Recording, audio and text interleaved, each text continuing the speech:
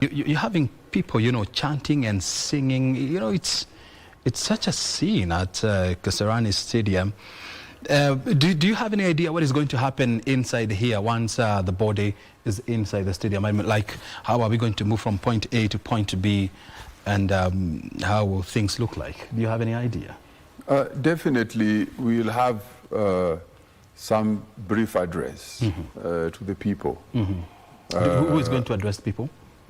Party leadership will definitely speak, and the family members, maybe led by CIA Senator James Orengo, CIA Senator Raila Odinga, and also CIA Governor James Orengo. We also expect the party leadership from the chairman, the chairperson, High Excellency Governor Gladys Wanga. We also definitely expect, Sifuna, who is the party secretary general. Then we are also expecting Abdul Swamad Nasir, deputy party leader, also to be on that list of possible speakers. So they might not be in any order. They might not speak all of them, but a representation of party leadership will speak. And as I can tell you from what I saw at the airport, not all leaders have the ability to speak right now. And because the entire country is grief-stricken. Party leadership is completely grief-stricken. And the mood is not very right for any organized speaking. This morning we saw the Orange Democratic Party announcing that Siaya Senator Oburu Odinga, who is the elder brother to Raila Odinga, is going to take over the mantle of leadership of the party until there is substantive leadership. Do you expect him to speak today here? Based on the manner in which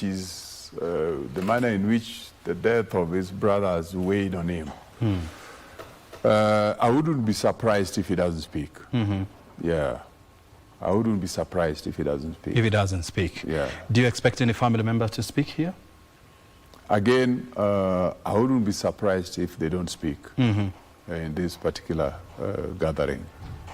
Wow. As you can see inside, we are right inside the Moi International Sports Center, Kasarani. The Piki people have just come in. And you can see the riders doing their rounds, what the Americans would call donuts round inside the stadium. And you have thousands of people right on the pitch, and as well as people who are sitting calmly on the 3 levels of terraces. So, and finally here you see the body. They have already entered inside the compounds of the Moi International. That's the imposing Moi International Sports Center, and that is the military truck that is carrying the remains of the former Prime Minister, being escorted by thousands of people on borders, on vehicles, on food. Quite an ecstatic, crowd. And as you can see, the special forces of the military are now clearing the crowd, and I can imagine that they are having quite a hard time here. But the beauty of it is that the crowd is somehow responsive and behaving responsibly by allowing the military truck to move. You can see special forces are now in charge and guiding the truck where it's going through. So this is something unprecedented in the history of this nation. From here, from the public viewing at Kasarani Stadium, where do you expect the body to move to? I expect the body to move to the Lee Funeral Home. Yeah. For an overnight stay. Correct. And then tomorrow, is it going to be brought back to Kasarani, or what is going to happen? I think taking cognizance of today's happenings, we might have a much more streamlined activities tomorrow. Yes, because previously they were based on just you would call them, you know, just a series of planned activities, but they did not have consequential happenings around them. Oh my God! Look at the crowd. Yes, inside the stadium, it has more than tripled in size. All of a sudden. Yeah, all of a sudden, and so now we are approaching the final moment. And he has not even entered the stadium yet. There's still a huge crowd. Look at it in the background. That is still coming with him. Yeah, look at it in the background. It's absolutely tremendous. It's huge. And as was previously said, the Right Honorable Raila Odinga, dead or alive, is the people's leader. Is a man of the people. As you can see, I mean, he touched the lives of so many people, of millions of people while he was alive. And he continues to command serious crowds, you know. Even in death, this is completely unprecedented. And I think people have decided that this is the best way they're going to pay their last respect to a man they loved. And of course, a man who will never again walk in the face of this life again. And that's the tragedy of life. That, you know, in one moment you're here, and one moment you're gone. Yes, and this is what you're seeing today is something that has been built over the years. He built a relationship with the people. Yeah. And this relationship with the people was not based on the purchase of people's loyalty, but it was based on his championship for people's, you know, livelihood. I mean, people's interests. And as such, the people bought into his leadership, you know, personification. And even when he's dead, they strongly associate with him.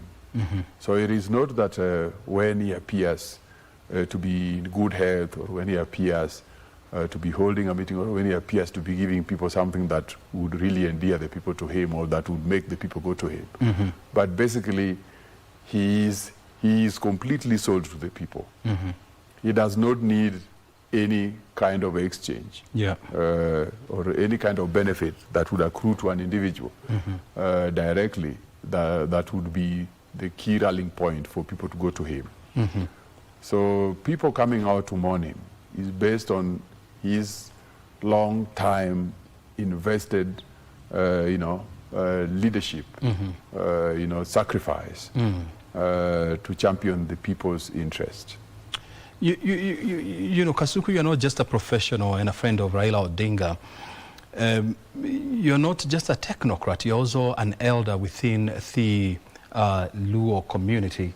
And Raila being a statesman and of course an elder and a member of the Luo community, do you expect his burial to go through, you know, cultural rites? O'Brien, what we are calling cultural rights today are not similar to cultural rights of yesterday. And in any case, even a simple burial procedure is as well a cultural right, because it's a rite of passage. So interring, the process of interring Raila Odinga will follow the normal process of interring a statesman. And as you've already seen, his funeral is already elevated to, you know, a state funeral. So it is not really like any other commoner or any other local leader that would be given a send-off. But this is indeed a national event. It is an event of the people. by the people, in which the democracy that leads our government in that process of undertaking that particular, that cultural undertaking. So that cultural process of laying him to rest is many things in one. There is the state funeral part of it. There is political leader. There is there is son of the community part of it. That what we call, it is not even something that you really look at in terms of being apportioned to a living person. But you had people saying that Raila Odinga is a spirit because his leadership and his mentorship and his statesmanship went beyond that of any ordinary person. So he has a philosophy that in itself is alive in the people beyond his own physical life. So that again also creates another cultural bit of his being laid to rest. So all these will be combined together in one ceremony, being called being a state funeral. But you will find the various actors, the different actors coming together on one platform under one banner of a state funeral to give him a send-off. Wow. Well, we've been here, and of course the remains of the former Prime Minister is finally outside the precinct of Moi International Stadium, Kasarani. And so in a moment from now, it will now be wheeled inside the stadium. I'm just here wondering why they are taking the remains, round and round, because at some point they were so close, like 10 meters from the entrance of Kasarani Stadium. It looks like now they have changed, because I can see Kasarani right in the background. It's like they have gone back to Kasarani Road. I don't know whether that is what has happened. Yes, what is happening is that they are giving people time to get into the stadium. So they went and passed and went back round. Yes. So it's like they're doing a lap around the perimeters of Kasarani Stadium. Yeah, because this is Kasarani, and as you can see, that is a gate. Right. One of the many gates to inside the Kasarani Stadium. It seems like they got inside the perimeter wall of Kasarani, and then they decided to come out. Now they are doing laps around the security wall of Kasarani, because it's you can pick it up from where it is. It's very nice avenue, what I would call a boulevard. Tree lined with beautiful trees, jacaranda trees, and that is the fence or the perimeter wall that surrounds Kasarani Stadium. So it looks like they're doing a lap, and as you're saying, I think you're right. They're just giving the crowd, time to settle in. Yeah, to settle inside the stadium. Once I saw them look like they had passed, I knew what they were doing, because you wouldn't enter with them at the same time. The ones who were pursuing to enter with them would straight away cause a jam at the gate, and it would cause a stampede. Chaotic. So in the event, they are trying to undertake a process of trying to avoid a stampede by now taking another lap, so that those who are now rushing to enter with them, therefore, gate 3 in. This is now perimeter walls of Kasarani. It seems like never people following up this carrying of our minister. Now it's the Kasarani Stadium, where now the viewing of the body will start. Coming to two now once they enter, we don't of what the situation is very changing, because it's being dictated by how is. What is said earlier on? This is Kenyans are in it. Coming out of, because this road now, have they or what? To go where again? My producer Jacqueline Watson is telling me that they had difficulties accessing the stadium, and yes. So purely, I mean, so yeah, because this is come back out. Yeah, I know this road. This is Kasarani Road. It's such a beautiful road, you know, lined up with jacaranda trees. Yes. And you can see them there in the background, you know, with their purple blossoms. Road, yeah. So this is. It seems like they entered and then they decided to go out. Yes. Yeah, you can see military officers. They are completely perplexed. I mean, this was supposed to be their moment. I mean, to decide how, you know, this body is going to be ferried inside the stadium, you know, right from JKIA, but it looked like, you know, the crowd away that has now entering. Now they're entering. You just hang right. Marriage. They, you know, believe they are going to go the stages and of what is happening here. But remember, the Senate is also sitting with, oh my God, what is happening there? Somebody must have fallen down. Yeah, that's what I'm saying. We need to take you to the National Senate, where members of the Senate are also going to give a homage. And let's now listen into Senate, and then thereafter we are here to give you a breakdown of what's happening.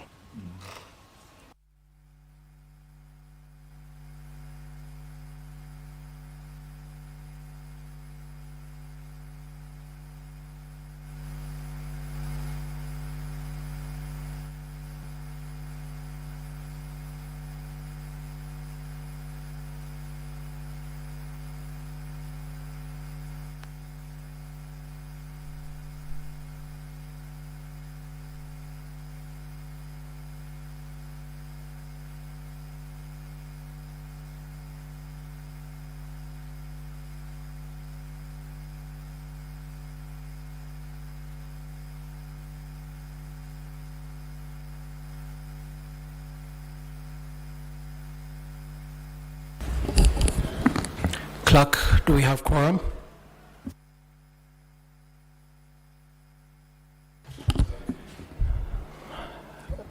Sergeant at Arms, please ring the bell for 5 minutes.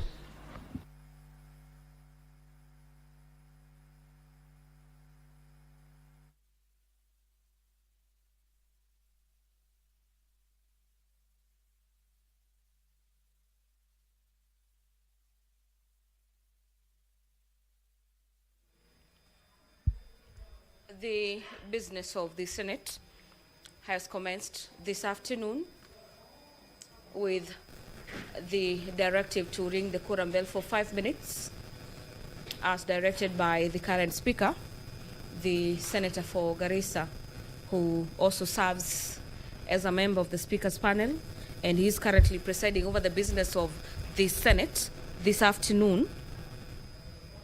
But upon the commencement of, we have a small quorum hitch with a 5 minutes leeway given for senators to access the chambers this afternoon.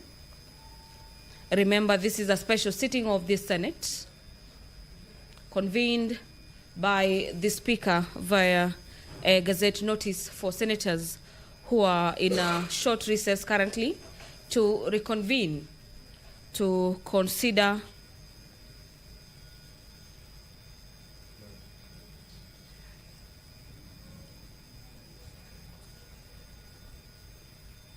this special sitting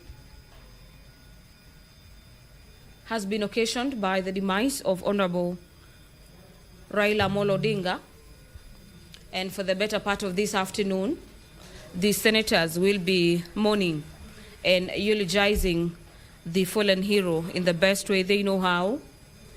In today's order paper, the motion on the tribute of the Senate on the demise of the Right Honorable Raila Odinga is the only business that the Senate will be transacting this afternoon. This motion is by the leadership of the House, Senate Lead of the Majority Party, Senator Aaron Cheriot, and the Senate Lead of the Minority Party, Senator Stuart Mazayo. In the motion, the leadership states that aware that His Excellency President issued a proclamation on Wednesday, the 15th day of October, communicating the passing on of Right Honorable Raila Odinga, a former Prime Minister, and further aware that the late Honorable Raila Odinga served as a Prime Minister of the Republic of Kenya between the year 2008 to 2013 and previously held other cabinet positions.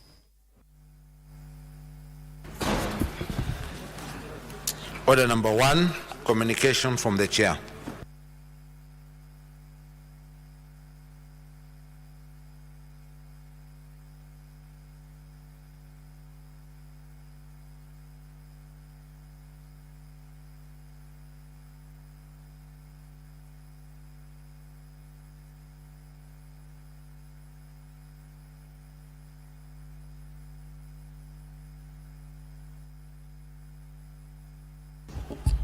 Honorable Senators, I have a communication to make relating to the special sitting of the Senate. On the request of the Senate Majority Leader, via letter reference Senate ML CORR 134 dated 15th October 2025, and with the support of the requisite number of senators, I appointed today, Thursday 16th October 2025, as the day for a special sitting of the Senate. The appointment was made via Gazette Notice number 15006 dated 15th October 2025. In the Gazette Notice, at this special sitting shall be consideration of a motion for the Senate to pay tribute and eulogize the former Prime Minister of the Republic of Kenya, Right Honorable Raila Odinga, EGH. Honorable Senators, in accordance with the Standing Order 33.5, the business specified in the Gazette Notice referred to above and as outlined in the order paper shall be the only business before the Senate during the special sitting, following which the Senate shall stand adjourned until Tuesday, 28th October 2025 at 2:30 p.m. pursuant to Senate calendar. Thank you. Honorable Senators, I have another communication to make relating to the demise of Right Honorable Raila Odinga, EGH, former Prime Minister of the Republic of Kenya. Honorable Senators, as you are aware, on Wednesday, 15th October 2025, His Excellency William Samoei Ruto, CGH, President of the Republic of Kenya, notified the nation of the passing of the second Prime Minister of the Republic of Kenya, the Right Honorable Raila Odinga, EGH, while receiving medical treatment in India. Honorable Senators, the Right Honorable Raila Odinga was born on 7th January 1945 at the Anglican Church Missionary Society Hospital, now known as ACK Maseno Mission Hospital in Maseno Town, Kisumu County. He is the son of the late Jaramogi Oginga Odinga, who was the first Vice President of the Republic of Kenya, and the late Mama Mary Juma Odinga. The late former Prime Minister Honorable Raila Odinga began his early education at the Kisumu Union Primary and Maranda Primary Schools in Kisumu County and Siaya County, respectively. He later joined Maranda High School, where he studied until 1962. Thereafter, he joined the University of Leipzig in the former East Germany. In 1965, the late Right Honorable Raila Odinga received a scholarship for further studies at the Technical College in Magdeburg, Germany, where he graduated in mechanical engineering in 1970. He returned to Kenya later in the same year and entered the academia as a lecturer at the University of Nairobi. Honorable Senators, In 1971, the late Raila Odinga founded the MS East African Spectra Limited, the first indigenous manufacturer of LPG cylinders in Kenya. In 1974, the late Raila Odinga joined the public service following his appointment as Group Standards Manager at the Kenya Bureau of Standards. He rose through the ranks to the position of Deputy Director in 1978, a position he held until 1982 when he was arrested and charged with treason alongside several others following an attempted coup on 1st August 1982. Honorable Senators will recall that the late Raila Odinga was placed under house arrest for 7 months and subsequently detained without trial for 6 years. These experiences arguably gave him the impetus to join active politics and became a steadfast advocate for democracy, justice, and rule of law. Honorable Senators, the late Honorable Raila Odinga's early interest in politics can be said to be the product of his childhood environment and early adult life. When Section 2A of then Constitution of Kenya was repealed in December 1999 following political agitation for multi-party democracy that was inspired by the wind of change from one party to multi-party democracy that was blowing across the African continent, he joined the Forum for the Restoration of Democracy, FORD. His first plunge into elective politics was in 1992 when he contested for the Langata constituency parliamentary seat. He won the seat for his first attempt and retained it in 3 successive elections held in 1997, 2002, and 2007. The late Right Honorable Raila Odinga was a courageous and principled leader who lived by example. Honorable Senators will recall that he etched his name in the history of Kenya when he resigned from the Forum for Restoration of Democracy, Kenya, FORD Kenya, in 1994, and faced a by-election through the National Development Party, NDP, later that year. For the record, he comfortably won that by-election. This was a rare demonstration of courage that many politicians of his day and the present will dread to attempt. As a Member of Parliament, he was a member of the House Business Committee in the 7th and 10th Parliament, in the 8th Parliament, the Select Committee on his and ideals that he lived by throughout his political. You will remember in the 90s, the late Raila Odinga led a merger between National Development Party and KANU, which saw him appointed to cabinet as Minister for Energy, and KANU later the National, which defeated the ruling party in the ensuing 2002 general elections. After the formation of a new, the late Mwai Kibaki, roads, public works, and housing, laying the policy framework for major infrastructure in and around the country, fearlessly overseeing the reclamation of grabbed public roads reserves to pave way for expansion of the country's road infrastructure. Honorable Senators, you may take your seat.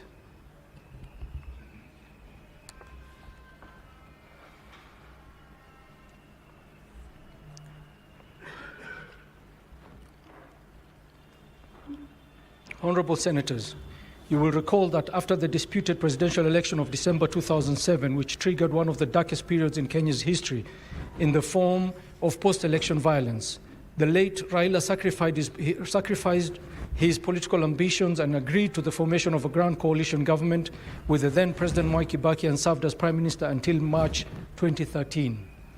Notably, the late Raila Odinga contributed to the accomplishment of flagship infrastructure projects such as the Thika Superhighway and various bypasses around the Nairobi metropolitan area, thereby facilitating ease of movement of goods and services. He was also instrumental in other key projects like the Lamu Port South Sudan Ethiopia Transport LAPSET Corridor Project and the Standard Gauge Railway SGR, which were later implemented by the successive governments. Other notable initiatives include the restoration of the Mau Forest, which today boasts of increased forest cover, preserved ecosystem, and later rainfall patterns in the area.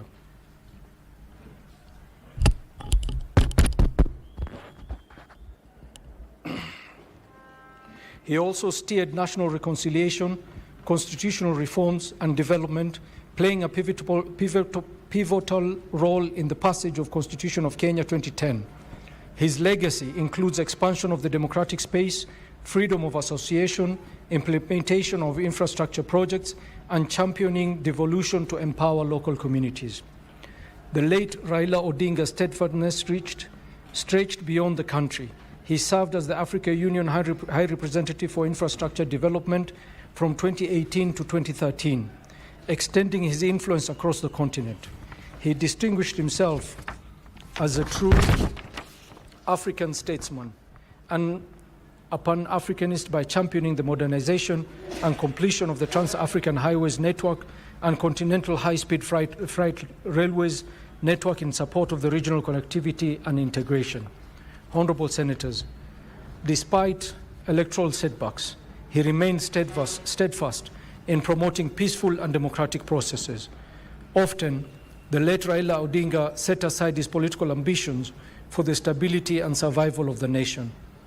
This was evidenced in his involvement in the various national reconciliation initiatives, including the 1997 Inter-Parties Parliamentary Group IPPG talks, the 2008 National Accord and Reconciliation Process, the 2018 Building Bridges Initiative BBI, and the recent National Dialogue Process NADCO. Honorable Senators, the late Raila Odinga was a darling of the people and was affectionately addressed as Agwambo, Baba, and Jacom. He connected well with his political audience, whom he carried along in his addresses, especially his use of metaphors, imagery, and football commentary, which will be dearly missed by many. He leaves behind an indelible legacy as a nationalist, peace builder, and symbol of resilience in the face of adversity. On behalf of the Senate, we pay tribute to his great departed Kenyan hero, and indeed the enigma of Kenyan politics, and convey our deepest condolences to Mama Ida Odinga, our colleague Dr. Oburu Odinga, the Senator for Siaya County, the larger Odinga family, friends, and people of Kenya. May the Almighty God grant everyone comfort and strength during this difficult time of mourning, and may the soul of the retired Honorable Raila Odinga, EGH, rest in eternal peace. Let us now stand and observe a minute of silence in his honor.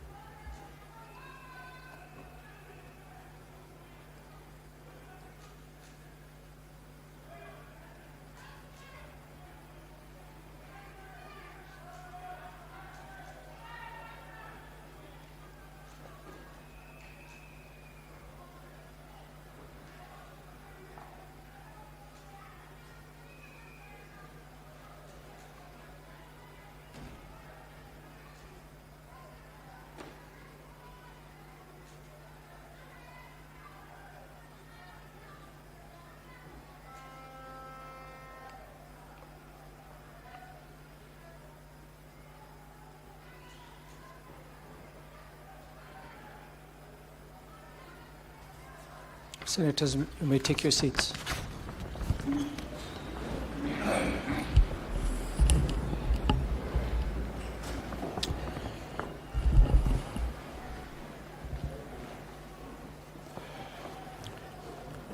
Honorable Senators, in recognition of the late Raila Odinga's extraordinary contribution to Kenya, and to afford the Senate an opportunity to pay tribute and eulogize him, I have approved a motion which is scheduled at order number 3 in this special sittings order paper. After this communication, notice will be given, and thereafter the motion will be moved in the usual manner for senators to make their contribution. I thank you.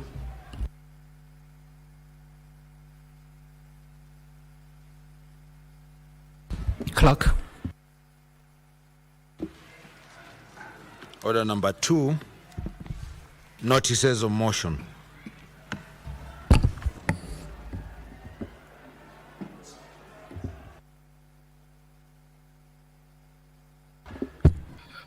Senator Wambua.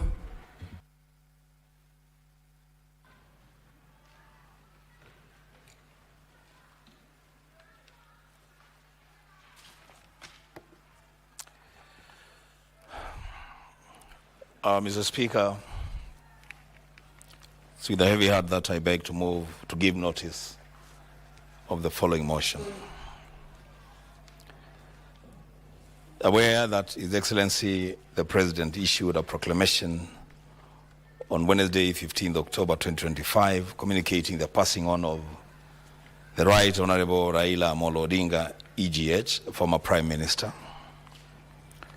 Further aware that the late Right Honorable Raila Odinga, EGH, served as the Prime Minister of the Republic of Kenya between the year 2008 and 2013, and previously held various senior positions in government, including Cabinet Minister for Energy, Roads, Public Works and Housing, and as a long-serving Member of Parliament for Langata constituency, serving 4 consecutive parliamentary terms from the year 1992 to 2013.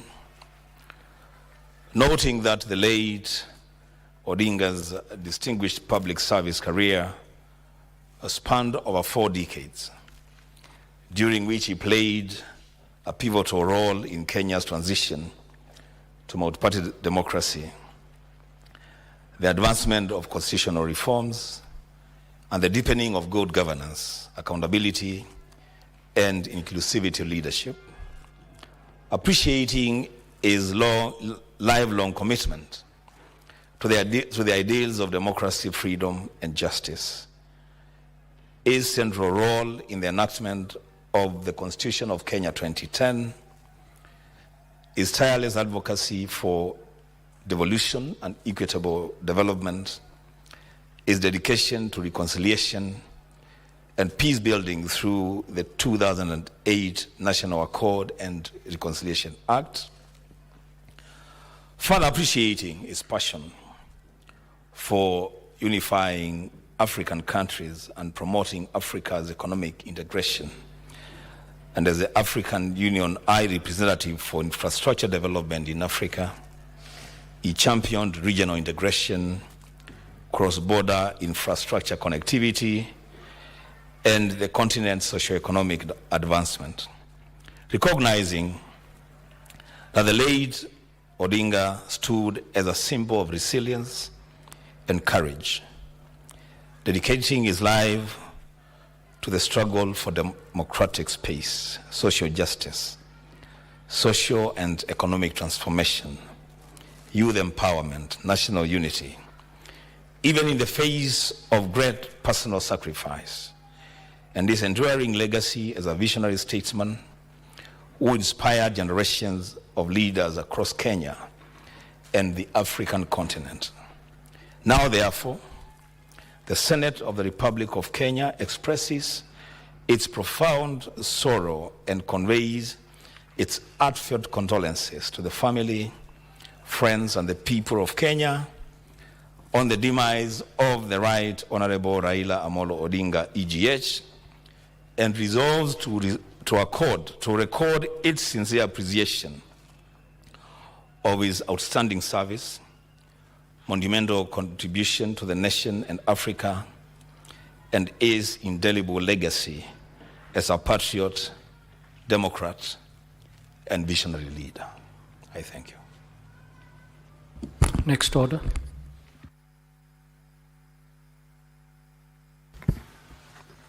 Order number 3, motion, tribute of the Senate on the demise of the Right Honorable Raila Odinga, EGH. Senator Wambua.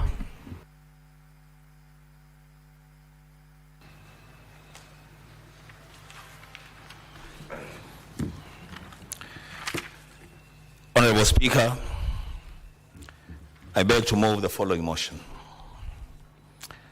That aware that His Excellency the President issued a proclamation on Wednesday, 15th October 2025, communicating the passing on of the Right Honorable Raila Odinga, EGH, former Prime Minister. Further aware that the late Right Honorable Raila Odinga, EGH, served as the Prime Minister of the Republic of Kenya between the year 2008 and 2013, and previously held various senior positions in government, including Cabinet Minister for Energy, Roads, Public Works and Housing, and as a long-serving Member of Parliament for Langata constituency, serving 4 consecutive parliamentary terms from 1992 to 2013. Noting that the late Odinga's distinguished public service career spanned over 4 decades, during which he played a pivotal role in Kenya's transition to multi-party democracy, the advancement of constitutional reforms, and the deepening of good governance, accountability, and inclusivity leadership.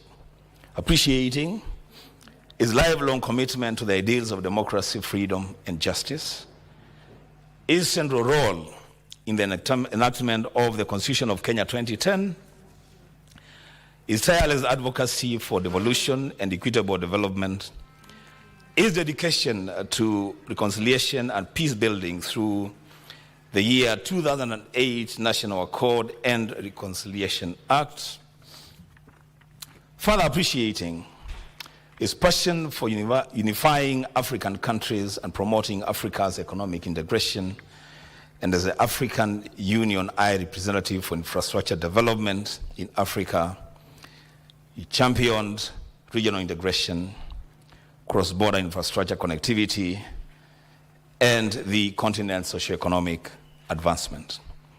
Recognizing that the late Odinga stood as a symbol of resilience and courage, dedicating his life to the struggle for democratic space, social justice, social and economic transformation, youth empowerment, national unity, even in the face of great personal sacrifice, and his enduring legacy as a visionary statesman who inspired generations of leaders across Kenya and the African continent. Now, therefore, the Senate of the Republic of Kenya expresses its profound sorrow and conveys its heartfelt condolences to the family, friends, and the people of Kenya on the demise of the Right Honorable Raila Amolo Odinga, EGH, and resolves to record its sincere appreciation of his outstanding service, monumental contribution to the nation and Africa, and his indelible legacy as a patriot, democrat, and visionary leader. Mr. Speaker, this is a singular honor given to me by the leadership of this House to move this motion. And Mr. Speaker, I want to begin by saying that the Right Honorable Raila Amolo Odinga is bigger than just a family man. No leader, no person in this country can even begin to pretend to own Raila Amolo Odinga. The Speaker, speaking from a very, very personal experience that I've had with our fallen leader. When I decided to join politics in 2017, but I made that decision in 2016, and I resigned as the managing editor for the Standard Media Group to join elective politics in December of 2016. And I approached His Excellency, the Right Honorable Raila Amolo Odinga, and shared with him why I thought I should get into elective politics and sought his advice. Mr. Speaker, I remember very well that the Right Honorable Raila Amolo Odinga instead of just talking to me about what he thinks I should do, he wrote me a long letter and sent financial support to my campaign. And from that day, at a very personal level, I established a very personal relationship with His Excellency Raila Amolo Odinga. Just the other day, after my second election as a senator of Kitui County, I had organized a homecoming. And His Excellency, the Right Honorable Raila Amolo Odinga, arrived before all the other guests that had been invited.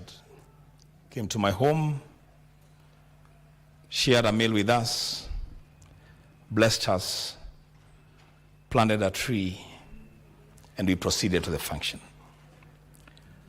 The Speaker, His Excellency Raila Amolo Odinga, is a free spirit.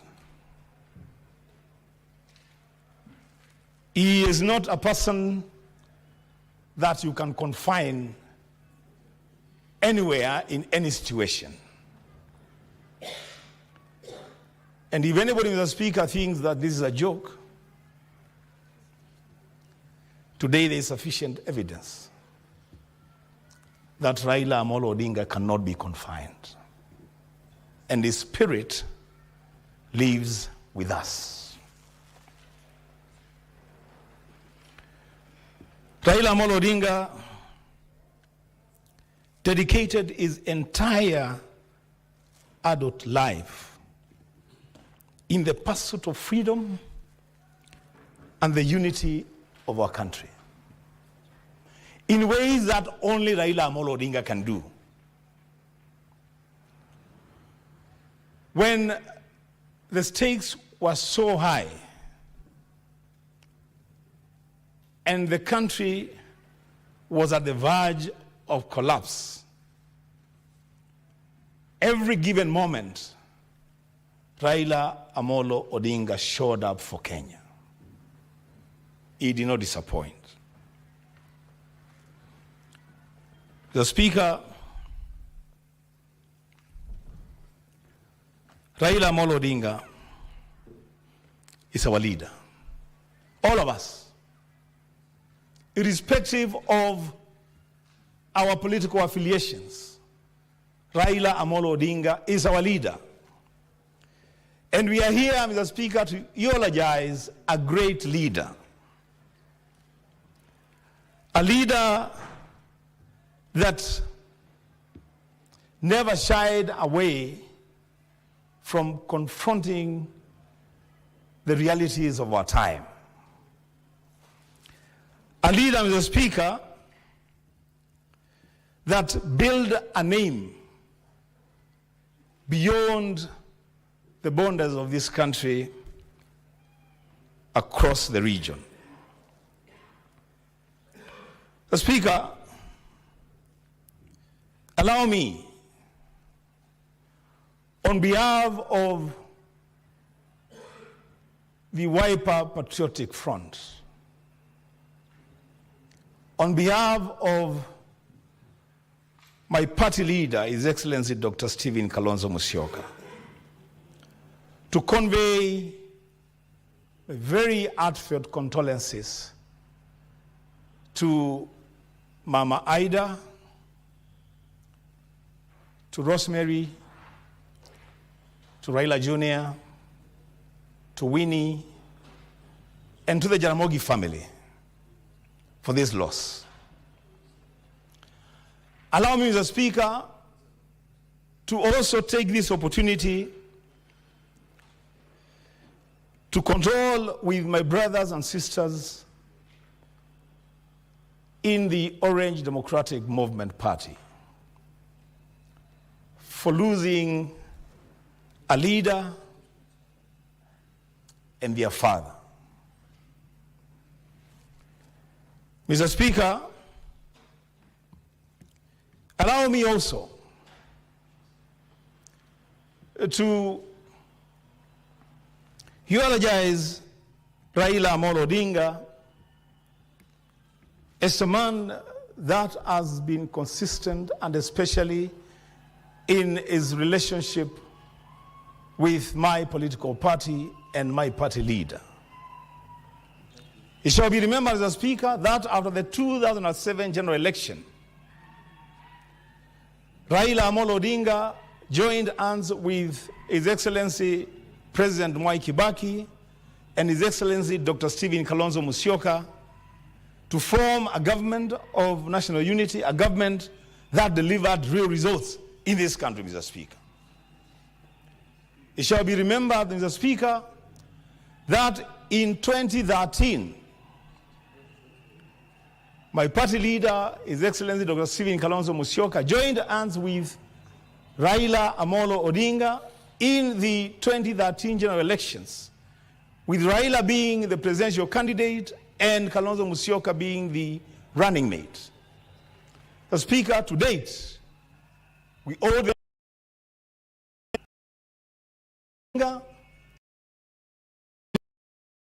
mother Wanga are vigorously by His Excellency Dr. Stephen Kalonzo Musyoka. That election went the way it went. But Mr. Speaker, we are here today to celebrate a great man. The Speaker, as I conclude moving this motion, I want the family of Raila Amolo Odinga, I want the Orange Democratic Movement Party that Baba formed and steered, to know that Senator Enoch Wambua of Kitui County leader shall forever be grateful for the following 4 reasons, Mr. Speaker. On the 14th of April 2022, Raila Amolo Odinga, in consultation with President Uhuru Muigai Kenyatta and His Excellency Dr. Stephen Kalonzo Musyoka, appointed me the National Treasurer of Azimio 1K funds to date. The Speaker, on the 27th, 2022, Raila Amolo Odinga, His Excellency President Uhuru Muigai Kenyatta, and His Excellency Dr. Stephen Kalonzo Musyoka appointed me as a member of the team of eminent persons that was supposed to pick a suitable running mate for Raila Amolo Odinga. Mr. Speaker, on 4th of October 2022, the Right Honorable Raila Amolo Odinga, in consultation with His Excellency Dr. Stephen Kalonzo Musyoka and the leadership of our coalition, appointed me the Senate Deputy Minority Leader.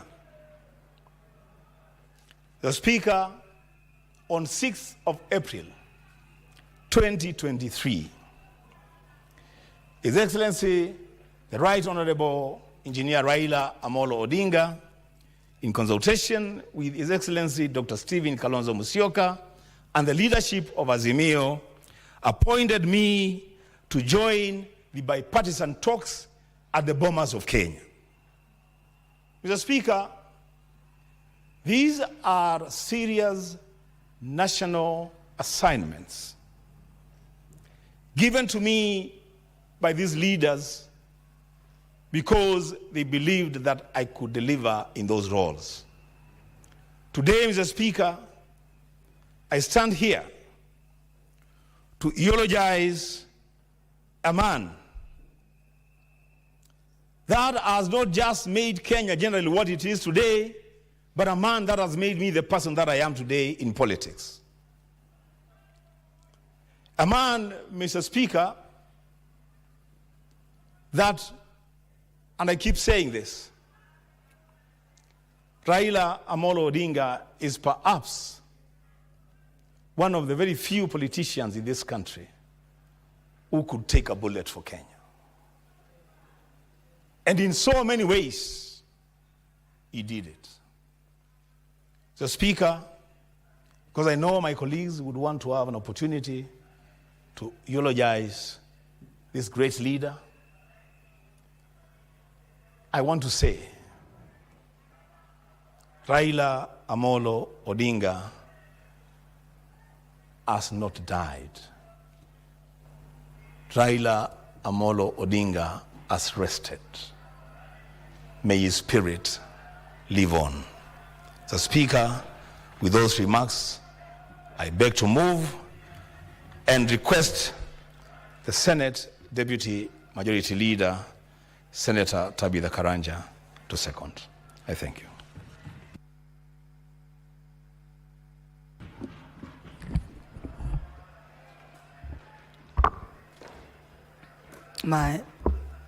Mr. Speaker, sir, I stand here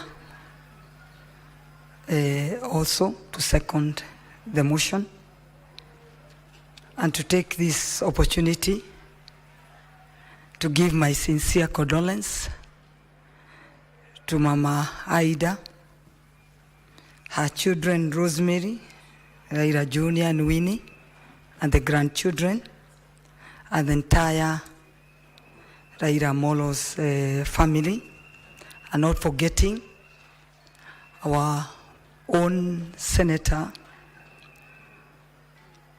Dr. Oburu.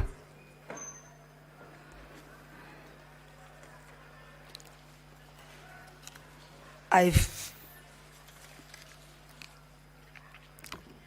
am very privileged to stand here and talk of a life of a man that changed my life and changed of our nation.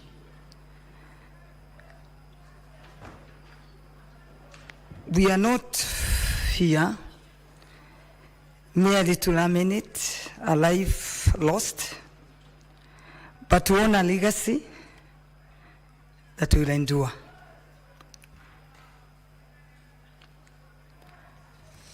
As many have said, Raila's loss has left a silence that before, when he was alive, there was a thunder and we could hear him everywhere. But even now, as Senator Wambua have said it, he's not gone. His spirit is still with us. He's a man that stood with many of us. He's a man that has left a legacy. He's a man that will live his memory till we die. I remember when everybody could not believe on me when I told him that I want to invest in and break the monopoly of the alcoholic beverage that has been there for 80 years. Nobody could believe me because most of the people I invited could ask me where I'm getting money from, where I will get land from, and the experts. But him, he just came and believed in me and launched the first plant that we did at Kiruchi Breweries. And immediately as he was the Prime Minister, before he could finish his tenure, I told him I wanted to expand and put a 5 billion investment. And still, he came and laid the foundation stone. So Keroche, as we stand, it's what it is today because of the late our Prime Minister, Raila Amolo Odinga. When I was caught or forcibly arrested, and everybody put off all their phones, nobody could pick my phone, even my closest friends, because they thought they could be arrested with me. And it was a breaking news. The only person who could pick my call, and I remember he was not in the country, was Raila Amolo Odinga. And even when I was arrested and released on Friday, and I still remember nobody could pick my phones because they could not understand. And everybody feared, because there was some fear that was released. He called me on a Saturday and told me we meet at Serena. I was released on a Friday, and he told me to come on a Saturday, we will have a cup of tea at Serena. And what he told me, I think is what has made me continue moving. Because he told me, there's nothing wrong you've done. They just wanted to cut your balls. And don't allow them. And then I told him I have no balls. He told me, just understand what I'm telling you. They wanted to cut your balls, but don't allow them. Then later I realized what he was telling me, and that was kept me up to where I am today. Raila Amolo Odinga, you are more than a brother to me, and your memory will live with us. I was driving to come to Parliament. I've seen the love of the people. We couldn't get even ways to get to the Parliament. When you look at Kasarani, it's full because of the love, and we don't know even where to go without you. But I know we're not going anywhere, as Wambua is saying. I know your spirit will be with us. The legacy you left for us to remain strong, to fight for this country, continue fighting for democracy. We are not going to give up. Come to industrialization of this country, you've shown us that we can grow our country to be even better than the developed world. You are a darling to all of us in Kenya, to the world. You live. You live. You've made me today believe that people don't die. Your spirit, we can feel you. And I know we'll continue with the strength you've left with us. The legacy, your legacy, we ride on and live on. I second the motion. And I know we will continue talking about you.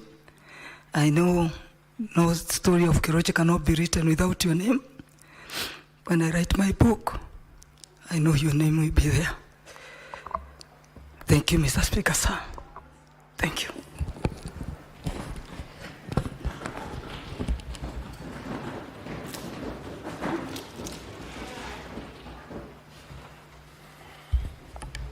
Honourable Senators, I propose the question. Aware that His Excellency the President issued a proclamation on Wednesday, 15th October 2025, communicating the passing on of the Right Honourable Raila Amolo Odinga, EGH, former Prime Minister.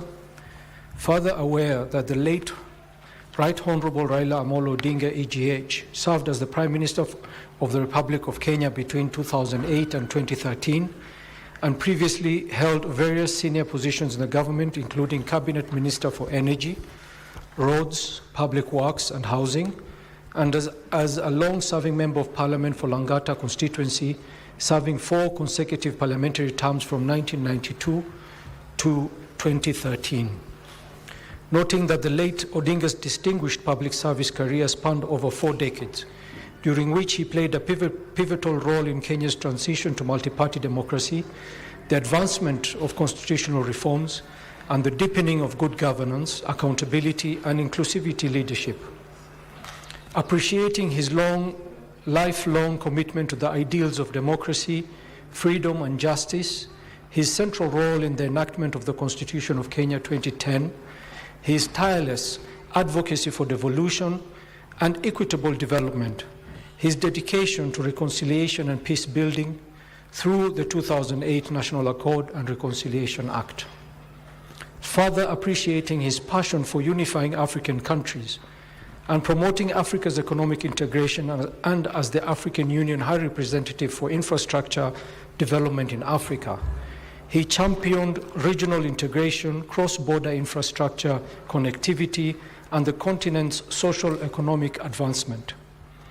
Recognizing that the late Odinga stood as a symbol of resilience and courage, dedicating his life to the struggle for democratic space, social justice, social and economic transformation, youth empowerment, national unity, even in the face of great personal sacrifice, and his enduring legacy as a visionary statesman who inspired generations of leaders across Kenya and the African continent. Now, therefore, the Senate of the Republic of Kenya expresses its profound sorrow and conveys its heartfelt condolences to the family, friends, and the people of Kenya on the demise of the Right Honorable Raila Amolo Odinga, EGH, and resolves to record its sincere appreciation for his outstanding service, monumental contribution to the nation and Africa, and his indelible legacy as a patriot, democrat, and visionary leader. Honorable Senators, I just want to confer before I open the floor for contribution. Since every senator here wants to make a contribution, we need to limit the time, and I propose 6 minutes, which is adequate for everyone to make their contribution. I think we've consulted with both sides of the leadership, and reading from the mood of the House, Senator Crystal, people are in agreement that we should at least limit the time. Senator, you do realize it's a special sitting, and we're limited with time. And if we don't manage our time, we'll not be able to finish, and not everybody will be able to make a contribution. So in consideration of everybody, I think it's only fair that we limit the time. Honorable Senator, I will call upon Senator Ole Kina to make his contribution.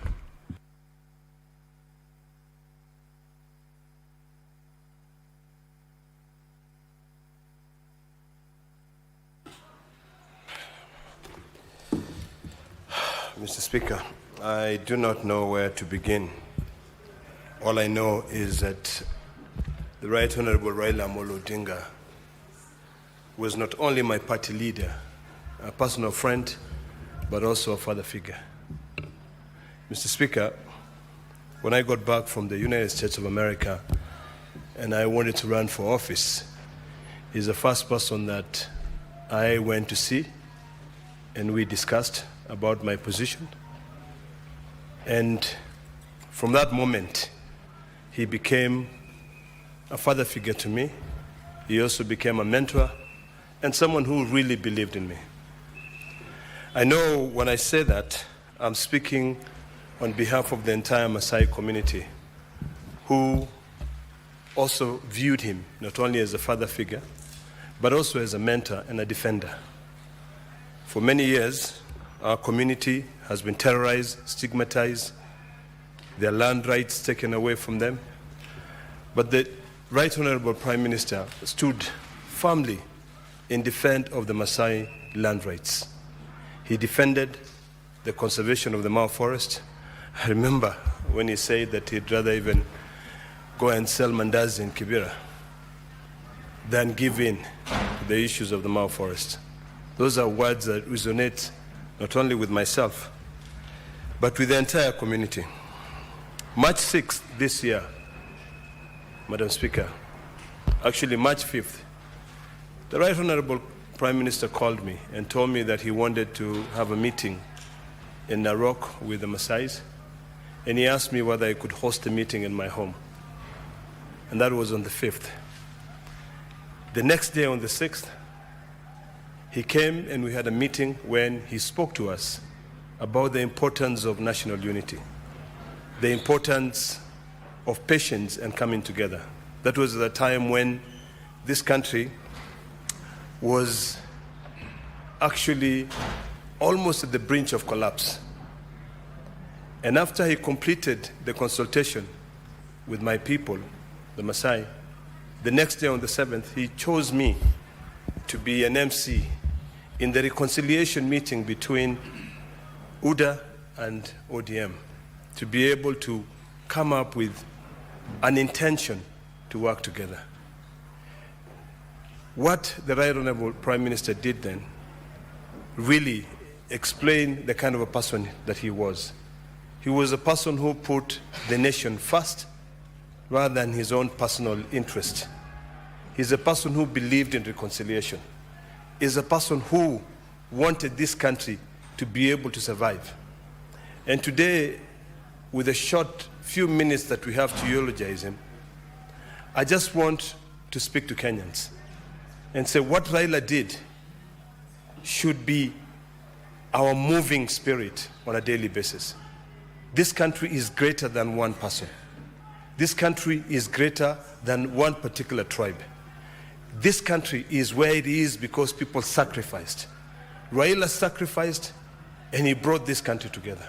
I want to plead with my brothers and sisters from the both sides of the aisle and the both sides of the divide that we cannot afford to take this country into the dogs, that we must shelve our personal interests, our egos, and unite this country.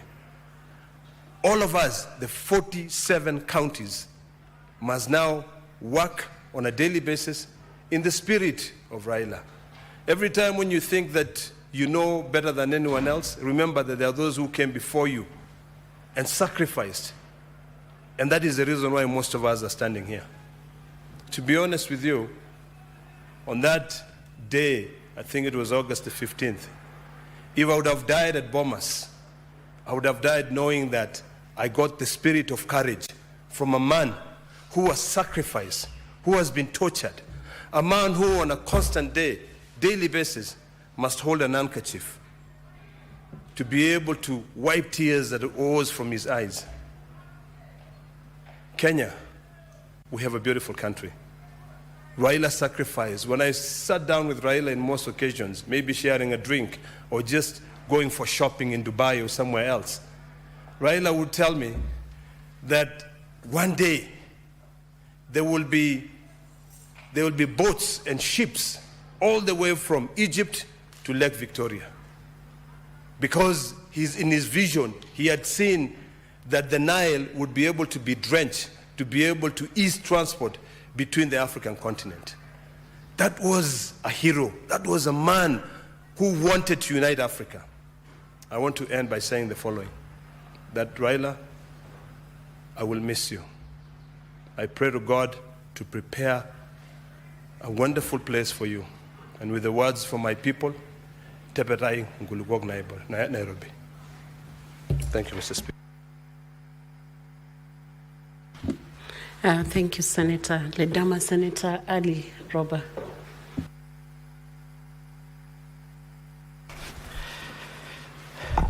Thank you, Madam Speaker. Today, Kenya mourns not merely a man, but a monumental chapter in the democratic history of this nation. Madam Speaker, the Right Honorable Raila Amolo Odinga was a statesman whose name is etched in the annals of democratic space in this country. He's a towering figure who stood at the confluence of history and destiny. Mr. Speaker, Madam Speaker, sorry, Raila endured imprisonment, suffering, torture that no other political person today can stand and say, I have gone through such tormentation. Yet, he refused to surrender his conviction to deliver Kenya's democracy in a way that we are today enjoying in this country. Madam Speaker, Raila Amolo, Mr. Speaker, sir, the frequency of the change of the seat is a bit alarming. Mr. Speaker, sir, the Right Honorable Raila Amolo Odinga, to some of us from the north, the Asals, the marginalized, Raila represents the true voice of hope and inclusivity.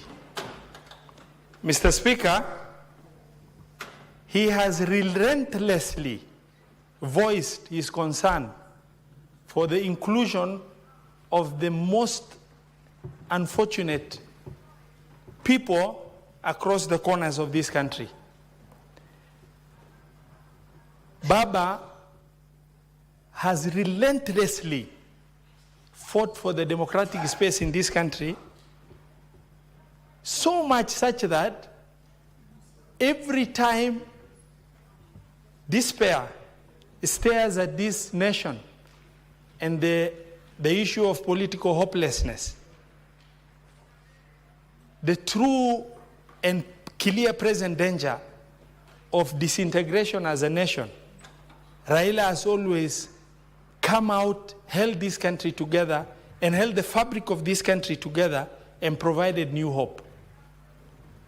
Mr. Speaker, that new hope was only possible from somebody who has earned favor with God, the kind of fanatical following the Right Honorable Raila Amolo Odinga enjoys will remain in the history of this nation unparalleled, unmatched, and I do not believe there shall ever come a politician in this country who is going to really fit into the shoes of Raila Amolo Odinga.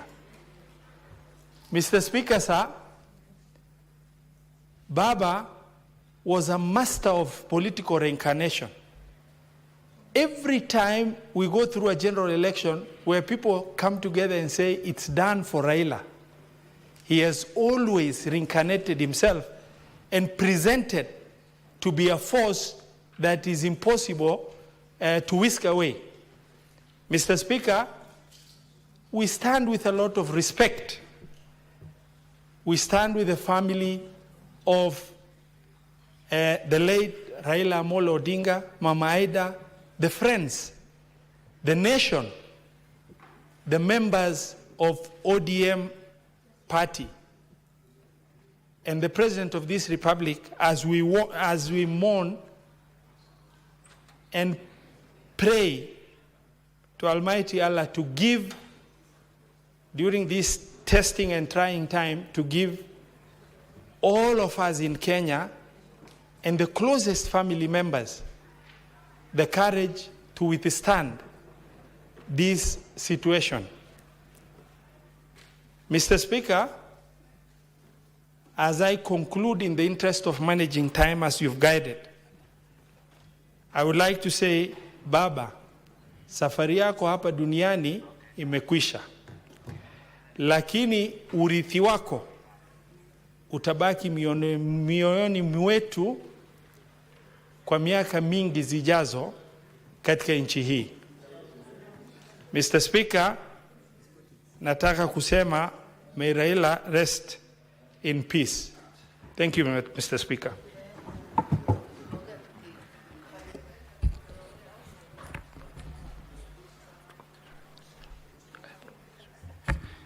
Senator Professor Kamar.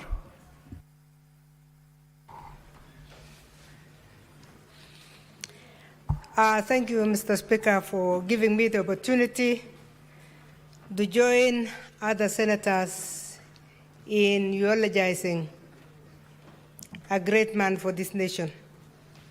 Mr. Speaker, on behalf of my family, myself, and the many friends that the late Right Honorable Raila has from Eldoret, to pass our deepest condolences to the family, to Mama Haida, the children, to our brother, Senator Buru, and to the entire family, and to remind them that this is a man who gave himself to the nation, and we share the grief with them. Mr. Speaker, this is a man of great characteristics. This is a man that was extremely unique, and even as we, Mr. Speaker, register our appreciation, we really must thank God for the way this man was planted in this nation to do what he has managed to do, to serve a nation without thinking about himself. Mr. Speaker, this is a man who sacrificed a lot for the nation, not only to bring out democracy, but to see to it that democracy is practiced. Mr. Speaker, this is a man who believed and always said that Kenya is bigger than any individual. And he personally practiced it. He practiced it through generations and through different heads of state under very different conditions. During the KANU days of the late President Moi, he was ready to sacrifice NDP to join hands with KANU to bring peace and stability in the nation. Mr. Speaker, after the elections of the year 2007, where he strongly believed that he had won, he was ready to go for a nusu mkate. And he confessed many times that he's ready to sacrifice because the country is bigger than himself. Mr. Speaker, during the Uhuru time, His Excellency President Uhuru's time, he was ready to go for a handshake, again for the peace of the nation, and so that this country can progress. Mr. Speaker, only recently, the same Right Honorable Amolo Odinga was ready to go for a broad-based government with the current government of His Excellency William Ruto. Again, with the same principle of the country is bigger than one individual in this country. He has left a lesson for all of us, a lesson that we must carry on with, that when it comes to situations that may look tricky, situations that we may not understand, as Kenyans, Mr. Speaker, let's remember that the country is bigger than any of us, so that we can share in this kind of sacrifice and also sacrifice the little that we can do to make sure that we have a country that is good for everyone, that is fit for everyone, and that everyone, Mr. Speaker, can enjoy. Mr. Speaker, I was privileged to serve under the Right Honorable Prime Minister at the time. I was a member of Parliament in the 10th Parliament as a member of ODM. And as a member of ODM, he honored me by giving me the opportunity to be in the cabinet. As a member of the cabinet, I learned to know Raila differently. I learned to know a Prime Minister who was detailed. He always chaired a subcommittee of the cabinet on the sectoral committees of the cabinet. But apart from that, he believed in performance so much that he used to have a different meeting for the cabinet members from his side of the Nusumkate. We enjoyed mentorship and we enjoyed detail. He always built us. So in a way, Mr. Speaker, some of us were mentored thoroughly by the Right Honorable Raila Amolo Odinga, because he believed that we must excel and we must perform. He's not a man of mediocrity, and he always said, you are in the cabinet, and we want to see you excel in your own area. And that made our side of the cabinet, in fact, be a cabinet of performers. I want, with those remarks, Mr. Speaker, to stand with senators in registering our appreciation to the family for the sacrifice that they gave in letting this man serve the nation the way he served. Senator William Kisang.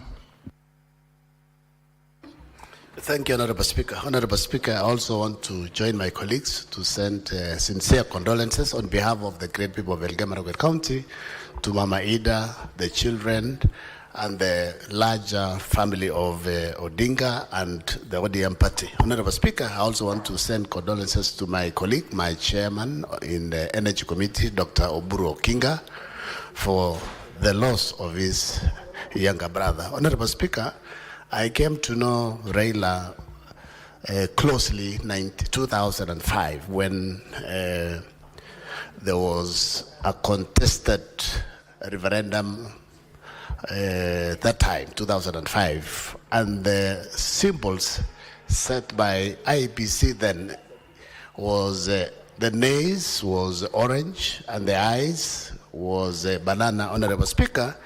And most of us as young professionals in early 30s from my region, we joined ODM, Honorable Speaker, and we went around the country campaigning against the Constitution then. You know, we would have had a Constitution earlier, but most of us, we opposed. And in the process, Honorable Speaker, Raila Odinga moved across Rift Valley and the rest of the Kenya, Honorable Speaker. In fact, I remember one occasion when he came to my former constituency where we had breakfast in one of the parishes, in Aror Parish. And then Raila moved across with the new hammer. The only hammer that was in the country then was a famous yellow hammer that got a puncture in a place in my home, Honorable Speaker. And from then on, we continued, we campaigned. 2007, I also became a member of Orange Democratic Movement, but Honorable Speaker, and contested as an MP for Marakwet West, but I lost, but we continued becoming loyal. One of the occasions, because there are several occasions, Raila Odinga, Honorable Speaker, stood as a statesman and put Kenya before himself and sacrificed, Honorable Speaker, is the elections of 2007. Everybody knows, Honorable Speaker, that Raila won. Even the late IBC chair then, Kivuizu said he didn't know who won. You can imagine a referee saying he doesn't know who has won. The country would have banned, but because of international community and also because of Raila's statesmanship, Honorable Speaker, there was a truce and they sat down, there was negotiations, and Raila accepted a Nusum Kate that would have been his government, Honorable Speaker, and they continued on after 2013 when now he contested again, but we believed that 2013 and 2017 and on elections were fair, Honorable Speaker, because they came under the new constitution, because the earlier ones, presidents were sworn at night. So you can imagine elections are declared and then swearing takes place at night, Honorable Speaker. Honorable Speaker, we want to thank God that I believe Raila also is happy, Honorable Speaker, because he has rested when he has left Kenya in stability, Kenya is in peace, and he joined the broad-based government, especially after the last year's June GNC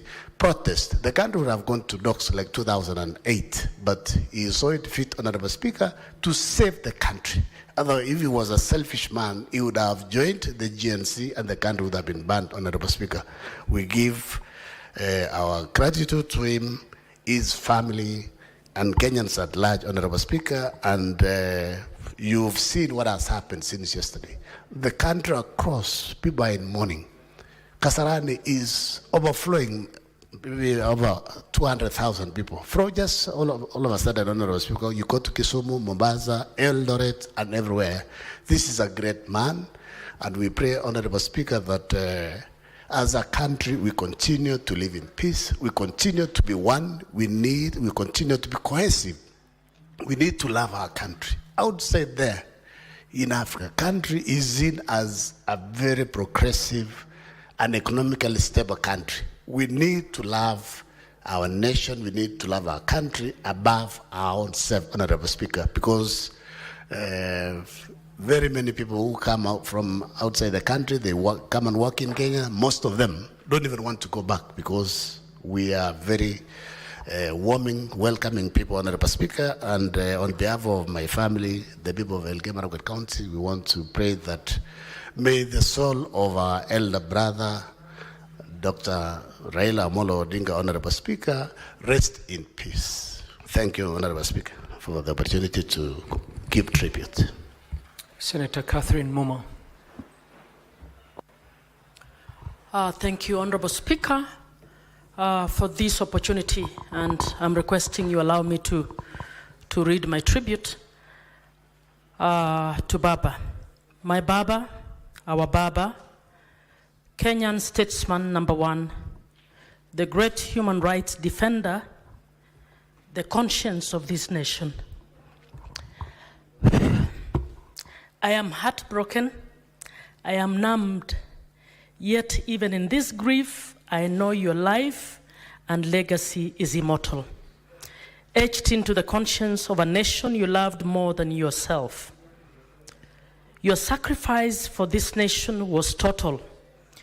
You endured suffering that most would not: house arrest, jail, insults, demonization. Your family members were also subjected to psychological abuse, including stigmatization and discrimination, especially during the one-party era. These acts did not kill your resolve to keep marching forward for freedoms and rights. You nurtured leadership at every level. You took our hands, women and men alike, molding citizens into servants of the people. You built and led a movement that boasts of thousands of officials. Honorable members, ODM is a strange party or movement that has more than 200,000 officials. Every polling center has officials because our party leader knew that he was nurturing leadership and he wanted space for everyone to be a leader. You fought for inclusion of women, persons with a disability, and of communities too often pushed to the margins. You insisted that Kenya must be a home for all her children. Honorable members, if you look at our nominations, National Assembly, the Senate, Nairobi County, you'll find that we are the party that has membership from all corners of this nation. Your social democratic convictions anchored your leadership. You defended human rights fiercely, especially for the vulnerable and voiceless. You stood by the constitution we passed in 2010, even when you believed we could have done better on some aspects of devolution. And you did so because you respected the rule of law and the will of the people. Regardless of opposition you faced within your circles and from those who opposed you incessantly, you remained steadfastly a Kenyan first, the voice of reason in stormy times. You saw farther than most, like a giraffe with a long neck and with long sight. You saw past smoke screens and petty schemes that sometimes and oftentimes were brought around to block others. You looked over the hedges of isolation and into the broad fields of a united nation. Whatever opportunities came your way, you shared them beyond the selfish, beyond the short term, always with Kenya in mind. Not once at a personal level, not twice, not 3 times, not 4 times, but 5 times you reached out and lifted me up. You recognized my contributions when others would not. called me out on my capabilities, and ushered me into rooms where you believed I could add value and represent well. I will never forget. My prayer is to leave even a little fraction of your example, to speak truth, defend rights, lift others, and listen to people's voices. May the Lord in his mercy forgive any human shortcomings that you may have had, because Baba, you deserve to be in the best place. May he welcome you to a place of true rest and honor. As for those you leave behind, we will carry your spirit.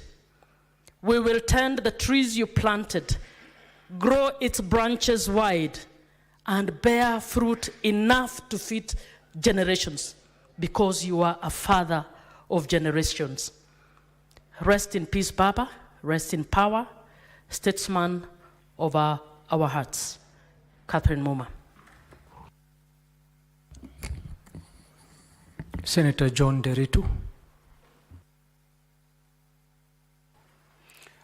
Asante Bwana Spika kunipa fursa hii.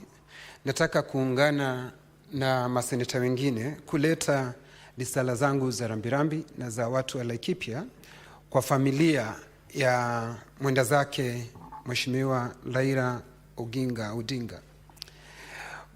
Bwana Spika, inapaswa ikumbukwe wazi ya kwamba Mheshimiwa Raila Odinga yeye ndiye amepigania ugatuzi kwa hali na mali, kwa sababu yeye mwenyewe alijua ya kwamba Wakenya wote wanapaswa kupata huduma, na ndiposa akawa mstari wa mbele kupigania ugatuzi, na katiba hii tunayojivunia wakati huu alikuwa katika mstari wa mbele kuipigania. Kwa hivyo tunamkumbuka kwa kujitolea kwake. Bwana Spika, vile vile inapaswa julikane wazi vile ambavyo Mheshimiwa Waziri Mkuu Raila Odinga alivyopenda wananchi, na ni dhahiri shahiri Bwana Spika, kwa sababu hata siku ya leo kutoka katika uga wa ndege wa kimataifa wa Jomo Kenyatta moja kwa moja mpaka katika uwanja wa Kasarani, kila mahali unapata kumefurika bila watu kujiuliza ama kuchoka, kwa sababu walianza kupanga hizi foleni asubuhi na mpaka wakati huu wako pale pale kwa sababu ya upendo walionao, kwa sababu yeye mwenyewe alionyesha upendo na kujitolea. Bwana Spika, kwa upande wa mazingira hakuachwa nyuma, kwa sababu inakumbukwa vizuri katika huu msitu wa Mau yeye alijitolea na kusema ya kwamba mazingira yanapaswa yalindwe, na akajitolea kimasomaso, hata akaenda huko kupanda miti. Kwa hivyo ni mtu aliyependa nchi yake na vile vile mazingira. Bwana Spika, yeye amekuwa ni mwanaharakati ambaye amepigania nchi hii iweze kupata demokrasia. Bwana Spika, alipigana nchi hii ilipokuwa na chama kimoja cha kiimla, akapigana mpaka tukapata vyama vingi. Bwana Spika, kwa hivyo hilo ni jambo lingine lake ambalo linakumbukwa na Wakenya, ndiposa wanahuzuni katika kila pembe, kwa sababu ameunguza mtu kwa kiwango chake. Bwana Spika, tunajua ya kwamba amepitia katika masaibu mengi kwa sababu ya wananchi wa Kenya, na hakuchoka. Alijitolea mpaka mahali alisema hata kama ni maisha yake yachukuliwe, lakini yeye atabaki mstari wa mbele kutetea mwananchi wa kawaida. Kwa hivyo sisi kama viongozi, kile tunapaswa kujiuliza Bwana Spika, laiti ingelikuwa ni sisi, tutakumbukwa kwa njia ipi kwa yale mambo ambayo tunayofanya? Kwa hivyo msimamo wake na miaka mingi ambayo amekuwa katika mstari wa mbele kutetea demokrasia na kutetea wananchi wa Kenya, tutakumbukwa vipi? Vile vile Bwana Spika, alipopata wadhifa wa waziri wa barabara, inaonekana wazi mambo aliyotenda. Thika Superhighway Bwana Spika, vile vile kupanua barabara ukitoka katika uwanja wa ndege ukielekea Southern and Northern bypass, zile kazi alizofanya. Kwa hivyo alipopatiwa jukumu alifanya bila kuangalia nyuma, na vile vile akateuliwa hata katika Afrika nzima kuwa anaangalia mambo ya barabara. Bwana Spika, kwa sababu alionekana ni mtu ambaye hakuzembea katika kazi aliyopewa. Kwa hivyo tumempoteza kigogo wa siasa ambaye amewacha alama katika nchi hii yetu kwa kazi ambayo imeitenda. Kwa hivyo mimi ningependa kuambia familia yake, chama cha ODM, ya kwamba Raila ni kiongozi ambaye kila mtu alimjua ni kiongozi chupavu. Hata ijapokuwa tulikuwa katika mashindano naye, sisi ni ndugu na dada. Yale yalikuwa mashindano, kwa sababu Kenya ni moja na sisi sote tunapaswa kuendelea mbele. Bwana Spika, nakumbuka kwa uchungu mwingi, kwa sababu ni juzi tu mheshimiwa aliyekuwa waziri mkuu alitembelea Laikipia alipokuwa amekuja mazishi ya mheshimiwa Matthew Rembruken ambaye alikuwa ni mbunge wa Laikipia ya Kaskazini.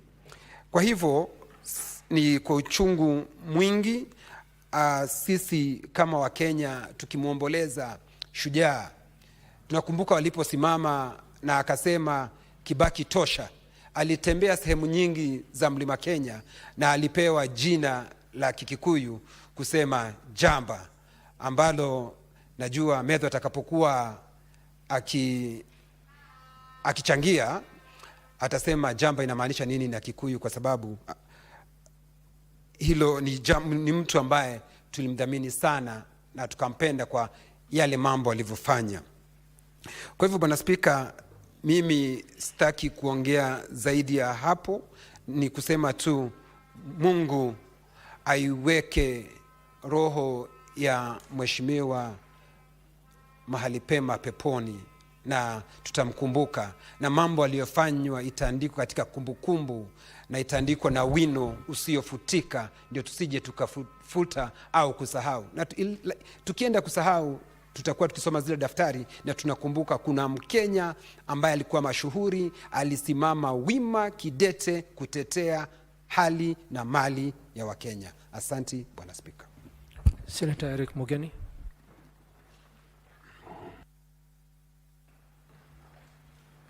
Yes, thank you, Mr. Speaker.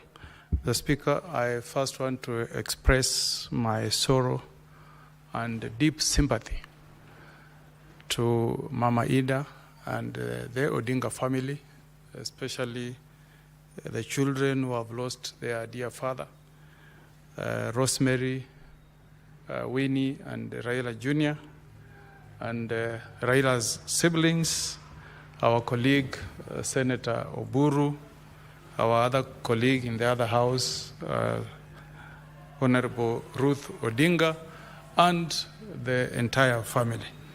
We know, Mr. Speaker, the pain of losing a father, and a very dear father at that. So on behalf of myself, on behalf of my family, on behalf of the people of the great county of Nyamira, we say pole to the Odinga family, and may the Almighty God comfort the family during this very difficult time. Mr. Speaker, I will mourn Raila Odinga at two levels. First, as a personal friend at personal level, and secondly, at political level.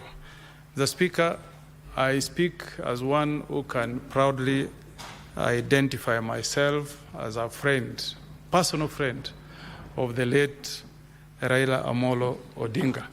Mr. Speaker, anybody with whom you have shared visitation, a person who has visited you to your home and shared a meal with you, a person who has opened his home to you and you have shared a meal, is a personal friend, Mr. Speaker. I've had the privilege, Mr. Speaker, of hosting Raila Amolo Odinga at my home.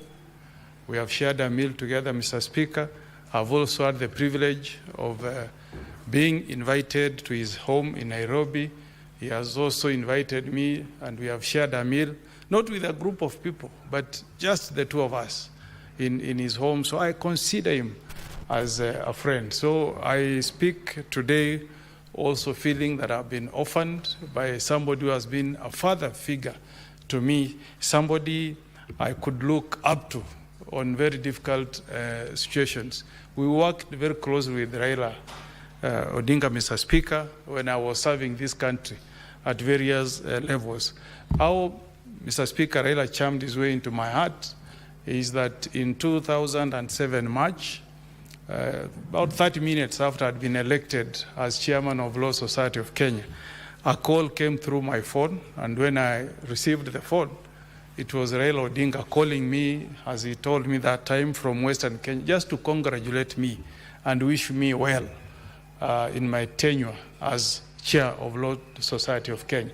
And from that time, that moment, I identified him as a friend, and we worked together when we were both in government, I as the chair of ethics and anti-corruption, and Raila as a prime minister.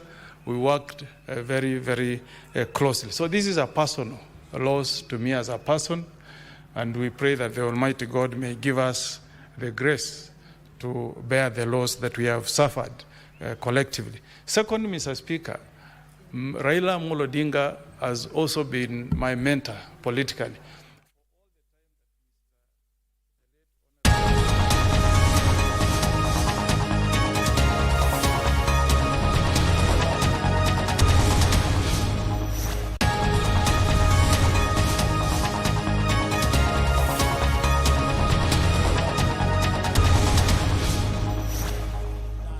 For the people of this country. So we want to say pole on my own behalf, on behalf of the people of Kitutu Church North, on behalf of the entire UDA fraternity. We want to tell the Odinga family pole, the ODM family pole, and the whole country pole sana. We will live to remember the king. We will live to remember Raila Amolo Odinga. God bless you. Stephen Mule. Stephen Mule.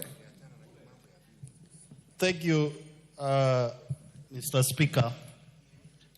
On behalf of myself, my family, the people of Matungulu constituency, and the entire Kamba nation, I want to bring my condolences to the family of one Honorable Raila Amolo Odinga. Mr. Speaker, some of us who have been with Raila since we joined this parliament, plus yourself, we have a lot to say. And as the morning, Honorable Bukose talked about a trip we did in 2014 to Dakar in Morocco with Honorable Raila Amolo Odinga. And that is the time I realized what kind of a person Dr. Raila Amolo Odinga was. When we were at Dakar, Mr. Speaker, there was no hotel. We were all of us staying in a tent inside Atlantic Ocean. And Raila and Honorable Chris Kirubi the late came in the afternoon, and they decided to stay with us in the tent. It was such a touching moment for us. We couldn't believe that a person of his stature has too good.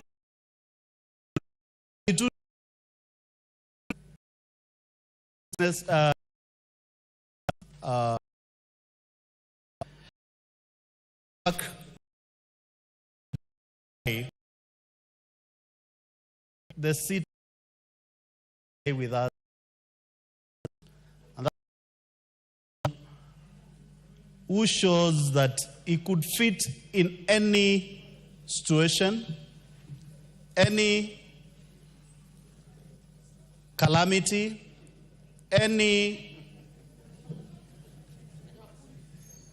times for him. So, Mr. Speaker, with very heavy hearts, we want to say pole to the family, Mama Haida, Winnie, Junior, and the entire Raila family, and say pole sana, mzee, lala salama, tutaonana panapo majaliwa ya Mwenyezi Mungu. Thank you, Mr. Speaker. The Member of Parliament for Migori County, the Honorable Fatuma Mohamed.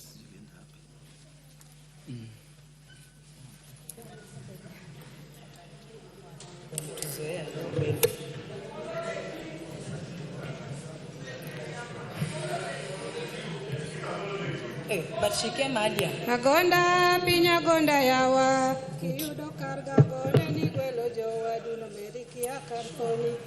Give me the mic, please. I've been seated here all along. Give me the mic. Yes.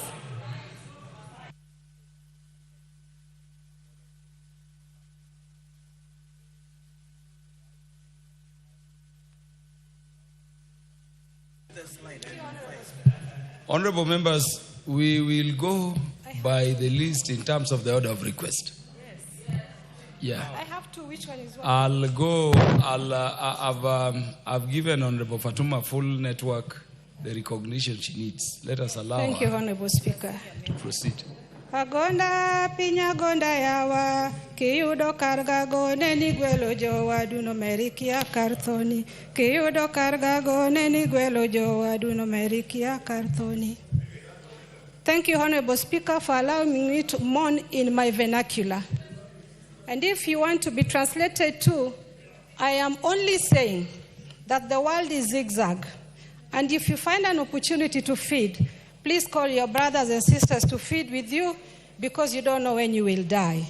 And that is how we mourn in Luo. Honorable Speaker, maybe my colleagues might not know, but I came into this position as an independent member of parliament. But deep down my heart, I was wholly ODM. I give all the honor to Honorable Raila Amolo Odinga. Because when I questioned Baba, that Baba, why did you not give me the ticket? Baba told me, I wanted you to fight. I have seen you are a fighter. Now I know you deserve more.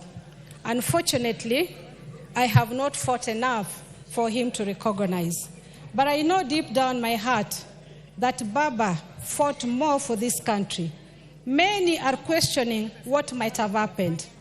But I know that many also do know that while Baba was in detention, he suffered a brutal attack on the back of his head. And this led into so many conditions that he lived with.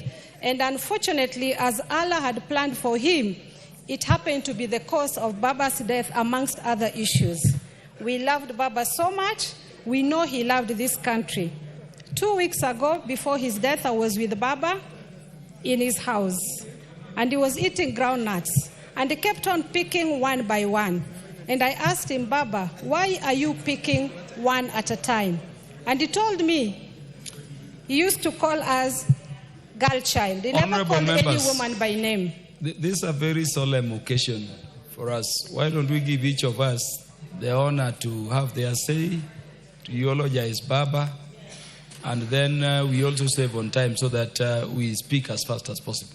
Baba referred to all female politicians as girl child, regardless of your age. And when I questioned him why he was picking groundnuts one at a time, he told me, this is how you need to choose your choices and friends.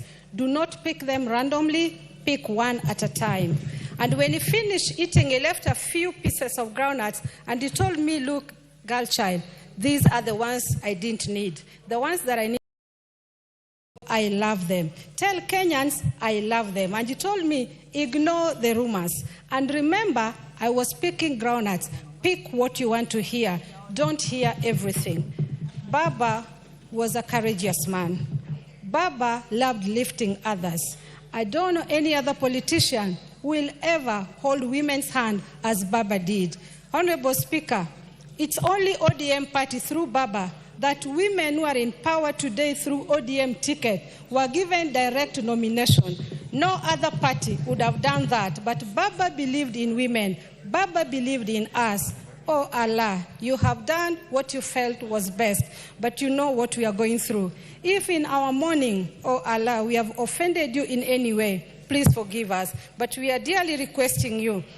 Baba never had peace in this world, fighting for Kenyans, fighting for Africa. Please, Allah, today give Baba peace. Please put him in the right place that he deserves to be. Please give him all the best you can, Allah. Give him all your best malaikas to take care of him, for he was a good man. We testify down here that we loved him. He was a good man. To the family of Raila Odinga's family, we are a large family, not by blood only, but by...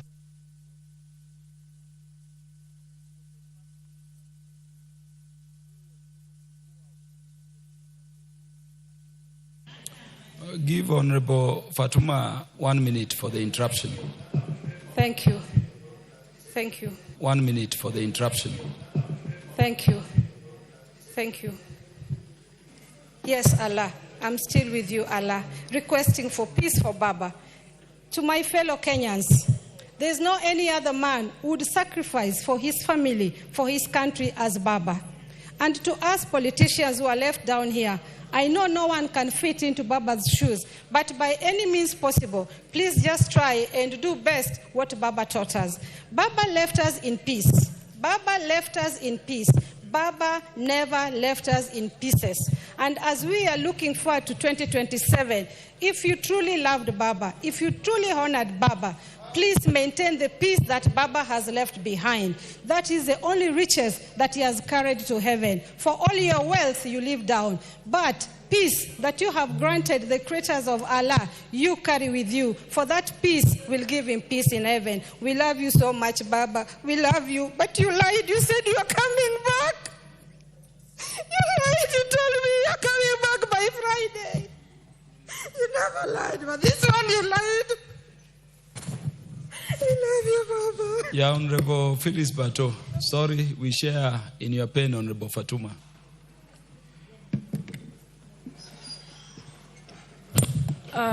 Thank you, Mr. Speaker, for giving me also the opportunity to eulogize Raila Amolo Odinga. And on my behalf and my family and the people of Moiben constituency, I say pole to the family of Raila, Mama Aida, Winnie, Rose, and Junior.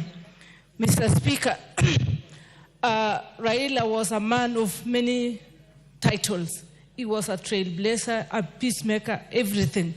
He was like a book. And in that book, he has gone. It will remain in our libraries. It will remain in our arts. And we will learn through generations. His legacy lives on.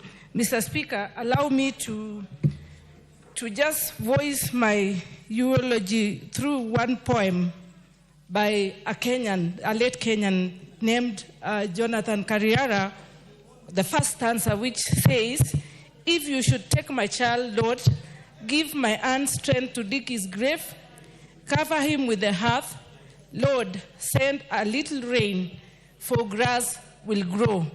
I know it is a very difficult time in Kenya, and specifically to the family of Honorable Raila and to the family of ODM and Kenya and Africa in general. Raila was the creme de la creme in our society. He was the best.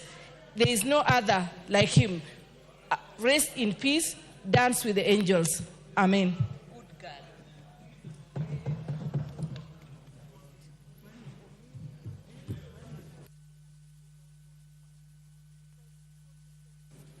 The Honorable Mwinyi.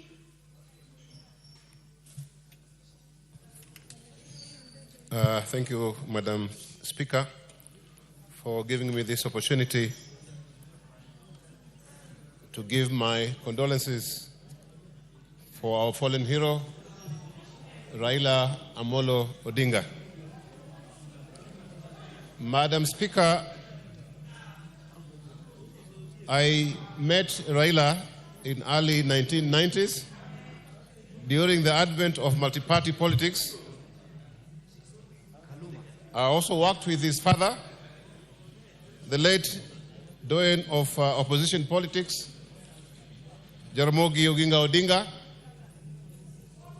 If you compare the two, Madam Speaker, they have something in common: bravery and courage.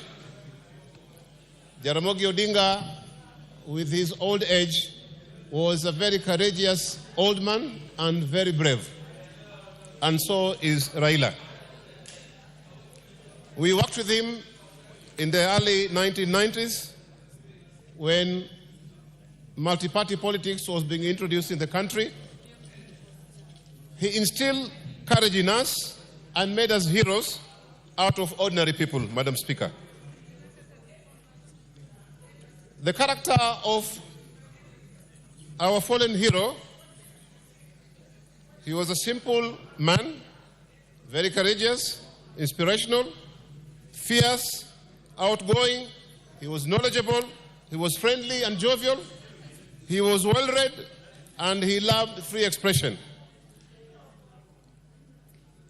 One thing about him, Madam Speaker, that we also need to copy is his ability to exercise every day. That kept him fit. And he knew how to dress, Madam Speaker, according to the occasion. He was a man who never read any written speech, save for official functions. Otherwise, his other ordinary gatherings, he never had any written speech. And he could leave people happy and satisfied. He lived in the hearts of people.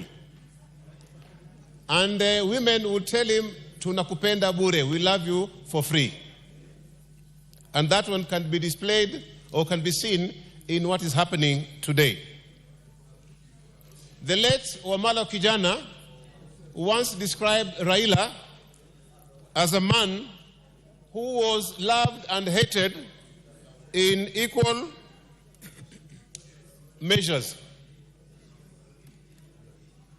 Madam Speaker, wherever he went, even during his free time, and met a crowd, the crowd would demand that he address them.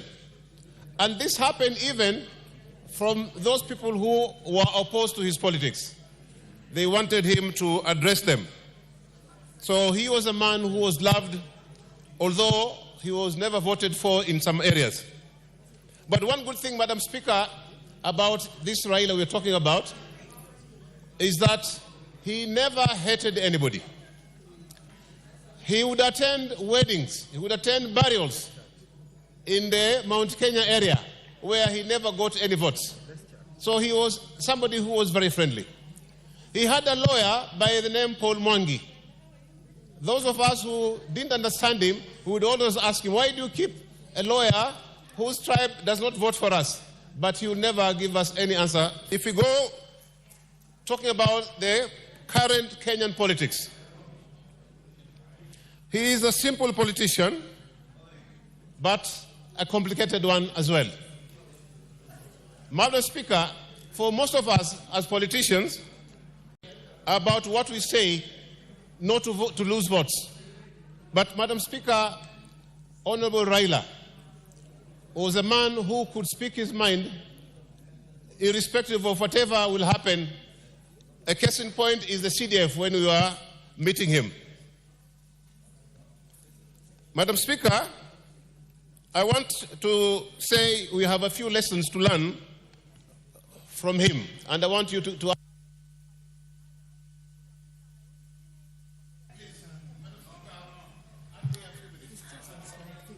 Well, I fully understand that your relationship with the former Prime Minister was very special. 1 minute I give you.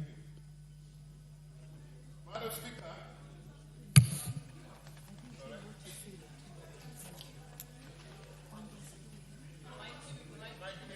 Please give the mic to the Honorable Mwinyi.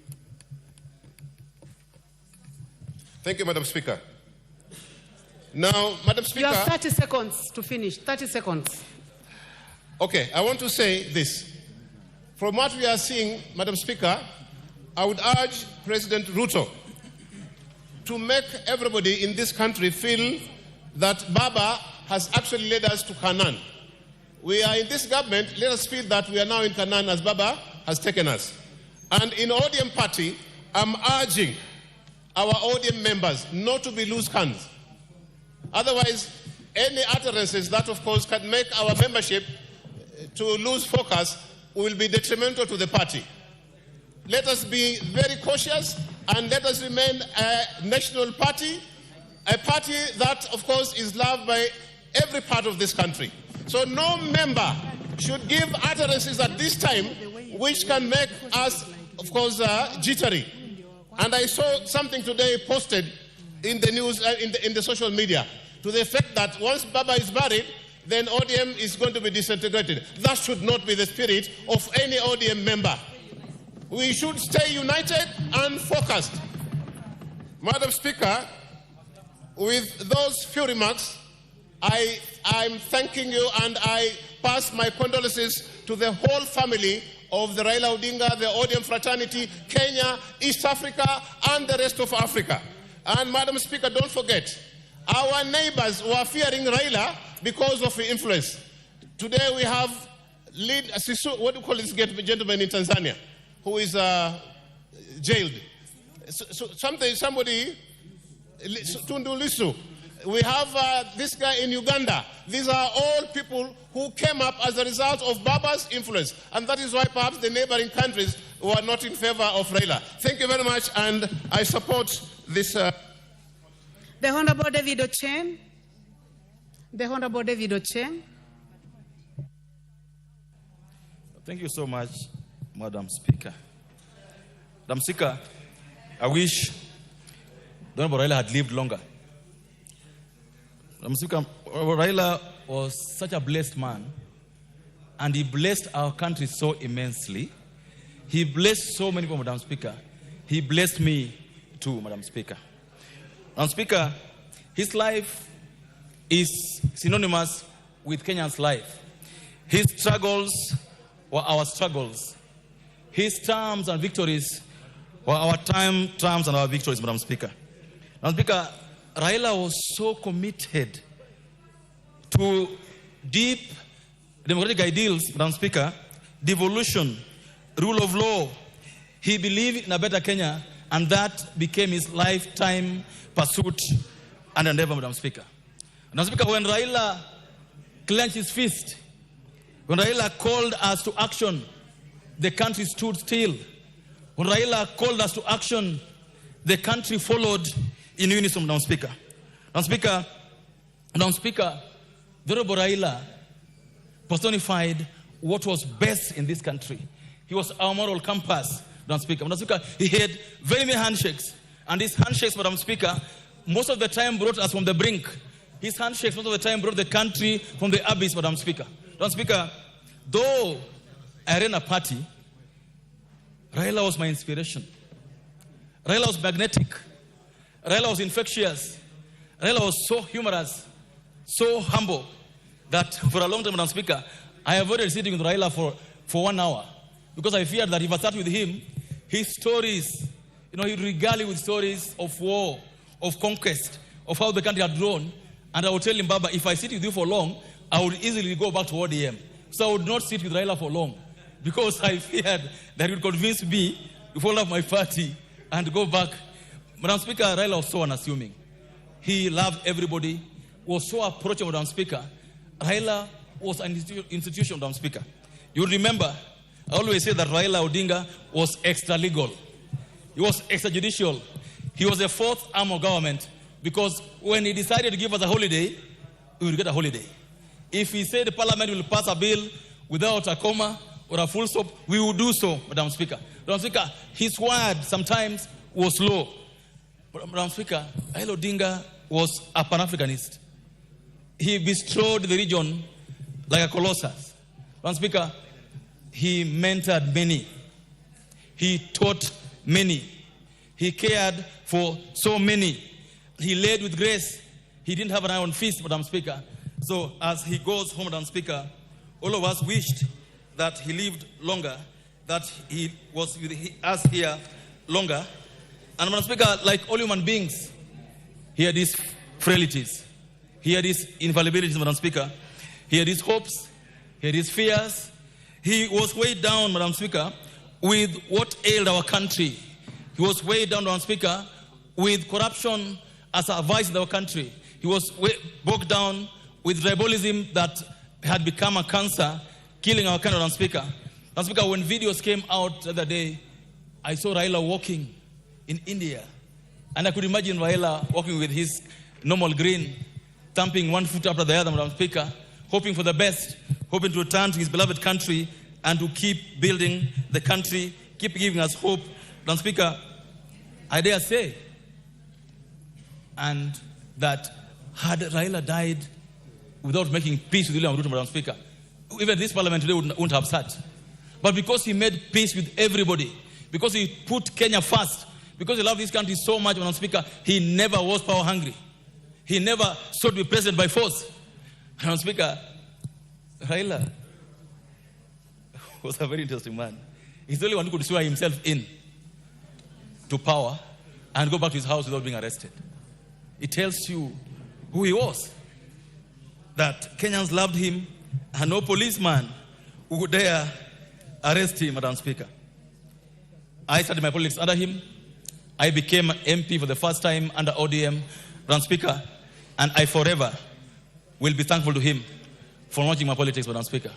To his family, to the Luo nation, to the country at large, to Mama Ida, to Madam Rosemary, to Raila Odinga Jr., to Winnie, Madam Speaker, we pray that God comforts them, that God gives them. Thank you very much. The Honorable.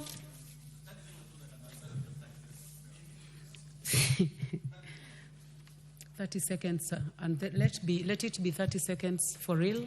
That may the Lord give the family peace. May we emulate Raila in our lives, Madam Speaker. Go well, Juan Fidel. Go well, Baba. Joey! Thank you so much, Madam Speaker. The Honorable George Sunkuya, member for Kajiado West.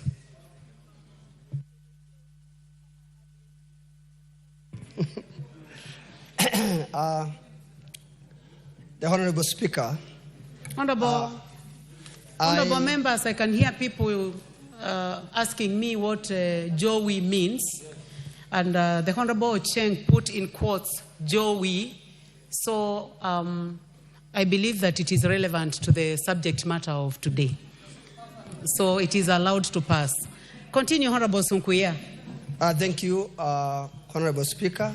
I, my family, and the people of Kajiado West constituency and the entire Kajiado County, I convey my condolences with profound sadness that I learn of the passing on of the IGMA Prime Minister Raila Odinga,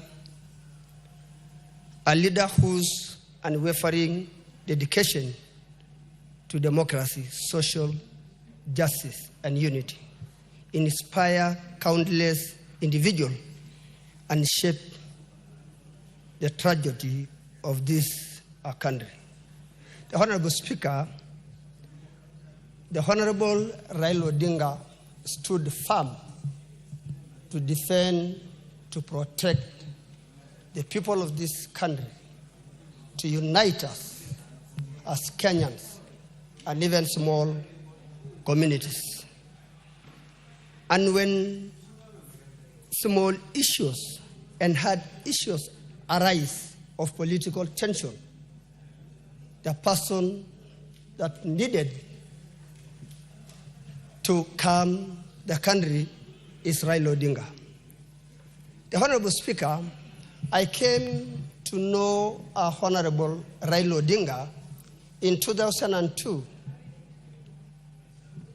when my first election as a councillor of Kekonyoki South in Kajiado North constituency, when the President Moi declared Uhuru Kenyatta as the running for presidency for KANU, and Raila declared the Kibaki Tosha. That was my first time to know Raila Odinga.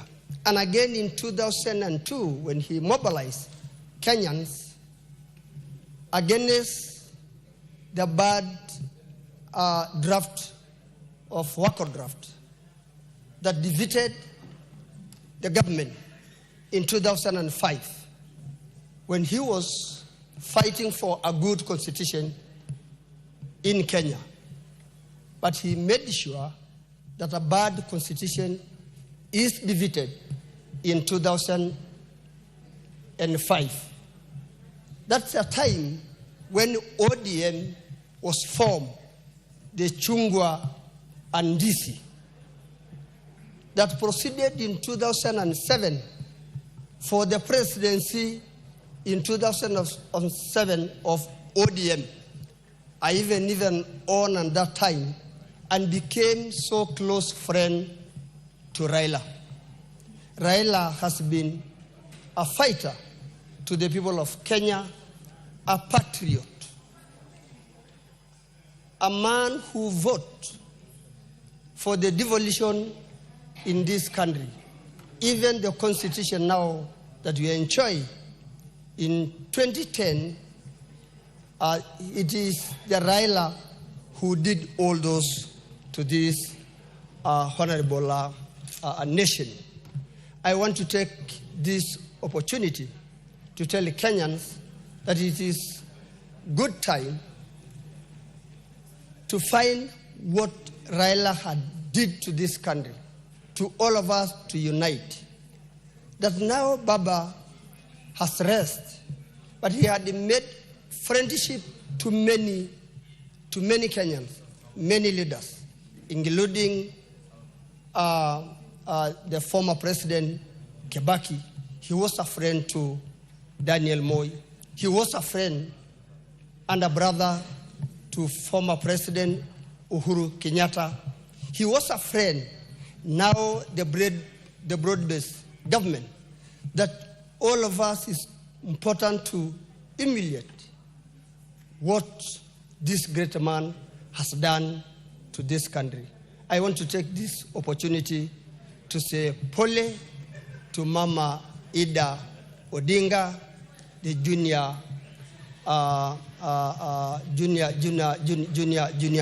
son of the old man and the entire family. Thank you. Thank you. The Honorable Esther Passaris and Honorable members, you keep calm. The Honorable Passaris will be the last. Mr. Speaker, thank you, Madam Speaker. Madam Speaker, I rise with a heavy heart, yet with deep gratitude, to pay tribute to a man whose life, courage, and conviction shaped the destiny of our republic. The late Right Honorable Raila Amolo Odinga, our Baba, our mentor, and our moral compass. Honorable Passaris. Yeah. Yes. Please say, I would like to move that the House be now adjourned. Honorable Passaris. Madam Speaker, I would like to move that the House now be adjourned.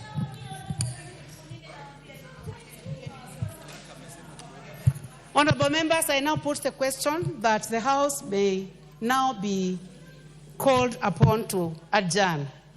Will as many as have that opinion say aye? Aye. Will as many as have a contrary opinion say nay? The ayes have it.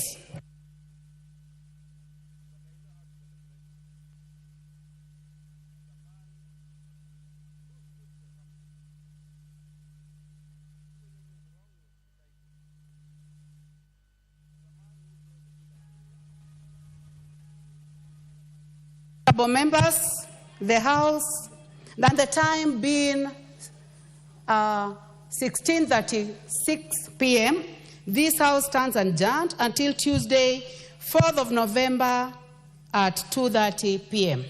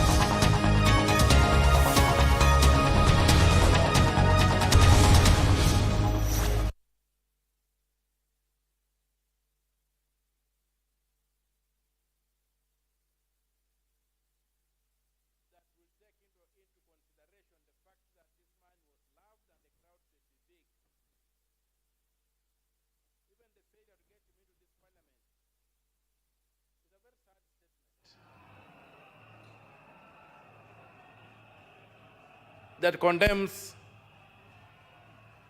the lack of planning that seems to underpin our public lives in the Kenyan state of late.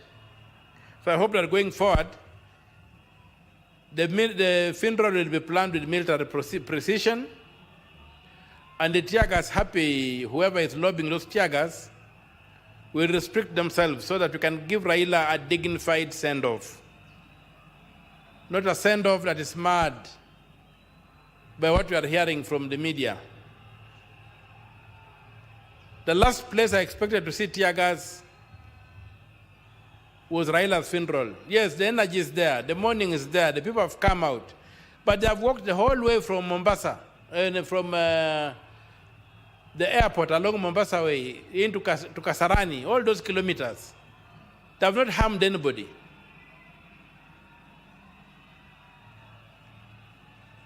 So I really condemn that act. As I go back to thank God for the life of Raila, for both his successes and his failures, because in his failures, the human side came out that showed he was just a human being like the rest of us. And every time he rose up from his failures, he gave us hope that there's always a second chance in life. And so I celebrate him as a human being. And I pray to the Almighty God to look down with favor upon him, have mercy on his soul, and receive him in eternal bliss. I also pray for Mama Ida. I pray for his children. I pray for his siblings, including our brother, Senator Uburu. And I pray for those who depended on him politically, that there will be order in all those domains after he's gone. And I hope that ODM will remain an institution. And those who have been left behind for this political party which has been around for 20 years, please do not destroy that party due to personal ambitions or personal greed. Let the party survive, because one of the biggest problems we have had in this country is the lack of consistency in political parties, where political parties come and go like dew in the morning sun. Mr. Speaker, sir, I pray for this country that the absence of Raila may not lead to the downfall of Senator Hilary Sigay.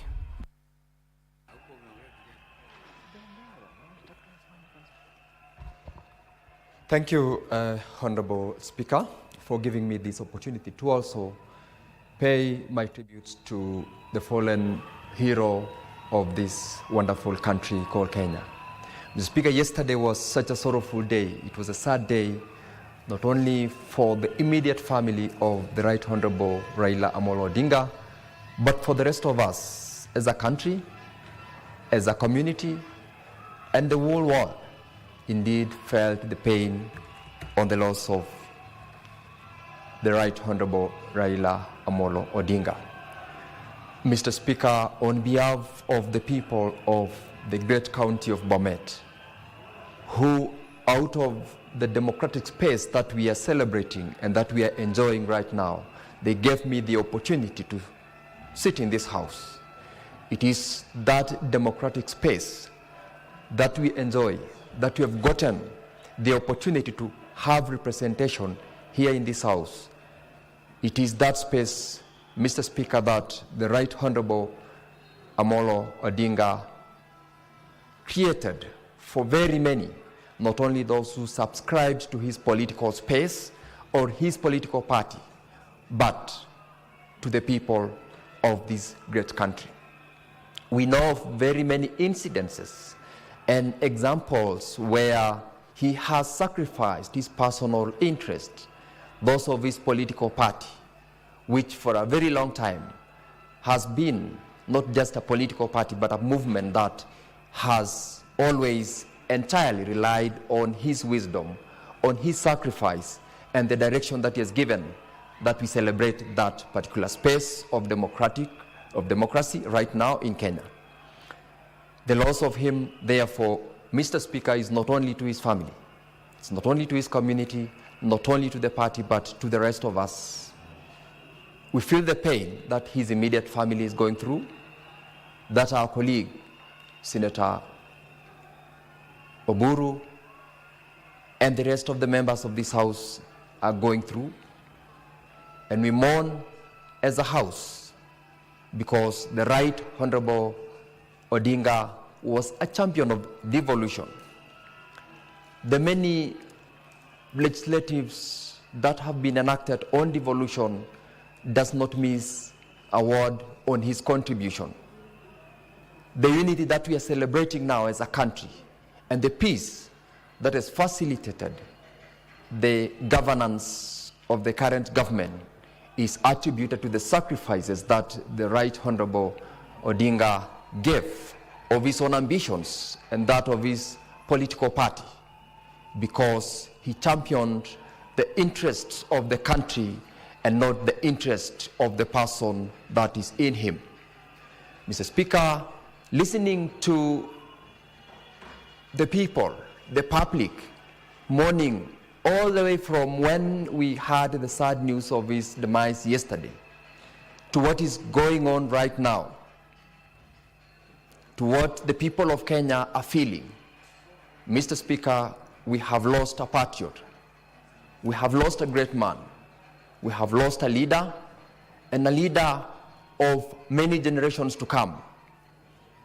How I pray, Mr. Speaker, that even as we plan to put him to rest, his contributions shall not go in vain in ensuring that we continue to support the space that is created in the political environment. We continue to celebrate and to emulate the sacrifices that he made as a leader, as a political leader, as a family man, and as a Kenyan, so that we achieve the spirit that we live beyond him. I join the rest of my colleagues, Mr. Speaker, to say that the person of Raila Odinga could have left us now and is on his way to be interred ultimately.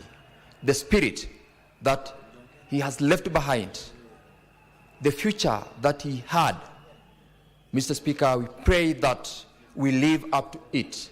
And it is a golden opportunity, Mr. Speaker, to ask as of ourselves as Kenyans, as leaders who are living today, who have the opportunity to lead today, to emulate that kind of leadership. And Mr. Speaker, to ask that the unity of purpose, the commitment that he gave to the leadership of this country and to the aspirations that he had can come out of those of us who are left behind, so that we live to protect this country called Kenya, because we don't have another Kenya. This is the only country we have, and we've got to live to the spirits of the Right Honorable Amolo Odinga. Mr. Speaker, he will remain forever in the hearts of very many Kenyans in the political space. And I can only say, Mr. Speaker, as I end, that there can only be one Baba. There can only be one Baba, Raila Amolo Odinga. May his soul rest in eternal peace. May his family find peace. And may everyone else who is grieving for his loss find it easy in their hearts as we put him to rest. Mr. Speaker, thank you, and may he rest in eternal peace.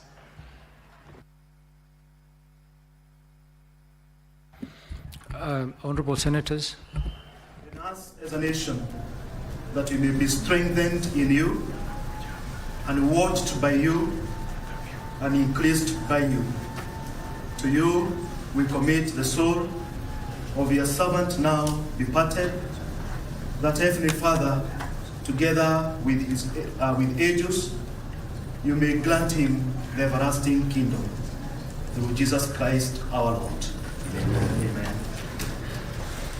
We may now progress to the viewing of the body. We'll start with His Excellency, followed by the family. I request that we maintain our positions as I will guide you on the order.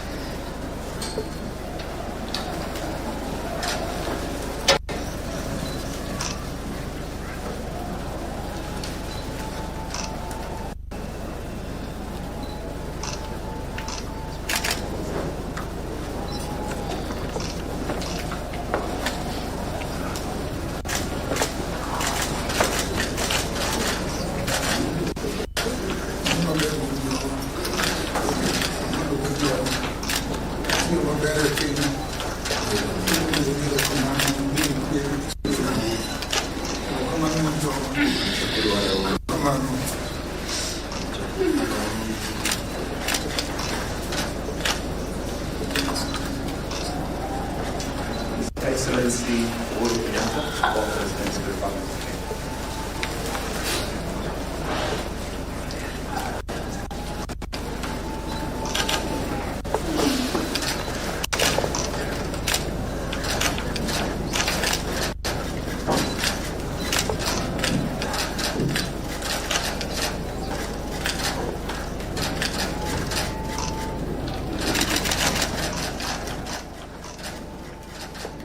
His Excellency, the Deputy President.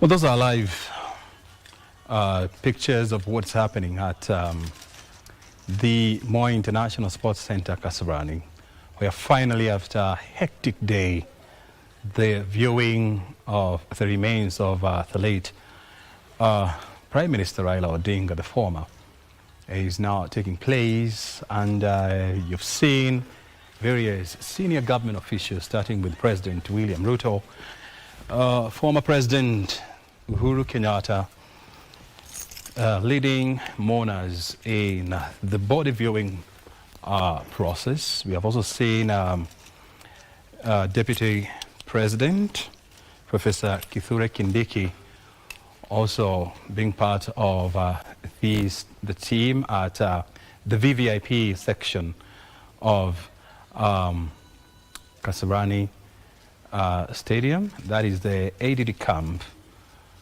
If I'm not wrong, that is the Chief of Defense, General Kahariri, also leading members of the Defense Forces in laying or in paying the last respect to the fallen former Prime Minister.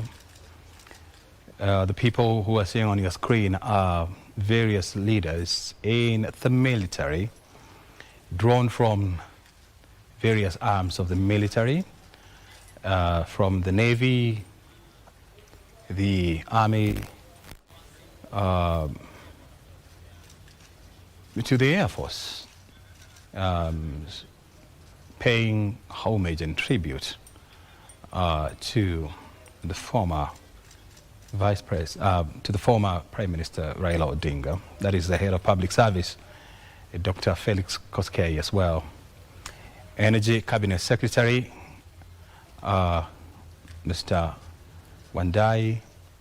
Mining Cabinet Secretary, Honorable Hassan Joho, who has also been a critical leader in the Orange Democratic Party. That is Interior Cabinet Secretary, Kipchumba Murkomen.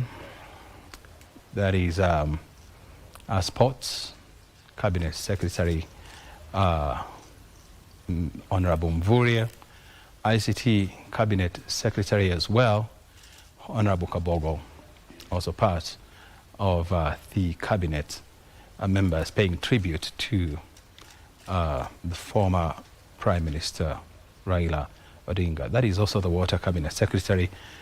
And now coming over is the CS for East African Community, Beatrice Askul. And we have Transport Cabinet Secretary as well. This is Davis Chair.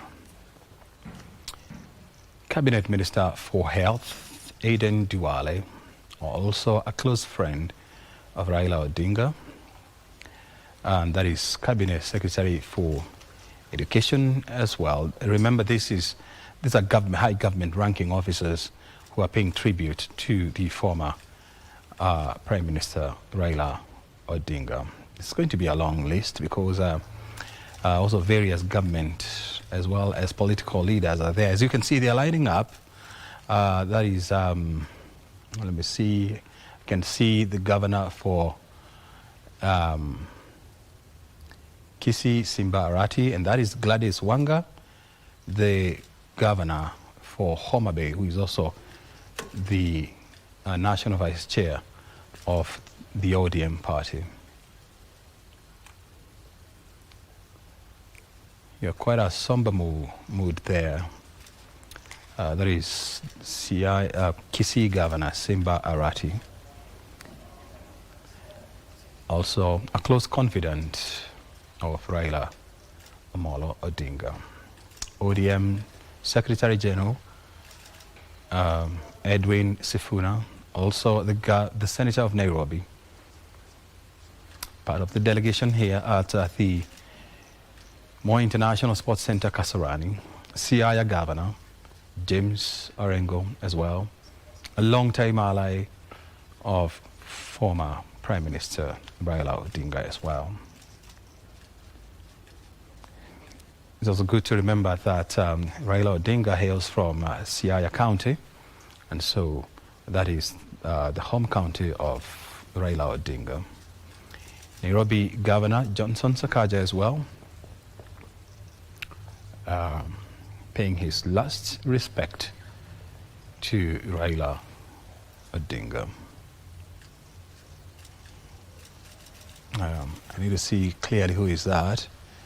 It must be one of... oh, that is Soipan Tuya, the CS for Defense, I think, if I'm not wrong. And who is this? Sorry, I mean, you have to forgive me. It's very hard to know all the names of everyone here. But this is a process that is likely to take a bit of time. It was meant to start at 2 p.m., but as you can see, that's just started about 10 minutes later. I mean, ago. This is Millicent Othiambo, also paying her last tribute to Raila Odinga. I think also in this congregation there are members of the diplomatic corps.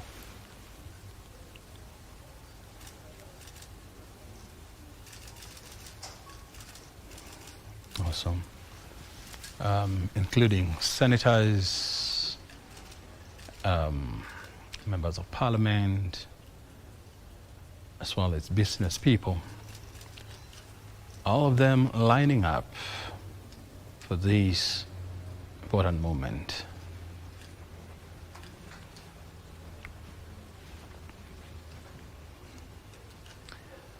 There is a PS for Internal Security, Dr. Omolo.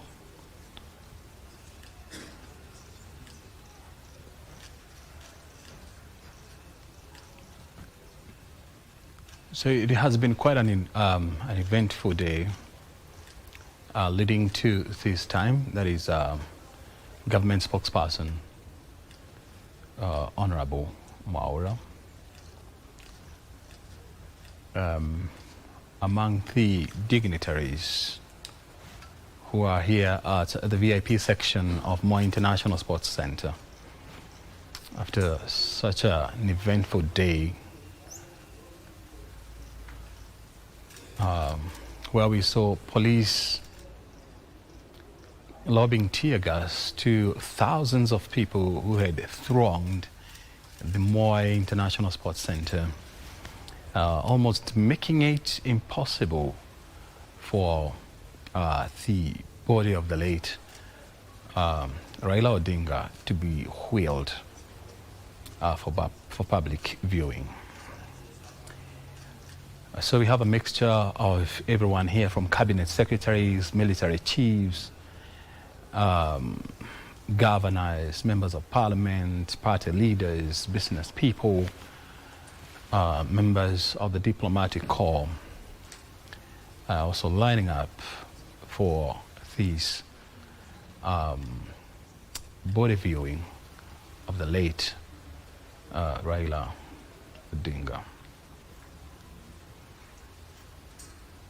There is the PS for Health, Honorable Oluga as well, who is a long-time friend of Raila Odinga. There is also the PS for ESC as well as regional development.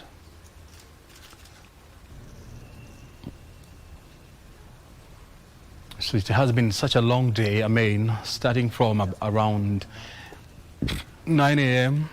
with the members of the public thronging to the airside, part of the Jomo Kenyatta International Airport, to receive the body of Raila Odinga,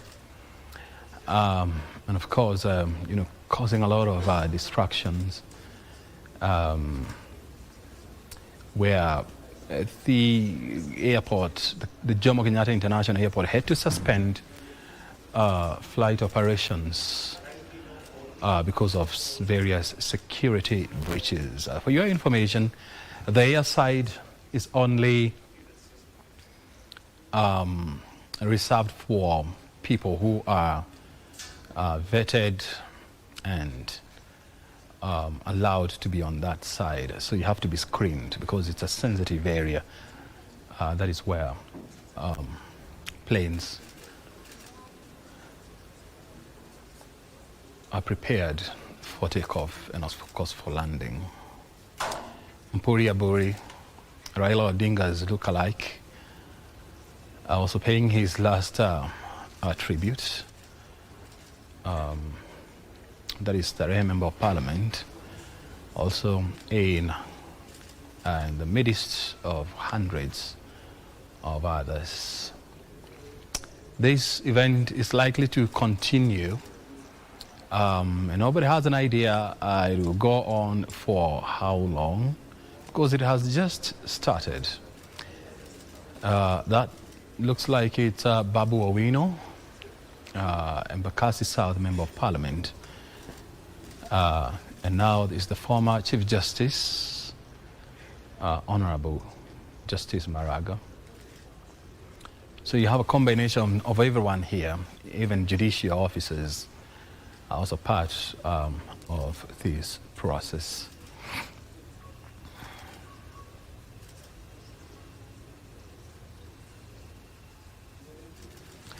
Yeah, we have also seen preparations taking place at Raila's Opondo farm in Bondo, Siaya County. This is the final resting place for the fallen ODM leader. And the burial is slated for Sunday in Siaya, in Bondo, Siaya County. Tomorrow, the viewing of the body will continue. It is not yet clear whether it will still continue here at Kasarani or it will move to Nyayo National Stadium as earlier planned. Remember, this viewing was supposed to take place at the National Assembly, at Parliament, where Raila was supposed to lie in state for members of the public to view his remains. But because of security reasons as well as logistical challenges, the government decided to move these to Kasarani. And we have seen what it has taken, security officers, logistic planners, to get this body here. It has been a struggle all the way from JKIA, Mombasa Road, Expressway, even accessing, the Moi International Sports Center was such a hassle for the truck, the military truck that was carrying the remains of Odinga. But finally, they have managed to access the VIP section of the stadium. And so far, for the last 20 or so minutes, the viewing of the body has been going on. And you have, this to me looks like members of the clergy filing past the body of Raila Amolo Odinga.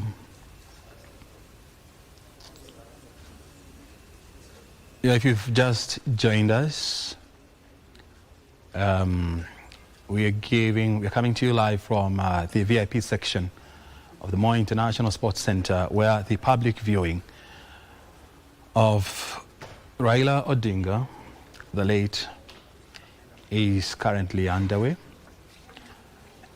Some of the people who have participated in this process, we have seen President William Ruto leading these exercise, followed by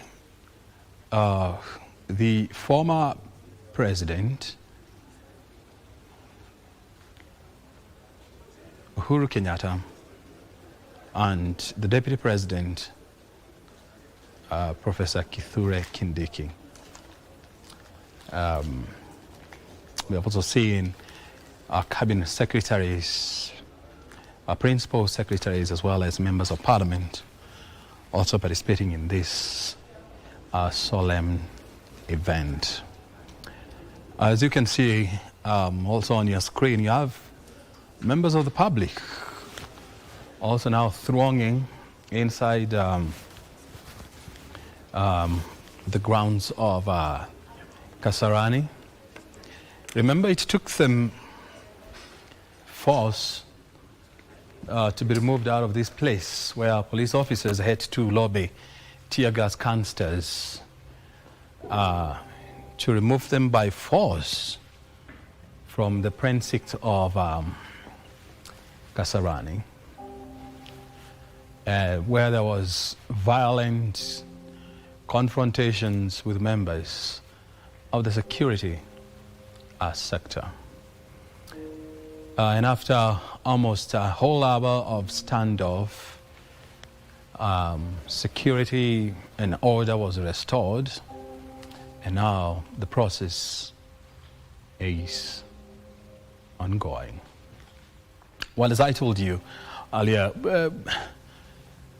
this process was supposed to be closed by 5 today, but it's well past 5 o'clock, and it has just started about 25 minutes ago, so I don't have any idea how long this whole process will take, but it looks like it will continue for some hours. And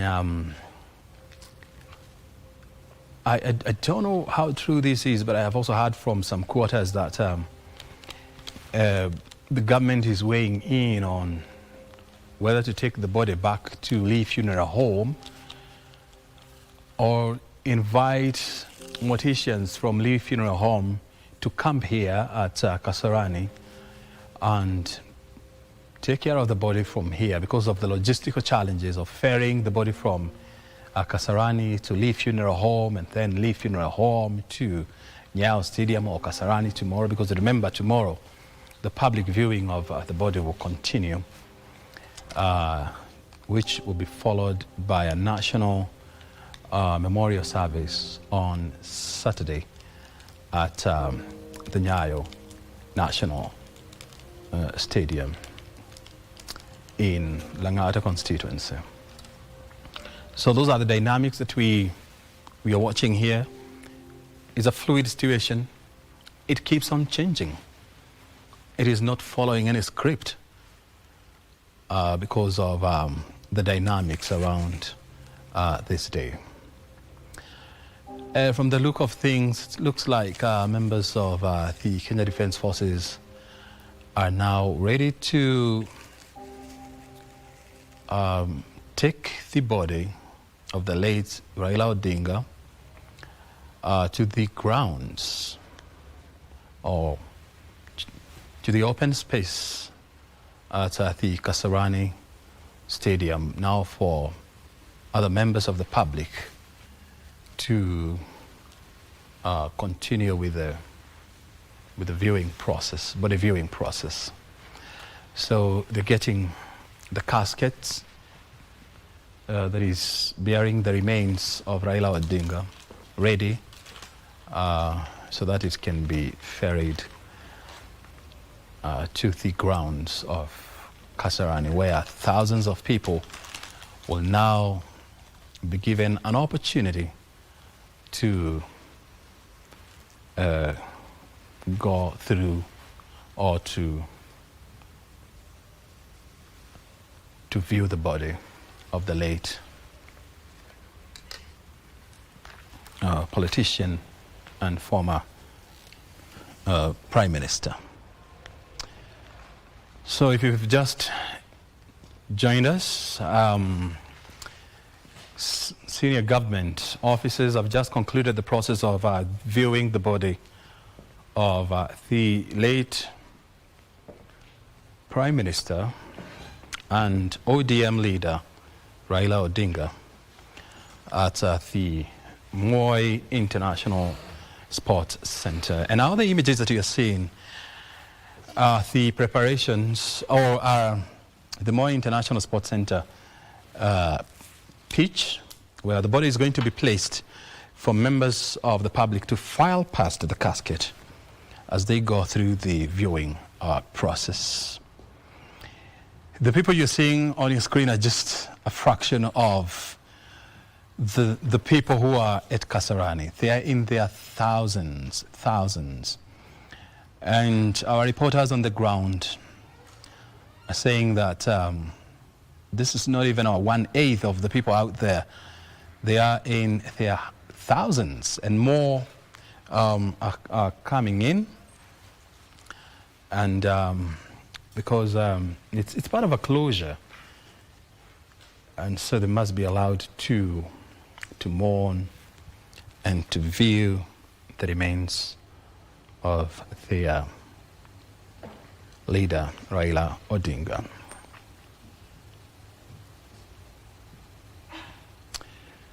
Just a recap, Raila Odinga passed on yesterday morning while undergoing treatment in a hospital in India, where he was taken for treatment about 2 weeks ago. And, according to the people who are close to him, he has been responding positively to treatment and medication until Tuesday evening, when he started developing complications leading to his death on Wednesday morning. A death has really that has shocked the entire nation, with the government declaring 7 days of national mourning from yesterday, and the flags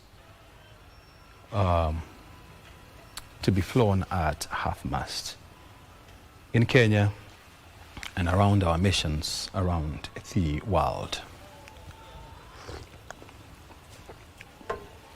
So according to the burial plans, as outlined yesterday by the burial planning committee, the body of Raila Odinga is supposed to, or was supposed to, lie in state at the National Assembly for public viewing before,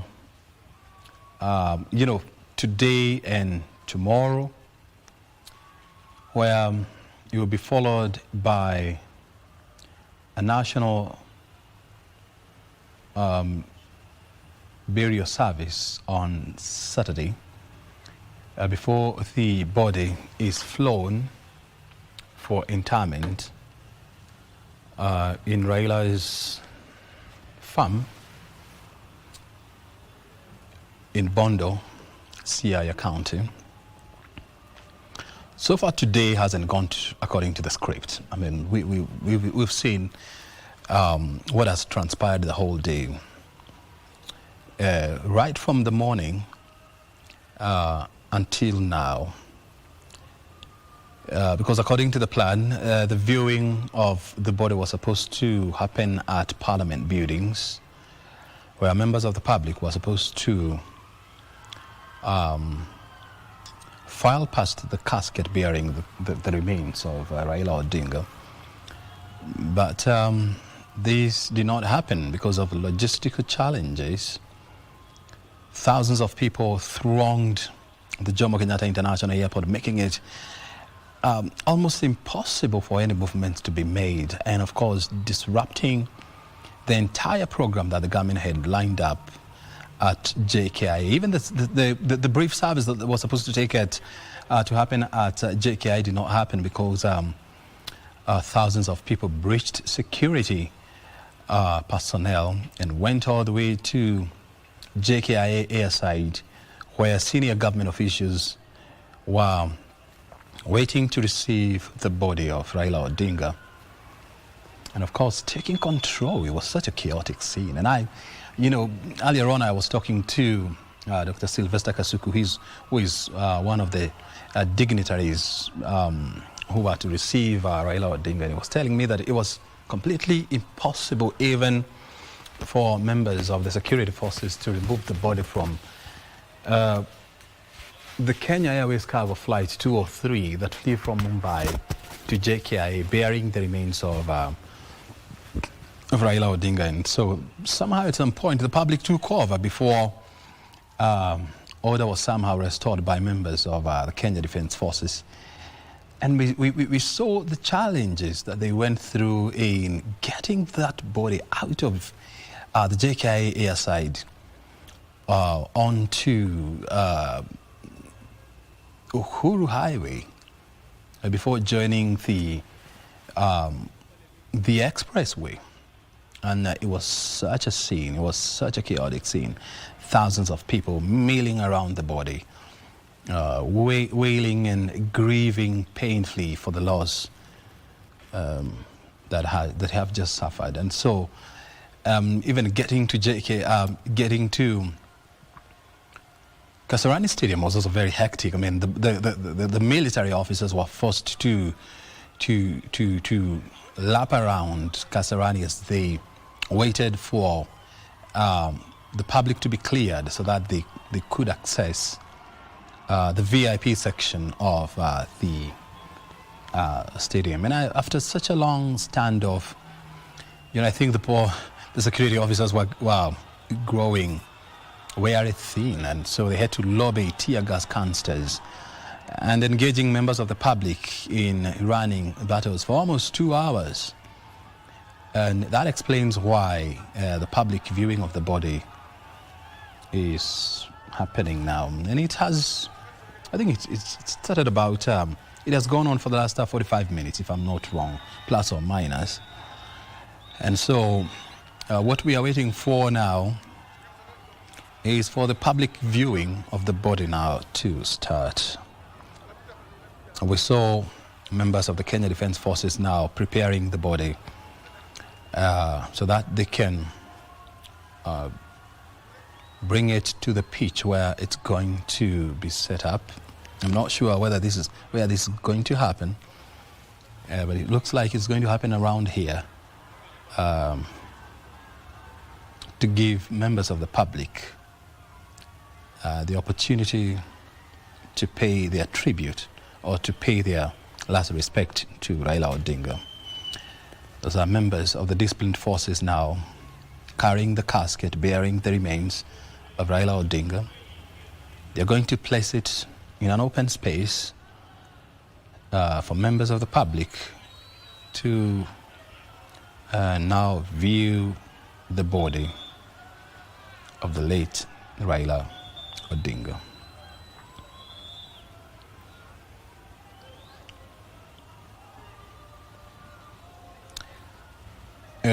Earlier on, we also saw Raila Odinga's elder brother, Oburu Odinga, flying to Siaya County, Bondo, to oversee the preparations for the, or to oversee burial plans of Raila Odinga, just to ensure that everything is okay. And he had a brief.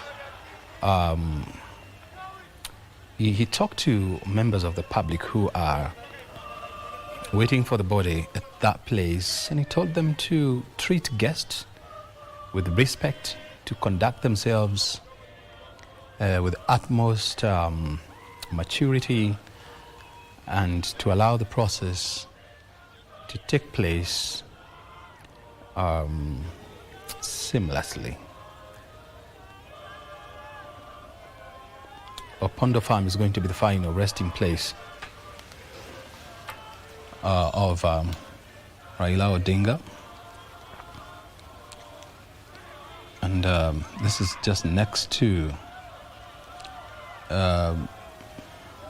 his father, Jaramogi Oginga Odinga, his mother, among other members of his family. So we have our team at Bondo, and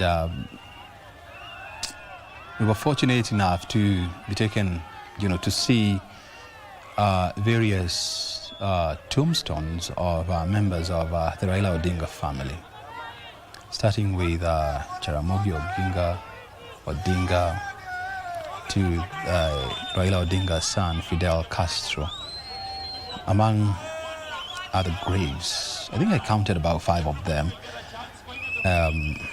So that is going to be the final resting place, and the name of that place is called Kango Kajaramogi. I hope I got the pronunciation right. So the Kango Kajaramogi is going to be the final resting place of Raila Odinga, and this is within the expansive Opodo farm in Bondo, Siaya County. Earlier on, that's about 30 minutes ago, there was a lot of commotions, pitting members of the public who have been waiting for Raila Odinga's remains outside Parliament and members of security forces, whereby they have vandalized a lot of things around Parliament. I saw some people, carrying the part of the gates of the National Assembly, which is quite unfortunate because this is a mourning season. I mean, we shouldn't be witnessing this kind of chaotic scenes and violence in such a solemn occasion.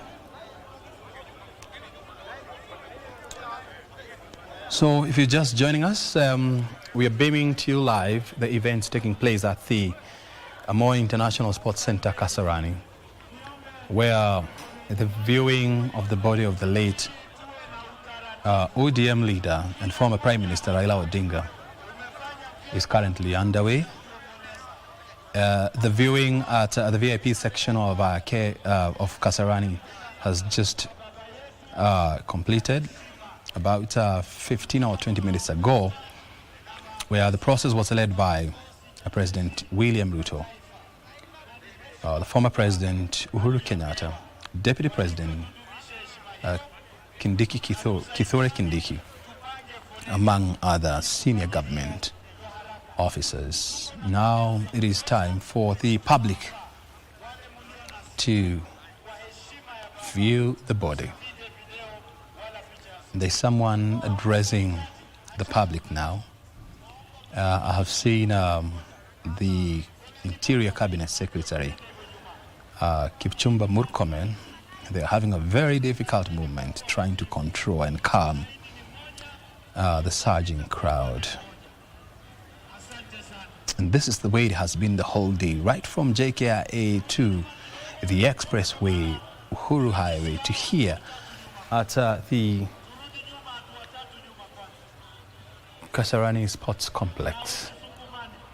And we are hoping that the chaotic scene that we have witnessed the whole of this afternoon now will stop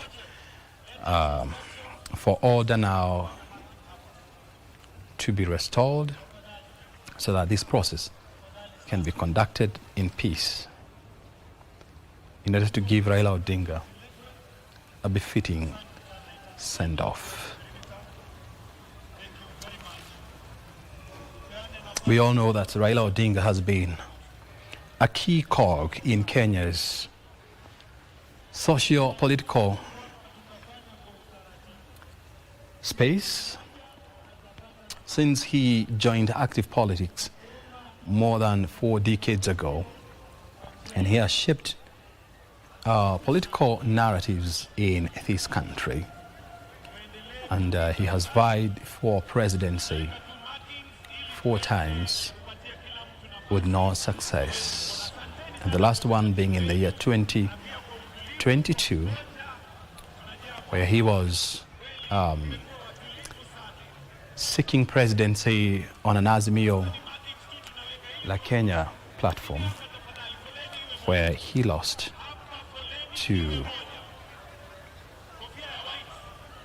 President William Ruto in that hotly contested election. Raila Odinga teamed up with the President, William Ruto, last year after violent protest by young people because of the unpopular finance bill of 2024. And so he teamed up in what the president said was an effort to bring peace and cohesion in Kenya. And they formed and they signed document on a broad-based government at the Kenyatta International Convention Center, which outlined the areas of engagement and the expectations of every party. And so, since that time, Raila and President William Ruto have been on a campaign to preach peace, tolerance, and cohesion. And we saw some members of the Orange Democratic Party being appointed into various cabinet slots, starting with the cabinet secretary for National Treasury, the cabinet secretary for energy, the cabinet secretary for mining, as well as the cabinet secretary for sports. So that is what has transpired in the last 1 year or more. And yesterday we saw President William Ruto saying that in Raila Odinga he has lost a friend, he has lost a mentor, and of course a political confidant. And so the nation is undergoing a 7-day period of national mourning, which was declared yesterday by President William Ruto. And tomorrow, Friday, has been declared a national holiday. So the 17th of October has been declared a national holiday to give Kenyans from all walks of life an opportunity to mourn Raila Odinga. Saturday as well, there's going to be a national funeral service at the Nyayo Stadium before the body is flown to Bondo in Siaya County for burial. Some other developments within the Orange Democratic Party. Remember, Raila Odinga was the leader of the party, and now with his demise, the party has appointed his elder brother, Oburu Odinga, to take over the mantle of leadership within the party before elections are held to appoint new leadership and, of course, to strategize on how to move the party forward. Remember, the Orange Democratic Party is one of the largest political parties in Kenya.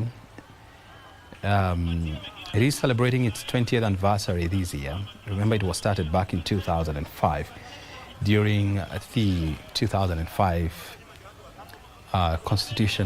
constitutional referendum, where Raila Odinga led a brigade of former members of the National Alliance for Rainbow Coalition in resisting attempts to enact a new constitution. That was in 2005, and Raila Odinga was very key in leading the No campaign, while Mwai Kibaki, the president, was in charge of leading a brigade of yes campaigners. And it was such a bitter fallout, leading to the bloody 2007 election, where thousands of people were killed in that hotly contested election. And that's formed the birth of the Orange Democratic Movement. And the founding members of this party were Raila Odinga himself, President William Ruto, Uhuru Kenyatta, the former president, Najib Balala, the former Minister for Tourism, Joe Nyaga, the late, was the former Minister for Cooperatives. Who else? There were 7 members, and they had a title, the Pentagon. I need to remember the others who are key in the formation of the Orange Democratic Movement. And so these men, all of them were supposed to coalesce to celebrate 2 decades of existence. So when you look at ODM, it has many members of parliament in the 11th parliament, and it has done so in the past parliaments, the 7th, the 8th, the 9th, the 10th.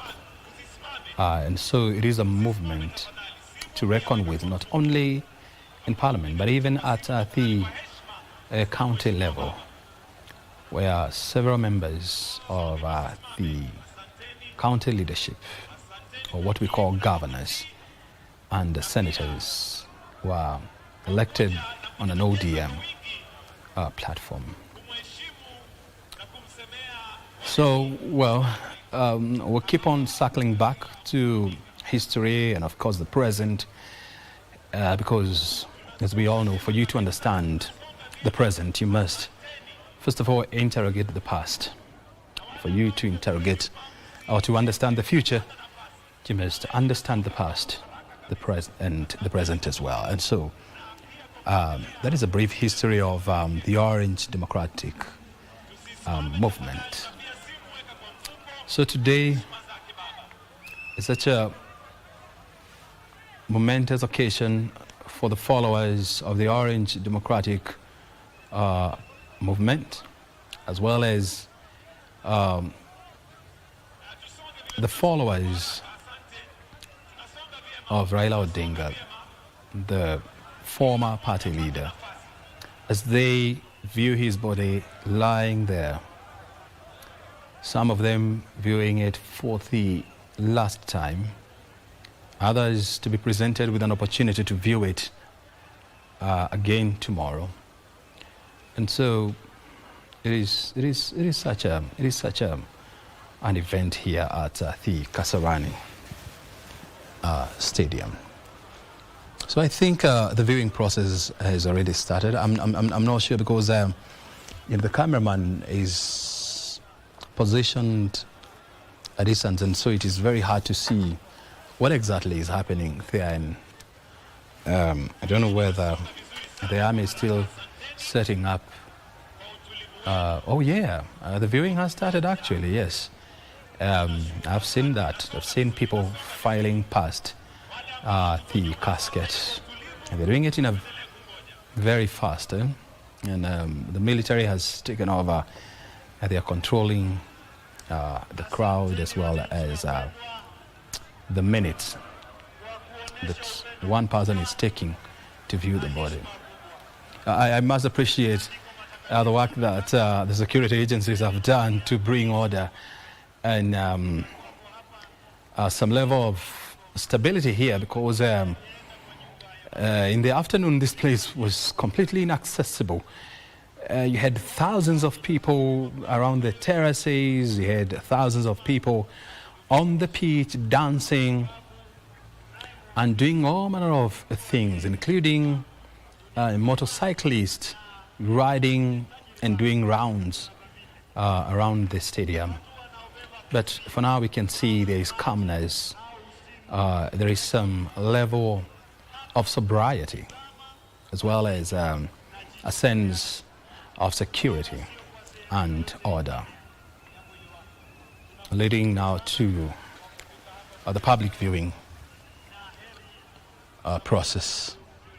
So I don't know how long this will take, but if all these people, plus the people outside, were to be given a chance, then it's likely to take a long time, because I can tell you this for free.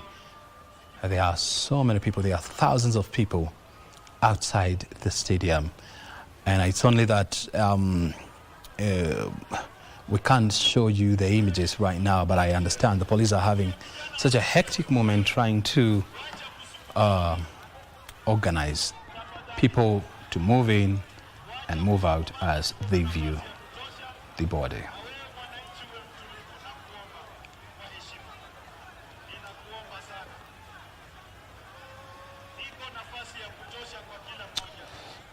And some breaking news coming out of Siaya Opodo Farm.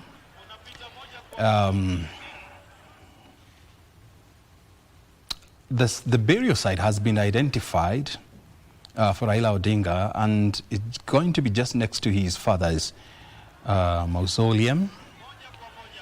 So after a brief consultation with Raila's clans and family members, in an exercise that was led by his elder brother, Oburu Odinga, the team have agreed that Raila Odinga is going to be buried next to his father's mausoleum at Kango Ka Jaramogi in Siaya County. And so you can see clearly there's a lot of progress that is happening. There are so many things happening, you know, at the same time. I mean, because according to Raila's wish, he never wanted his remains to stay unburied for more than 72 hours. And so government is having such a difficult moment to ensure that his wishes are honored. And so there are so many things happening at the same time. You know, you have government teams in Opondo Farm in Bondo, Siaya County, you know, leading and overseeing preparations for the burial site. You also have the National Burial Committee meeting at Karen residence, that is where the deputy president lives. And remember, he's the chairperson of that burial committee. And again, we also have this team here at the Kasarani Stadium who are overseeing the body viewing exercise. And trust you me, this requires top-level planning and military precision in execution of this exercise. If you're just joining us, we are live from Kasarani, and my name is O'Brien Kimani. And we're giving you this live broadcast from Kasarani Stadium, where the public now has been allowed to view the remains of Raila Odinga after a tumultuous afternoon. And it was violent at some point, with police engaging mourners in running battles.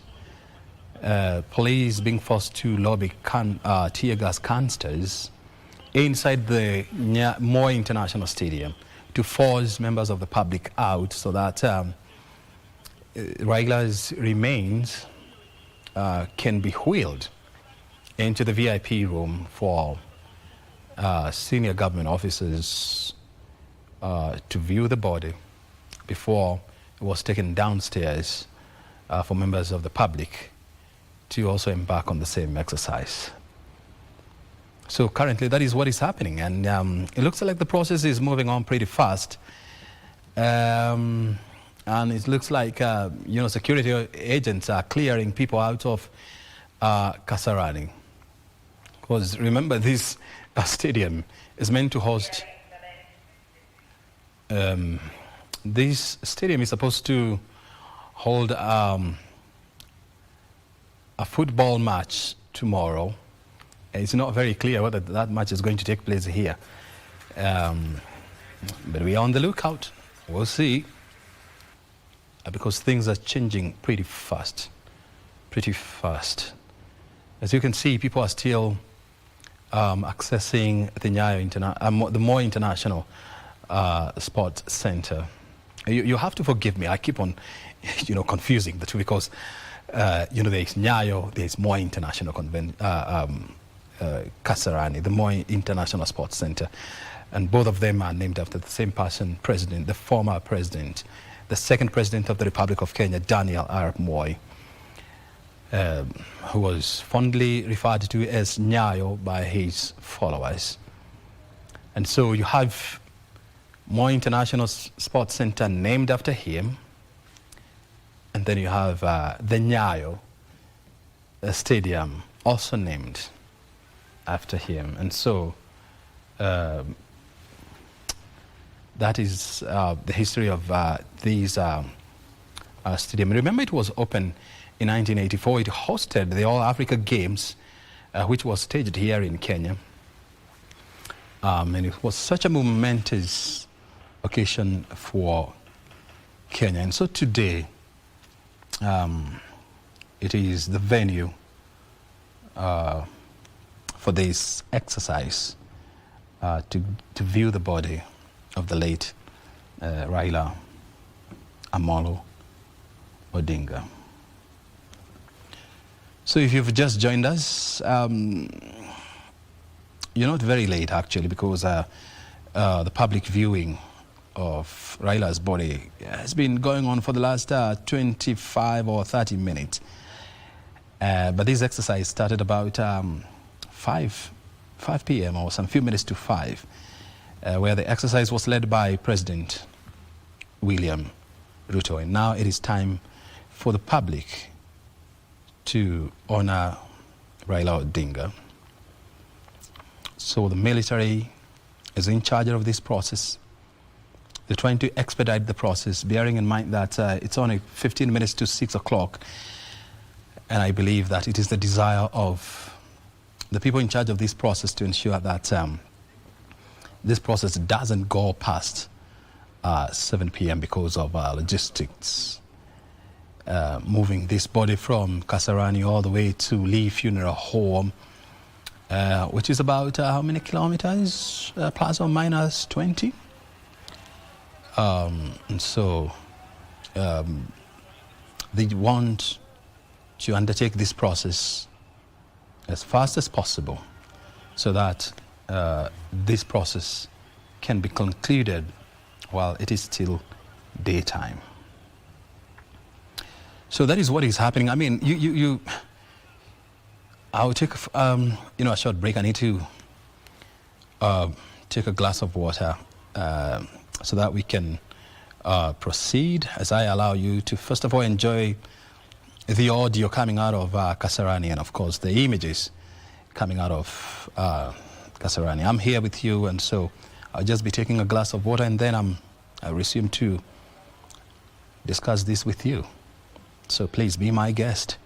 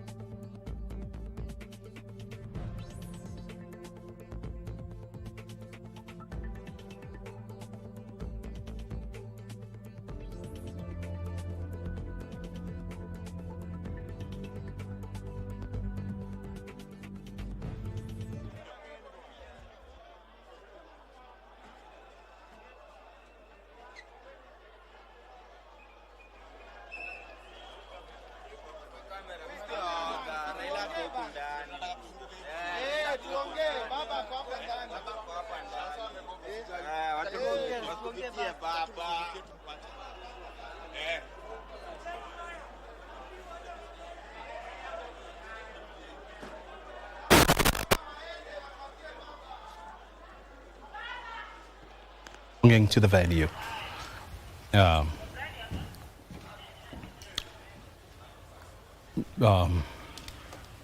Sorry for that. And of course, if you're just joining us, as I was telling you, we're coming to you live from the Moi International Sports Complex, Kasarani, where the viewing of Raila Odinga's body is currently underway, where you have thousands of people, you know, lining up to get a glimpse of a man who has shaped their lives for many years. And, you know, that process started about 5 p.m. Remember, this was supposed to start at about 12.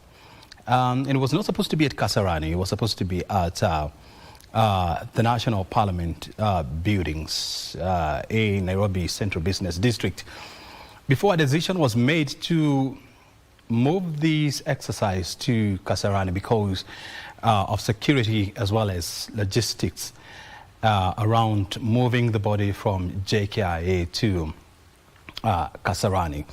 We witnessed the event in the morning where thousands of people breached security at JKIA, and they went all the way to the airside, which is a very security-sensitive area where, you know, there was a lot of disruptions to the official program.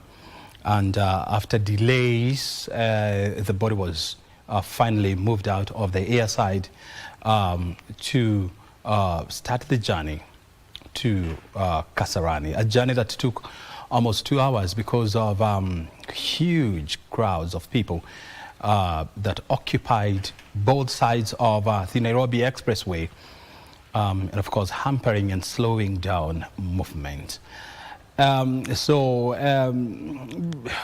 thousands of people, you know, thronged the Moi International Sports Center, Kasarani, where they occupied every inch of the expansive facility, giving security apparatus, you know, such a hectic time, trying to secure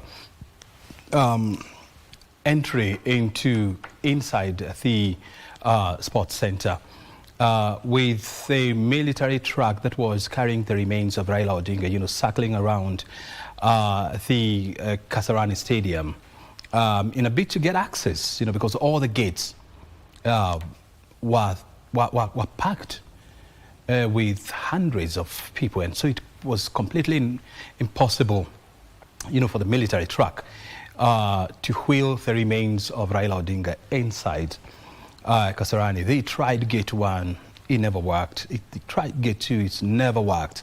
Gate 3 was unsuccessful until a decision had to be made to, first of all, force people outside of Kasarani, by force, by the way. I mean, there was a lot of tear gas that was flying around.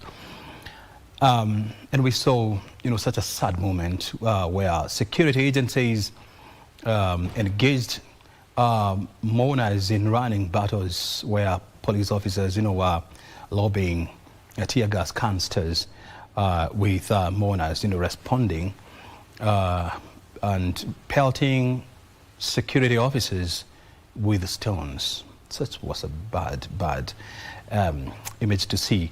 But somehow, order was restored after such a tough assignment by security agents. And so the body was finally wheeled inside Kasarani, and it was straight taken to the VIP section of Kasarani, where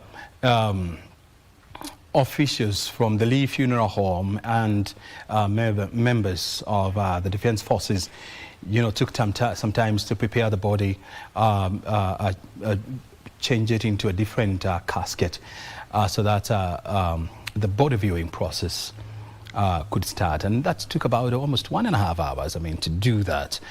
And finally, we saw President William Ruto now leading senior government officers as well as military officers, members of the diplomatic corps in viewing the body. And finally, after that was done, the body was taken downstairs for members of the public now to engage in the viewing exercise. And that is exactly what is happening there. That you can see clearly that members of the Kenya Defense Forces have taken charge of these exercises. You can see there are hundreds of military officers now controlling the crowd.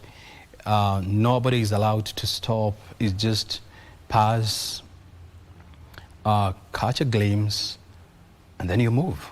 Any attempt to stop there is being discouraged by members of the Kenya Defense Forces. And so you can see the process is moving smoothly, it's moving very fast with what you call military precision, because they're trying to catch up with time. As I was telling you, now it's coming to almost 6 p.m. And according to government program, by 5 p.m. today, the body would have been returned to or taken back to the Lee Funeral Home for overnight stay before it is retrieved and taken to the National Assembly or Parliament buildings for members of the public to continue with the viewing process tomorrow. Unfortunately, that never happened because of logistic purposes. So that is what they are trying to do. So as I was telling you, there are so many bits and pieces, that must be fixed to ensure that all the ducks are in a row, as you would say, because the government is leaving nothing to chance. It is doing all it can to ensure that Raila Odinga is given a befitting send-off. And so you have thousands of people at Kasarani Stadium. And I must, applaud security agencies for bringing sanity, for bringing peace, for bringing order to these exercises. Everyone was asking how are they going to do these with the thousands of people milling around Kasarani Stadium. But finally, they have managed to win that. And as you can see now, the process is moving on smoothly. members of the public saluting, bowing, removing their caps, their hats, just to show respect to the man they have admired for many years. Any attempt to stop there is being rejected very fast by members of the Kenya Defence Forces. And you rightly have to understand this, because if they were to allow people to stand here even for 30 seconds, I mean, you can be guaranteed that this process can go on and on and on and on. And the last thing you want to do is to have this process going on in the middle of the night, because it brings new challenges. It comes with new challenges. And so it's good to understand what is happening here. Yeah, that gentleman, I think, dropped his cap, and the good gentleman from Kenya Defence Forces was gracious enough to pick it up and hurriedly give it to that man. This is what we call military-grade planning, and planning with precision. Looks beautiful, because this process now is back on track, and it's happening, and it's happening very, very fast. I think if this pace is maintained, you would expect the process probably maybe to be concluded before 7 o'clock, because we're talking about 1 hour from now. And the last thing you'd want to do is to lock anyone out. So the whole point is to ensure that each person around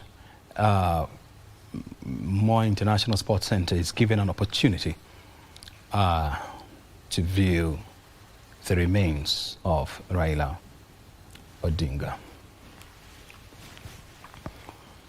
So tomorrow the exercise is expected to happen, to continue. According to government plans, this will take place at Parliament buildings, if I'm not wrong, or Nyayo National Stadium is going to host the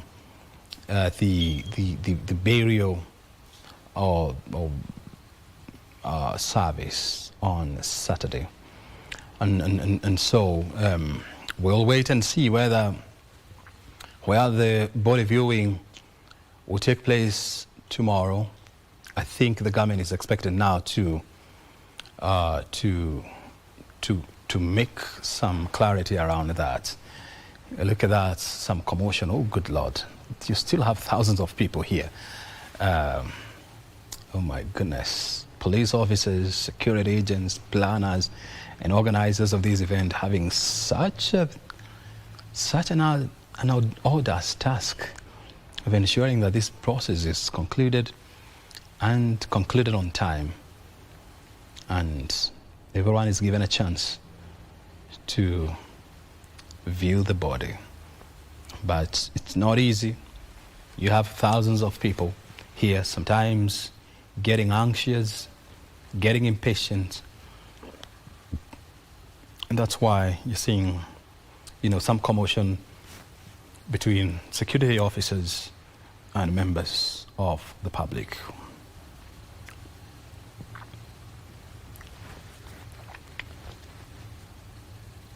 Well, I also told you earlier on that after meeting with members of Raila's clan, government officials as well as the local community, the burial site for Raila Odinga has finally been identified, and so he's going to be buried next to his father's mausoleum at what they call Kangoka Jaramogi,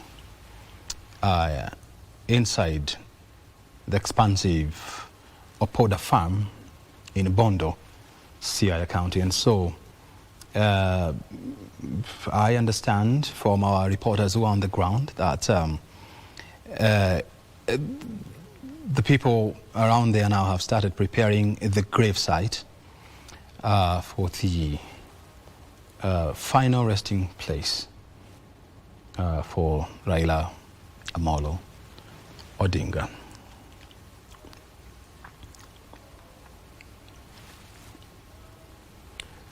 We also saw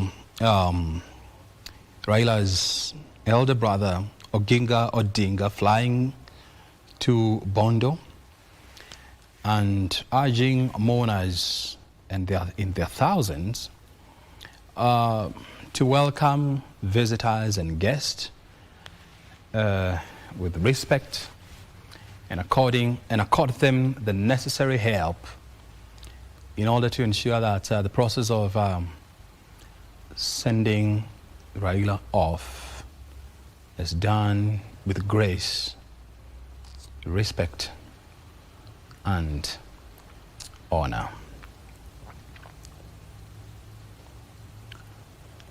So, what you're just watching on your screen are members of the public now being given an opportunity to view the remains of Raila Odinga.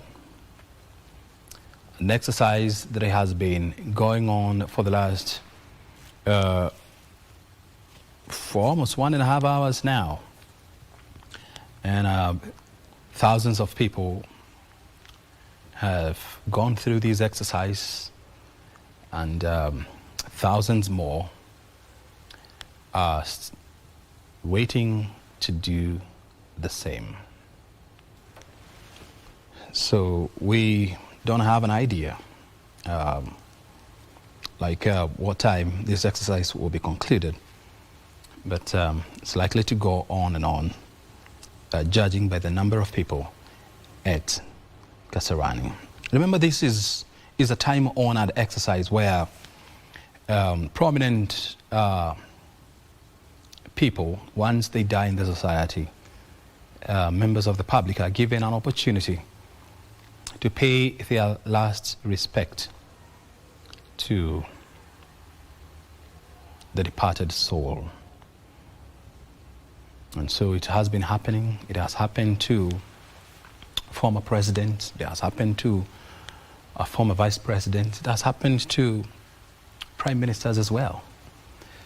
And the first time this happened was in such a big way was back in 1978, following the death of Kenya's founding president, founding father, President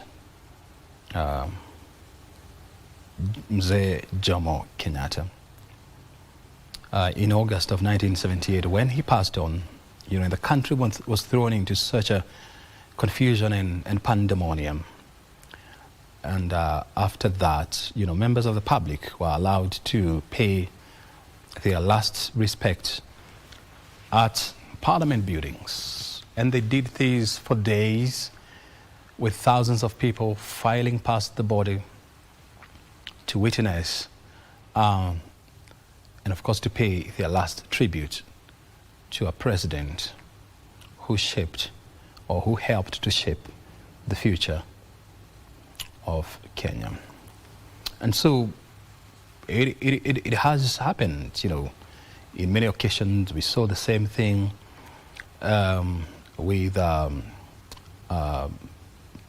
late second president of Kenya, Mzee Daniel Arap Moi, in 2022.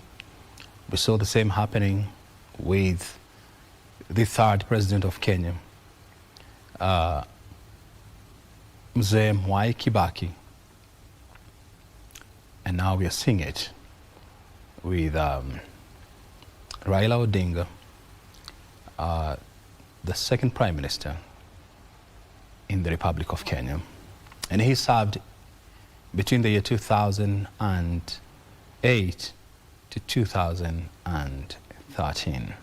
So 5 years as Kenya's second prime minister. Raila Odinga died on Wednesday morning at the age of 80. while undergoing treatment at an Indian hospital in Kochi. And his remains were ferried to Kenya early this morning. The official announcement of his death was made yesterday by President William Ruto, who went on to declare a 7-day of national mourning. And also saying that, or confirming to the nation that Raila Odinga would be accorded state burial of the highest level. And so that's why you're seeing the military being in charge of this process at Moi International Sports Center in Kasarani area of Kasarani constituency. So as you can see, you still have thousands of people outside Kasarani Stadium waiting to be allowed in so that they can pay their last respect, they can pay their homage to Raila Amolo Odinga. And so what is interesting is the fact that, you know, the outgoing and the incoming public, they're just few meters from each other. And the military has really managed to ensure that there is order in that area. Otherwise, if this was not to be done, then you can imagine the level of chaos that would be around here. So, you know, the members of the security at Kasarani, they deserve a pat on the back for ensuring that this process is expedited, done with military precision, and of course with the highest level of order.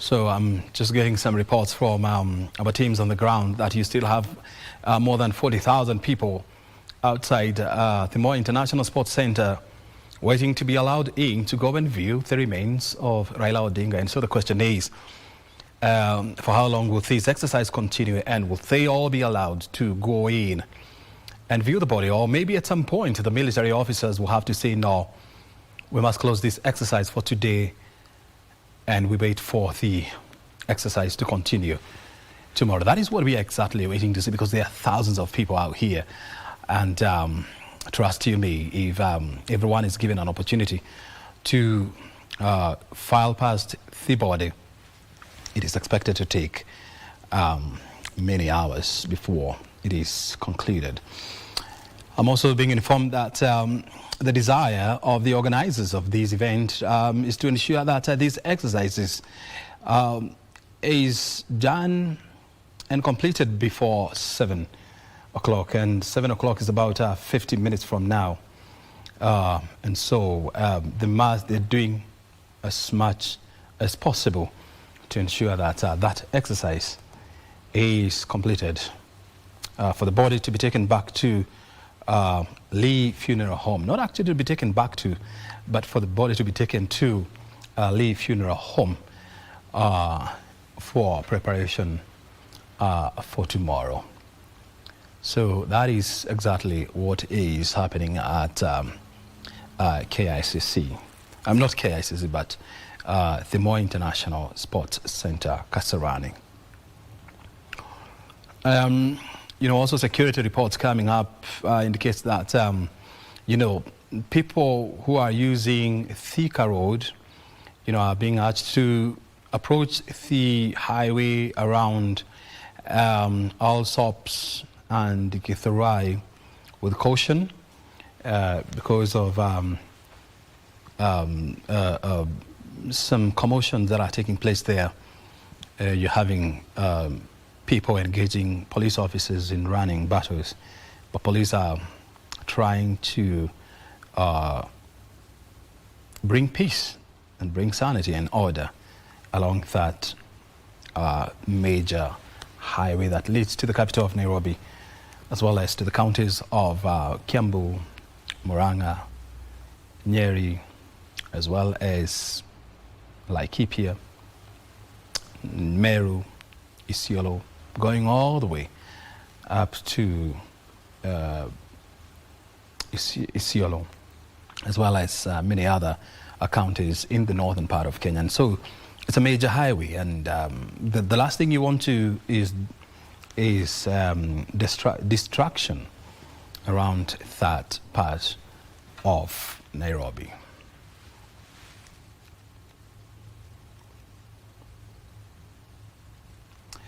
We are currently having challenges with our link to Kasarani, and that's why sometimes because of network issues, and you have to rightly understand because of the security situation here at Kasarani, sometimes that's why the screen is going green because of network challenges. But I can assure you that our engineers are on the ground and working extra hard to ensure that you have an uninterrupted view of the situation at Kasarani, where the viewing of Raila's body is currently ongoing. And so far, thousands of people have filed past the body. They have viewed the body, and you still have thousands of people still queuing and waiting to be given that opportunity to pay their last respect to Raila Odinga.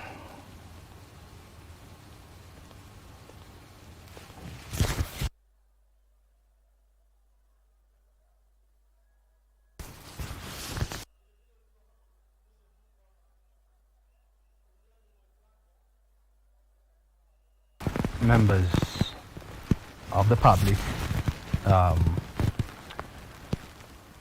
course, some wailing.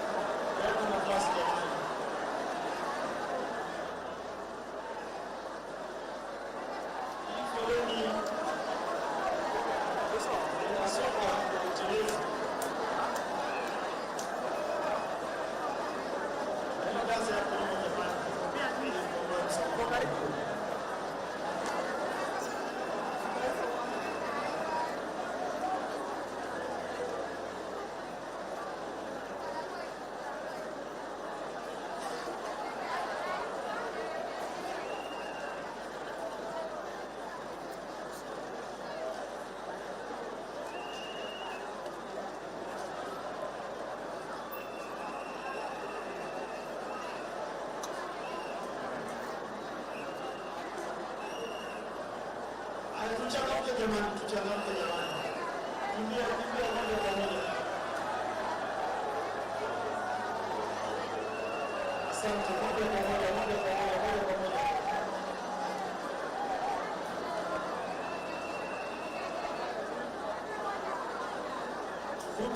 Tuvute. Jikaze jamani. Ili tushughulikie kila mmoja.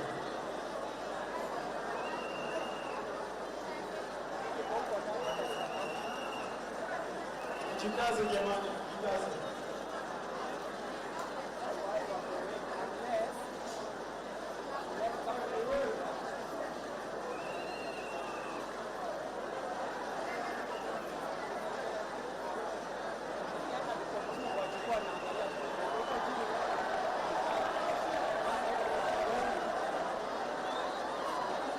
Unapata tu nafasi yako iko. Usichoke.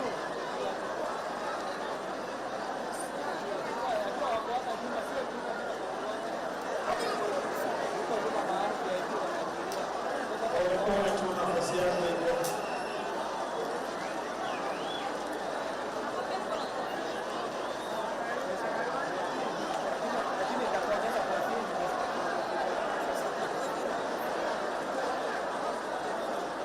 Tujikaze jamani.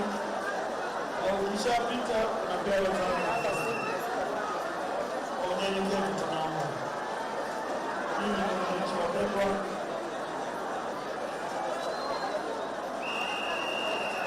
Tunaomba kwa unyenyekevu. Tunaweza shughuli hii kwa ustaarabu.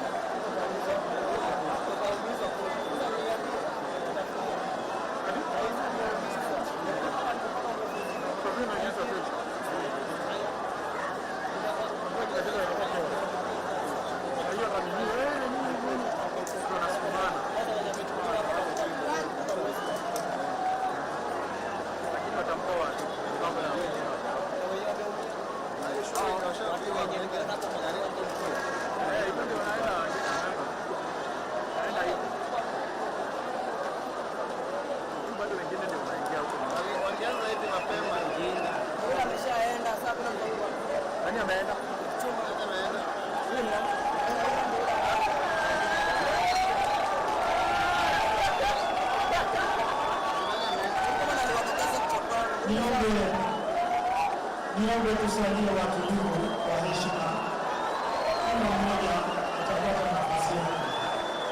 Usiwe na hofu.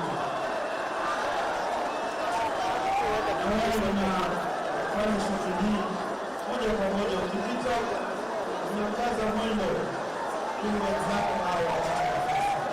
Ni rahisi hivyo. Jamani, unakaza mwendo. Kila mmoja. Tujikaze jamani. Asanteni sana. Wende ndio huo itakufaa sote. Endelee moja kwa moja. Tuendelee moja kwa moja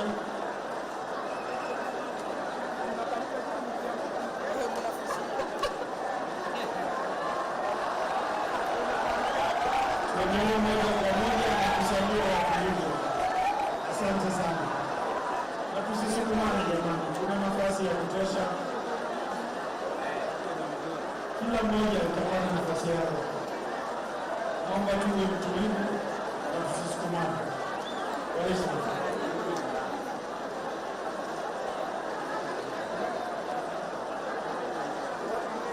Tuko wengi lakini nafasi ipo.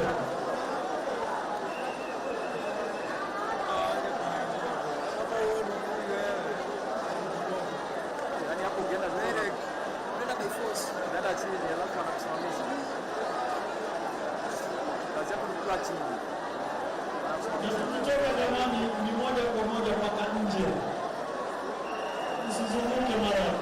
heshima.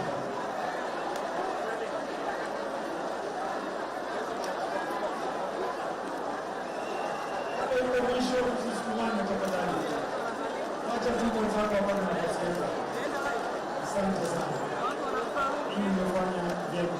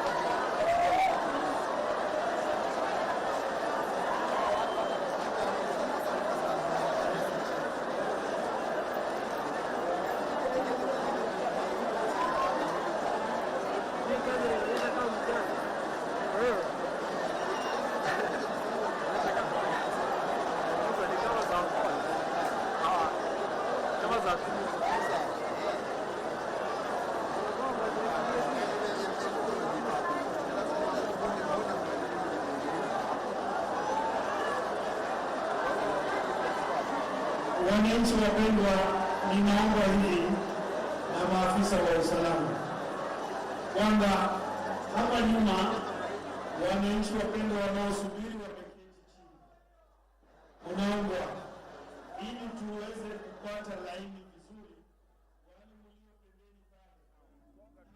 Yes, all right, okay, fine, yes, all right.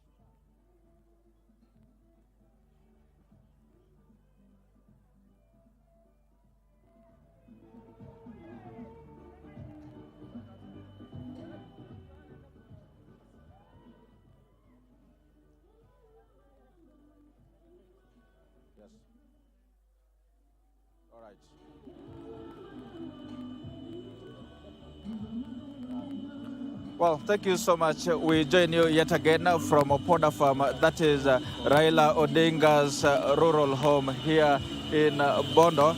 I trust you can still hear me despite the background noise that is just coming out here at Raila's rural home in Bondo. The pictures that's still playing on your screen, those are live pictures from Kasarani, where public viewing of the remains of Raila Odinga continues there at Kasarani. But down here at Raila's rural home at Opoda Farm, where we've been pitching tent since morning. We've been here since morning, and we've witnessed every detail, every unfolding here. And of course, when we got here in the morning, it was all calm until around 11 when the locals just started charging to this home to pay their last respect to Raila Odinga. Remember, this is a person who was cherished massively in Kenya and specifically in this region, and that explains the reason this place has seen quite a number of visitors in the, coming as mourners from across the country. And what it has been just a system of mourning. We've seen the locals here, majority of them composed of the youth, actually dressed in leaves, some of them mourning in their own style. And when it got to the evening, the elder brother of Raila, that is Mourning Odinga, got here to explain to the locals here what led to the death of Raila Odinga, how that happened, and of course the itinerary leading to the interment of Raila Odinga that will happen on Sunday at Kango Kajaramogi. Kango Kajaramogi is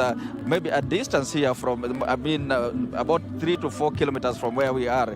This is Opoda Farm, Raila's home, but the where he will be interned, or rather where he will be buried next to his mother, that is far at Kango Kajaramogi. And Oburu was specific, actually, when he explained to the locals here the itinerary that, or rather the standards that will be followed until the interment of Raila Odinga. The locals here demanded to know why the hurry, why this thing has to be hurried, why Raila has to be buried so fast. And he was so quick to point out that everything is being done according to the will of Raila Odinga himself. He had stated that upon his death, he would have wished to be buried within 72 hours. And ideally, that would have been on Saturday. But then Oburu was categorical, and he said, since Raila died away from home, now the 72 hours was, the count to the 72 hours was started when Raila's body touched down at the Jomo Kenyatta International Airport,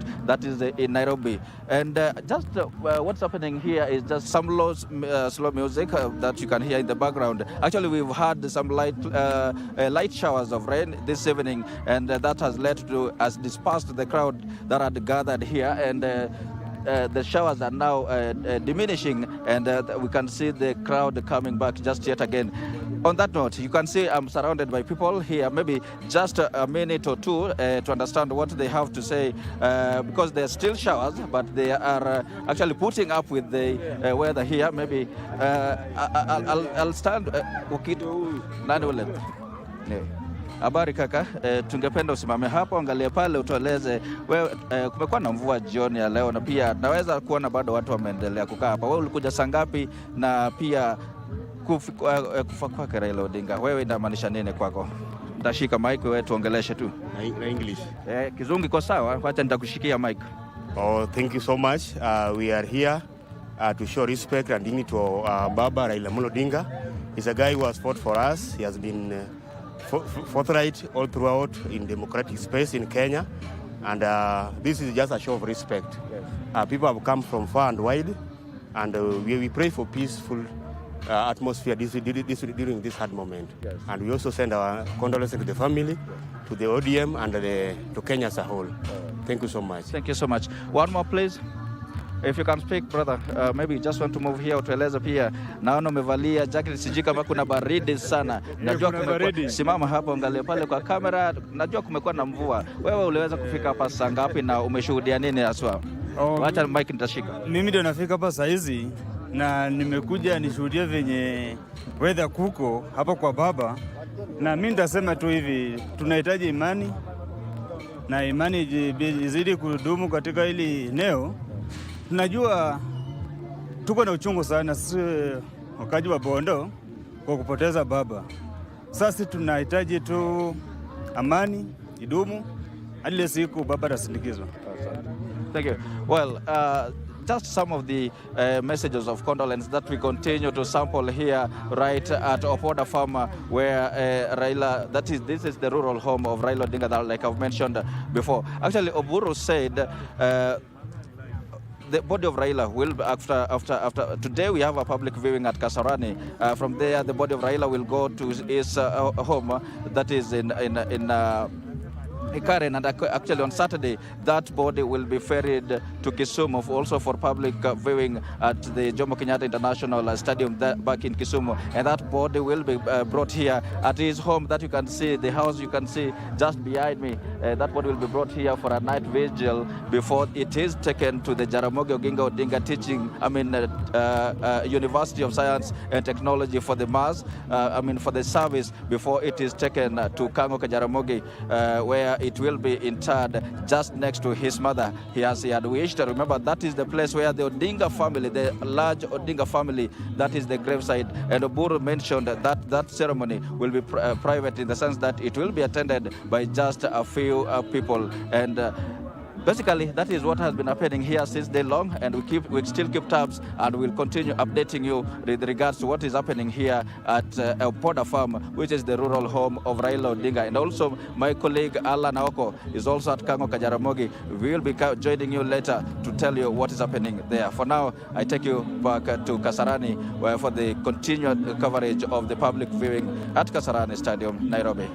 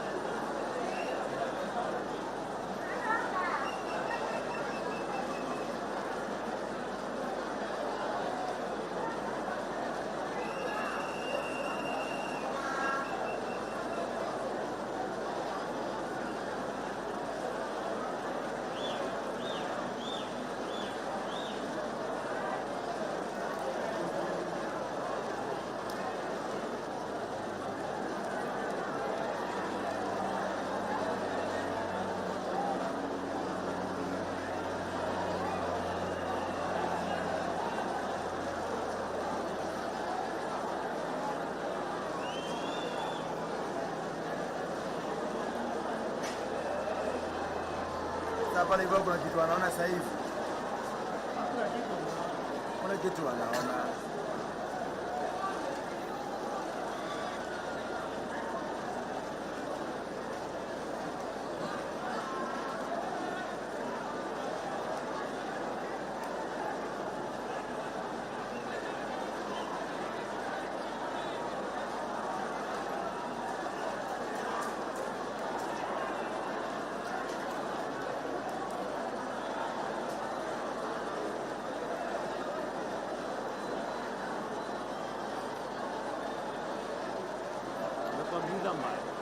Sasa yule mtu wenu alikufa pale mmejua? Yaani kulikuwa moja.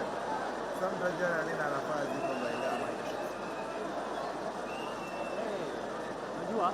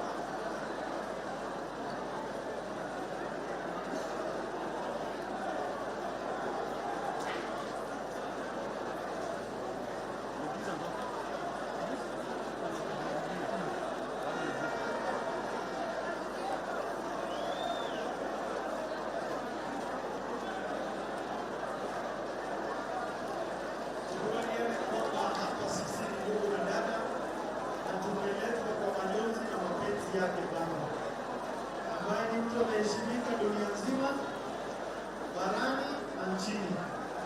Kwa hivyo tukikaa hapa tukumbuke heshima hiyo.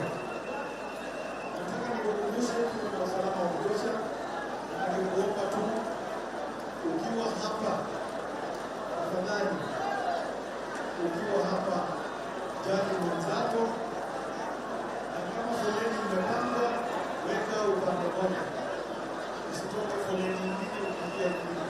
Na tukimaliza ni moja kwa moja hadi nyumbani, ili na sisi vile vile tuweze kupata nafasi ya kurudi kesho na kuendelea na shughuli hizi. Asante sana wananchi wapendwa, asanteni kwa mapenzi makubwa.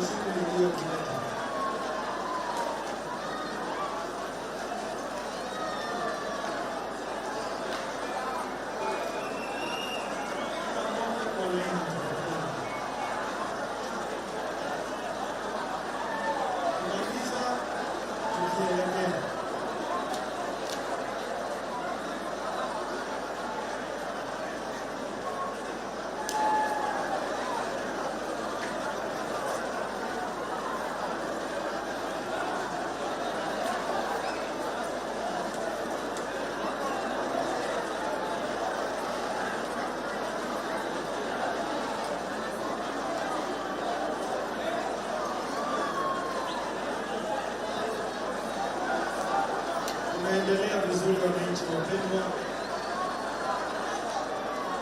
Muda tutakuwa tumemaliza shughuli hii. Ninakukumbusha tu kwamba kesho ni siku rasmi ya shughuli hii ya Wakenya kutoka pande zote na wageni kutoka taifa mbalimbali.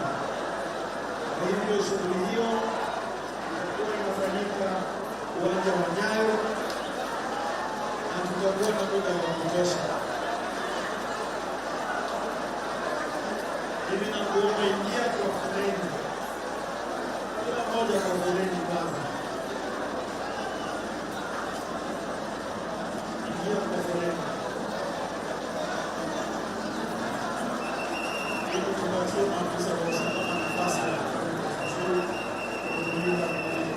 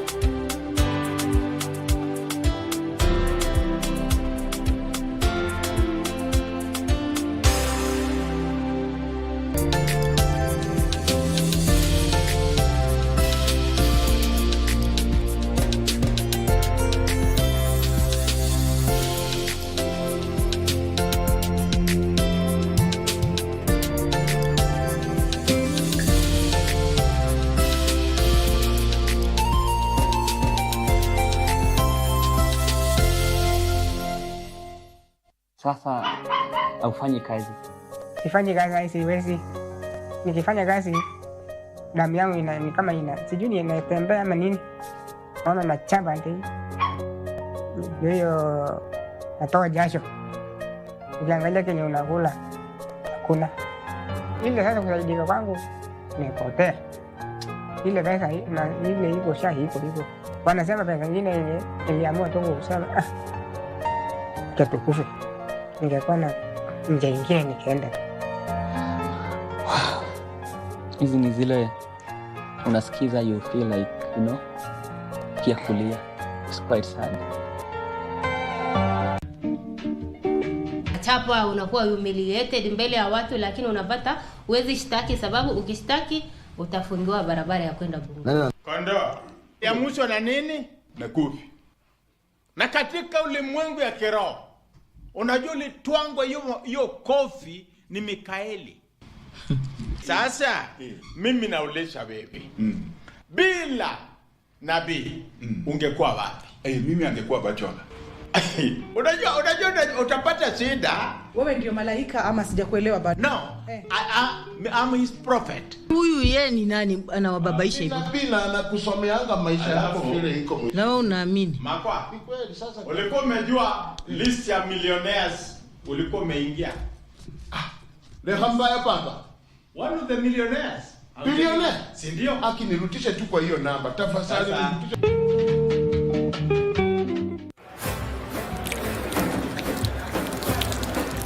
Katika Qur'an tukufu Allah Subhanahu wa Ta'ala anatuamuru tukumbushane, kwani kukumbushana kunawafaa waumini. Kwa mujibu wa hadithi, Mtume Muhammad sallallahu alaihi wasallam anatushauri tueneze ujumbe wake angalau kwa aya moja. Basi tunatia ari kufanya ambacho ni jukumu la kila Muislamu, kukumbushana mema na kukatazana maovu. Tunakuletea mawaidha za mashehe, wataalam, maustadh, madrasa,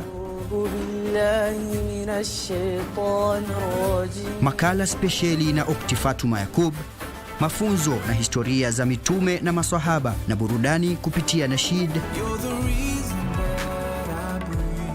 na wasifu za munshid. Tazama ukumbi wa Kiislamu nami Alishe kila Ijumaa saa 9:30 katika KBC Channel 1.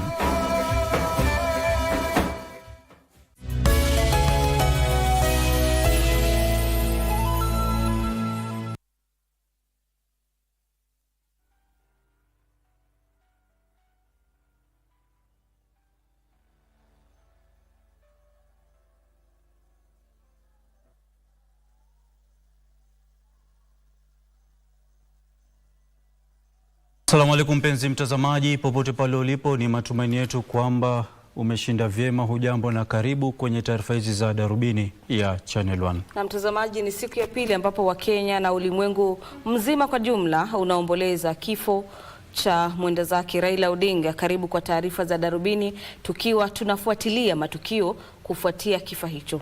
Na mtazamaji, kumbuka kwa hivi sasa kuna shughuli inayoendelea katika uwanja wa Kasarani, ambapo maelfu na maelfu ya Wakenya wamejitokeza kutazama mwili wa mwenda zake Raila Odinga. Kumbuka wakati wote tutakuwa tunakurudisha katika uwanja wa Kasarani, na wewe pia ushuhudie yale yanayoendelea katika uwanja huo.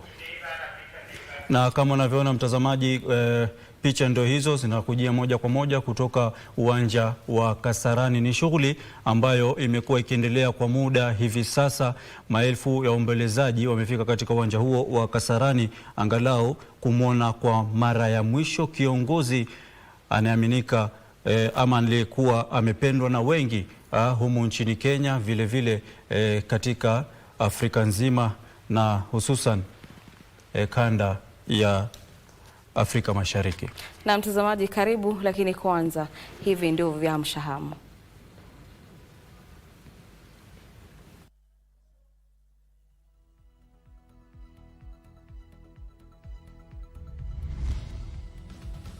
Mwili wa hayati aliyekuwa waziri mkuu Raila Odinga walakiwa kwenye uwanja wa JKIA na viongozi pamoja na waombolezaji.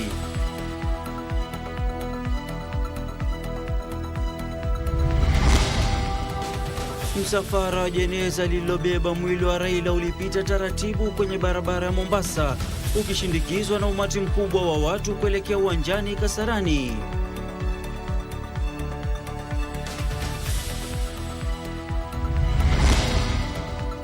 Mipango ya awali ya kupeleka mwili wa hayati Raila Odinga kwenye majengo ya bunge ilisitishwa baada ya umati mkubwa wa watu kuzua vurugu.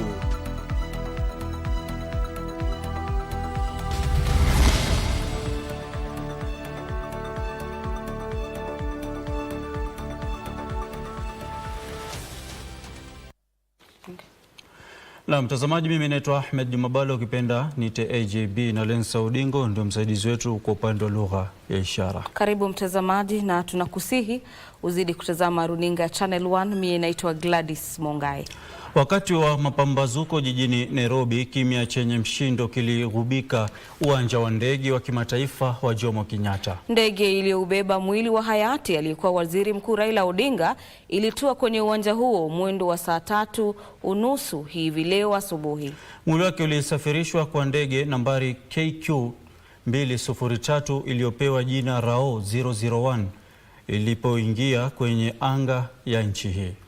Na nje ya eneo la kirais, maelfu ya waombolezaji walikusanyika wakiimba na kuomboleza kumuaga shujaa huyo aliyechukuliwa kuwa mwanzilishi wa demokrasia nchini Kenya. Mapema Alhamisi asubuhi katika uwanja wa ndege wa kimataifa wa Jomo Kenyatta,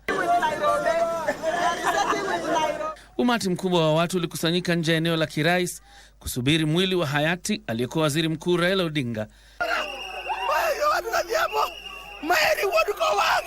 aliaga dunia akipokea matibabu kwenye hospitali moja nchini India.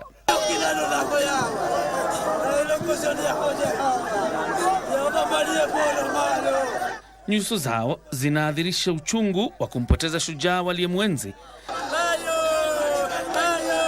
na kumuunga mkono kwa miaka mingi. Kwenye eneo hilo la kirais, vikosi vya ulinzi vya Kenya vilihitimisha mipango ya jinsi ya kuupokea mwili huo.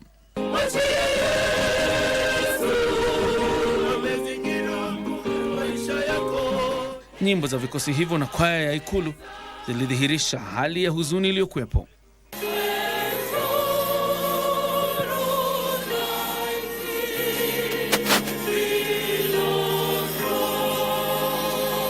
Nje ya lango la eneo hilo, mashirika ya usalama yalijipanga. Muda mfupi baada ya saa 2:30, maelfu ya wafuasi wakawasili.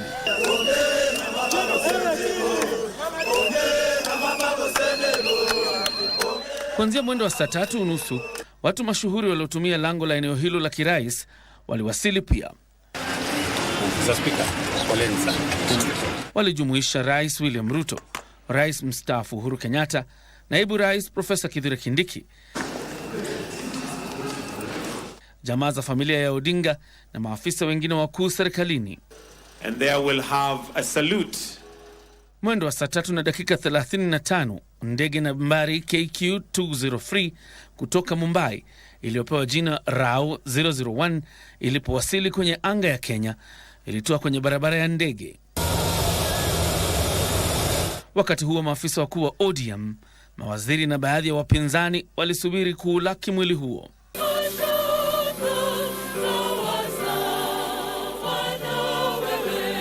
Wahudumu wa shirika la ndege na jeshi waliulaki mwili huo, huku jeshi likifunika jeneza kwa bendera ya Kenya. Kwa upande mwingine wa ndege hiyo, bintiye kitinda mimba wa Raila Odinga, Winnie Odinga, aliyekuwa na kofia ya babake, aliwaongoza maafisa wakuu serikalini na maafisa wa chama walioondoka nchini Jumatano kuelekea India kusaidia kusafirisha mwili huo humu nchini kuondoka kwenye ndege hiyo. Mlinzi wa kibinafsi wa muda mrefu wa Raila, Morris Sogeto, alikuwepo pia akigubikwa na majonzi. Afadhalini, wacha tumalize hii. Ngojeni tumalize hii. Umati wa watu, labda kwa kuchoka kusubiri kwa muda mrefu, ulivuka ukuta wa usalama nje ya eneo hilo la kirais na kufika kwenye barabara ya ndege.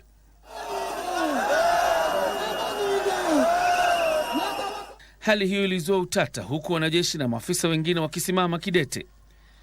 Kile kilichofaa kuwa heshima ya kijeshi kwa afisa wa ngazi za juu katika hafla ya kiserikali kilisitishwa huku wanajeshi wakilinda jeneza lisifikiwe na umati huo. Rais na msafara wake akiwemo mtangulizi wake Uhuru Kenyatta na familia ya Odinga hawakuondoka katika eneo la kirais. Ilibainika baadaye kuwa mipango iliyowekwa awali imetibuka, huku umati huo ukiingia kwenye barabara ya ndege na kuvuruga hafla hiyo. Umati huo ulisindikiza mwili huo hadi nje ya uwanja huo wa ndege. Ilichukua muda wa zaidi ya dakika 45 kuondoka kwenye uwanja huo. Safari ya kuutazama mwili huo ilianza. Nje ya uwanja huo wa ndege, juhudi za naibu rais Kithure Kindiki na seneta Oburu Odinga wanaoongoza kwa pamoja kamati ya kitaifa ya maandalizi ya mazishi pamoja na waziri wa usalama Kipchumba Murkomen kufanikisha usafiri wa haraka wa msafara huo hazikufaulu. We don't take this for granted because this thing has hit us. It has hit us hard and it has hit us right in the heart. Mama na family, tafadhali wafanyie heshima zao za mwisho. So nataka tukubaliane tunaenda uwanja gani na tunaenda njia gani. Waombolezaji walipinga wazo la kwenda bungeni au kwenye uwanja wa Nyayo, wakisema maeneo hayo ni madogo. Lazima tukubaliane. So tusikizane kwanza, relax. Mwenyekiti wa chama cha ODM aliyepia gavana wa Homa Bay Gladys Wanga ndiye aliyefaulu kukomesha sintofahamu alipotangaza kwamba msafara huo utaendelea kwenye uwanja wa kimataifa wa michezo wa Moi Kasarani. Msafara huo uliendelea kwa mwendo wa pole hadi ulipoingia kwenye barabara la expressway kuelekea Kasarani. Kwenye eneo la kirais huko JKIA, rais na msafara wake walisalia humo pamoja na ujumbe uliokuwa India. Binti Odinga alikabidhi kofia ya babake kwa mamake kuashiria mwisho wa enzi na labda mwanzo wa nyingine. John Jacob Kuria, Darubini. Naam, shukran sana JJ kwa kutuchorea taswira halisi ya jinsi ilivyokuwa kuhusiana na shughuli nzima na harakati zote za siku ya leo kukaribisha ama kuupokea mwili wa hayati Raila Odinga. Na mtazamaji, asante sana JJ, pia ameeleza vizuri taswira katika uwanja wa ndege hadi katika uga wa Kasarani, sio? Kulingana na jinsi alivyosema kwamba Gladys Wanga ilibidi aingilie kati na kuarifu umma uliokuwa na mshawasha wa kutaka kumwona Raila Odinga kwamba wangeweza kufanya hivyo katika uwanja wa Kasarani. Lakini mtazamaji, kwa sasa mwelekezi wetu anatuarifu tuende kwa mwenzetu ambaye yuko katika maeneo ya Bondo. Wycliffe, karibu kwenye Darubini siku ya leo. Wakazi wa Bondo wamejiandaa vipi kuhusiana na shughuli ya mazishi ya mwenda zake Raila Odinga?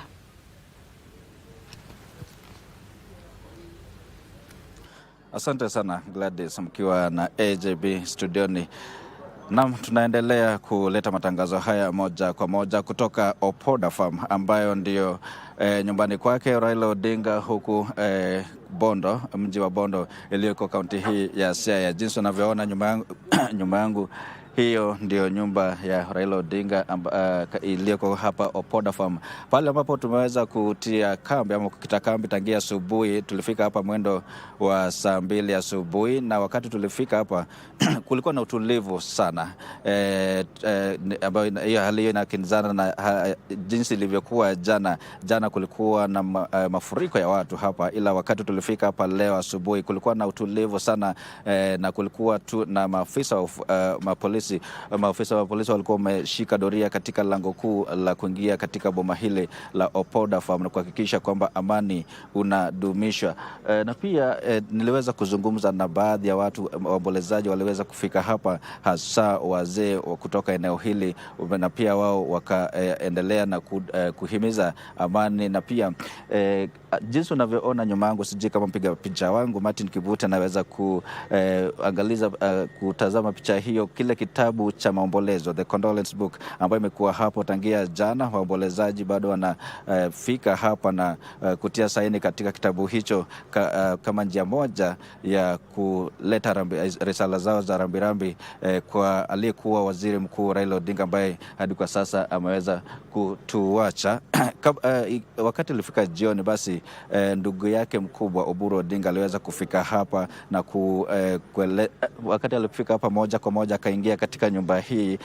Kumbuka mlango huo umesalia kuwa umefungwa tangia jana wakati tuliweza kufika hapa kwa mara ya kwanza, na wakati Oburu alifika hapo ndio tuliona mlango huo ulifunguliwa kwa dakika chache tu, ambao aliingia hapo ndani kwa shughuli kidogo ya maombi. Wakati alitoka nje na kusimama kwa mlango na kuhudumia ama kuongelesha ule umati ambao ulikuwa umefika hapa, ama wale waombolezaji walikuwa hapa wakati huo, akawaongelesha akiwaambia tu mpangilio jinsi ilivyo, wakati mwili wa Raila utatoka Nairobi kuletwa hadi Kisumu, na pia kuweza kufikishwa katika boma hii na kuelekea pale ambapo atazikwa siku ya Jumapili kule kwa babake Kang'o Kajaramogi. Kabla niendelee sana, Gladys, ninaye jamaa mmoja tu ambao, kumbuka kumekuwa na rasharasha hapa jioni, ndio posa unaona kuna utulivu fulani hapa. Pia kuna giza, bado naona mafundi kutoka kampuni la KPLC wakiendelea kushughulikia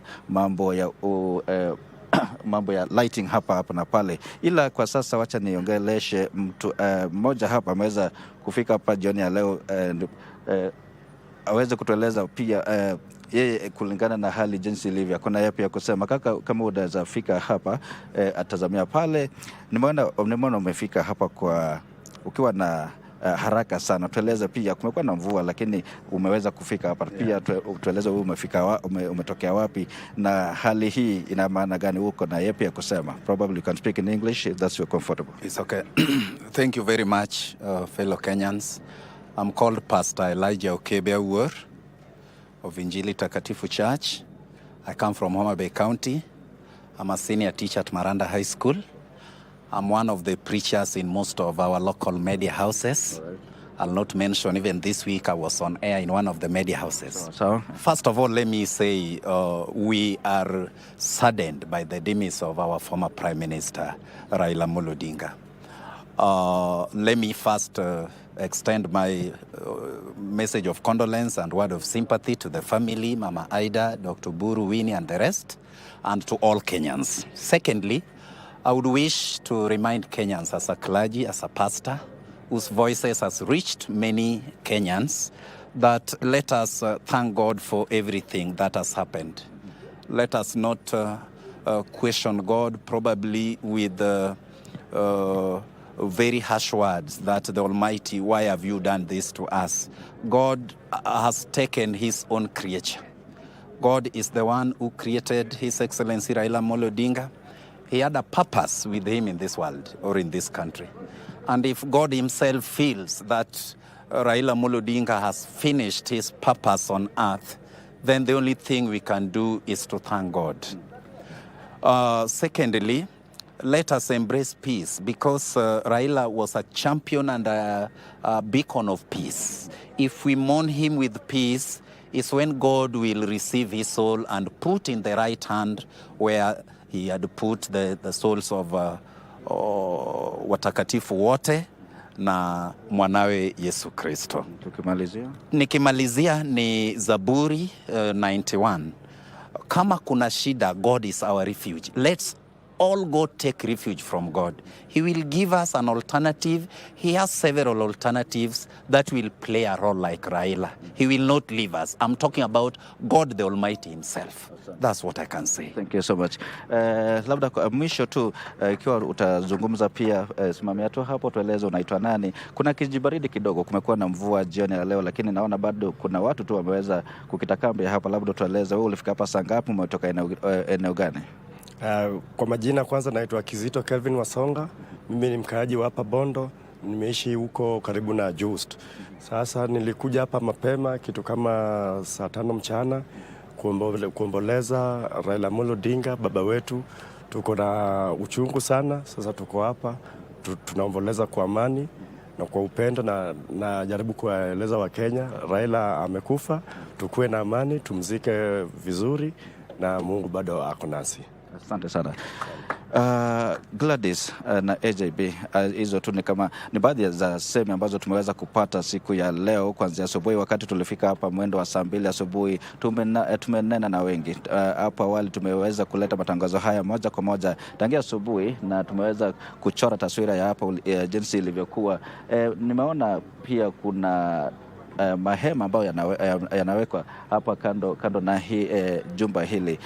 Kumbuka mwili wa Raila Odinga utaletwa hapo kutoka Kisumu siku ya Jumamosi, na hiyo inaashiria kwamba kutakuwa na umati mkubwa hapa usiku huo. Kwa hivyo inabidi basi kuwekwe mahema pande ile, ndiposa watu wengi watakapofika hapa waweze kuelekezwa pande ile nyingine. Kile ambacho pia cha mno cha kusisitiza ni kwamba usalama umeimarishwa pakubwa.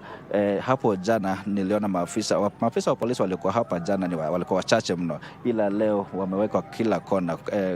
Lango lile kuu kutoka barabarani na pia lango la kuingiza inaingiza watu katika boma hili, maafisa wa polisi wameshika doria hapo. Ila mchana kulikuwa na umati kubwa sana, na umati huo ulilazimisha mpaka wakaingia hapa kwa mayowe tu kama njia moja ya kuonyesha heshima zao kwa aliyekuwa waziri mkuu Raila Odinga. Bado tutaendelea kukagua hapo na pale jinsi hali ilivyo na kuendelea kuwajuza watazamaji wetu kila kipindi tutakacho kipata. Kumbuka Raila atazikwa kule Kang'o ka Jaramogi, na mwanahabari mwenza Alan Naoko alikuwa huko, na pia ikifika mwendo wa saa 3 pia ataweza kujumuika na watazamaji wetu pia atawaeleza nini kilitokea pale, manake Ubura alipotoka hapa alielekea moja kwa moja hadi pale Raila atakapozikwa. Ila kwa sasa wacha nirudishe usukani kwenye studioni AJB na Gladys Mungai. Na Wycliffe Okech, kama labda unatupata kwa haraka sana, tumeona hali ilivyokuwa jijini Nairobi. Ilikuwa shughuli hii ya kutazama mwili fanyike katika maeneo ya bunge, lakini wenyewe wakasema kwamba sehemu ile ni ndogo. Sijui labda katika sehemu ama kaunti ya Kisumu na vile nyumbani kwake huko Bondo wamejipanga vipi. Lakini mtazamaji, inaonekana ni kama Wycliffe tumempoteza, hatuweza kujibu hilo swali kwa hivi sasa. Naarifiwa tupate pumziko fupi. Mtazamaji, tunapumzika kidogo. Matayarisho hayo kabambe zaidi tutapata taarifa mwendo wa saa 3. Kwa sasa tunapunga unyunyu, tukirejea ni taarifa tele, kwa hivyo usikwende mbali.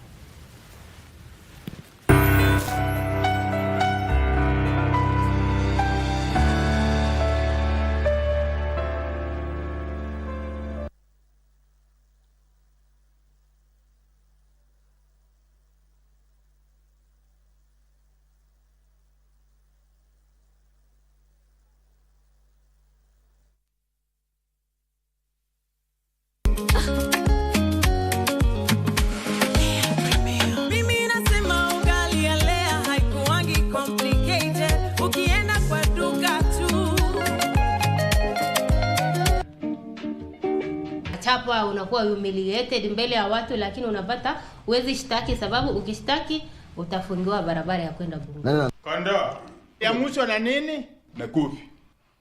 Na katika ulimwengu ya kiroho, unajua litwango hiyo kofi ni Mikaeli. Sasa mimi nauliza wewe, bila nabii ungekuwa wapi? Unabai, unapika, unashiba. Lea Premium Flour, nurturing the world. Available in a store near you.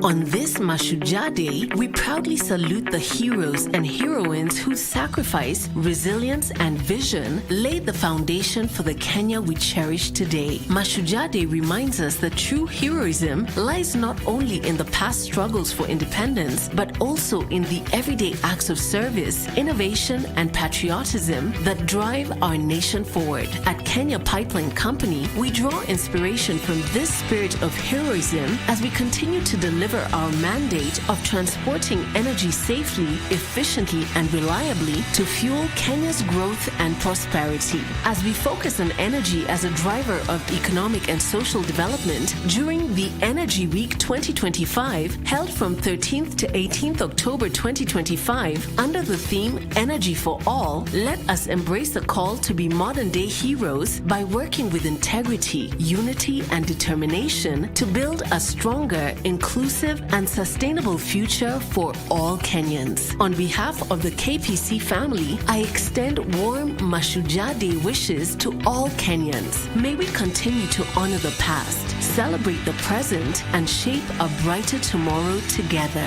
Happy Mashujaa Day.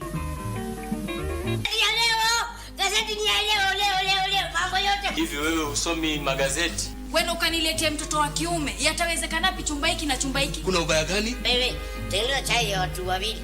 Fanya faster. Huyu ametoka, anasikia njaa, hana bwana, hana mume. Na huyu umesikia mwenyewe amesema hana nini jamaa. Sasa, wewe kuja hapa. Huu mzigo unaachia nani? Nisaidie kwa muda tu. Unaachia nani mzigo? Lazima atatoka ndani ya nyumba, aende akafe mbele. Ni wajibu wako wewe Mkenya kila kukicha kuomba Mungu Kenya iwe vile ilivyo. Na mimi naomba sana.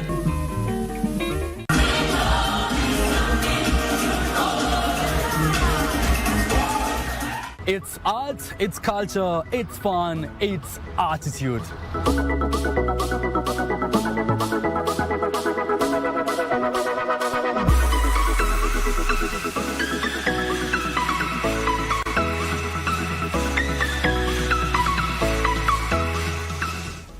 As you can see with me, I have this handkerchief. And is it really a handkerchief or is it? My name is Kevin Kasioki. Please join me each and every Friday at 8 p.m. only on KBC Channel 1.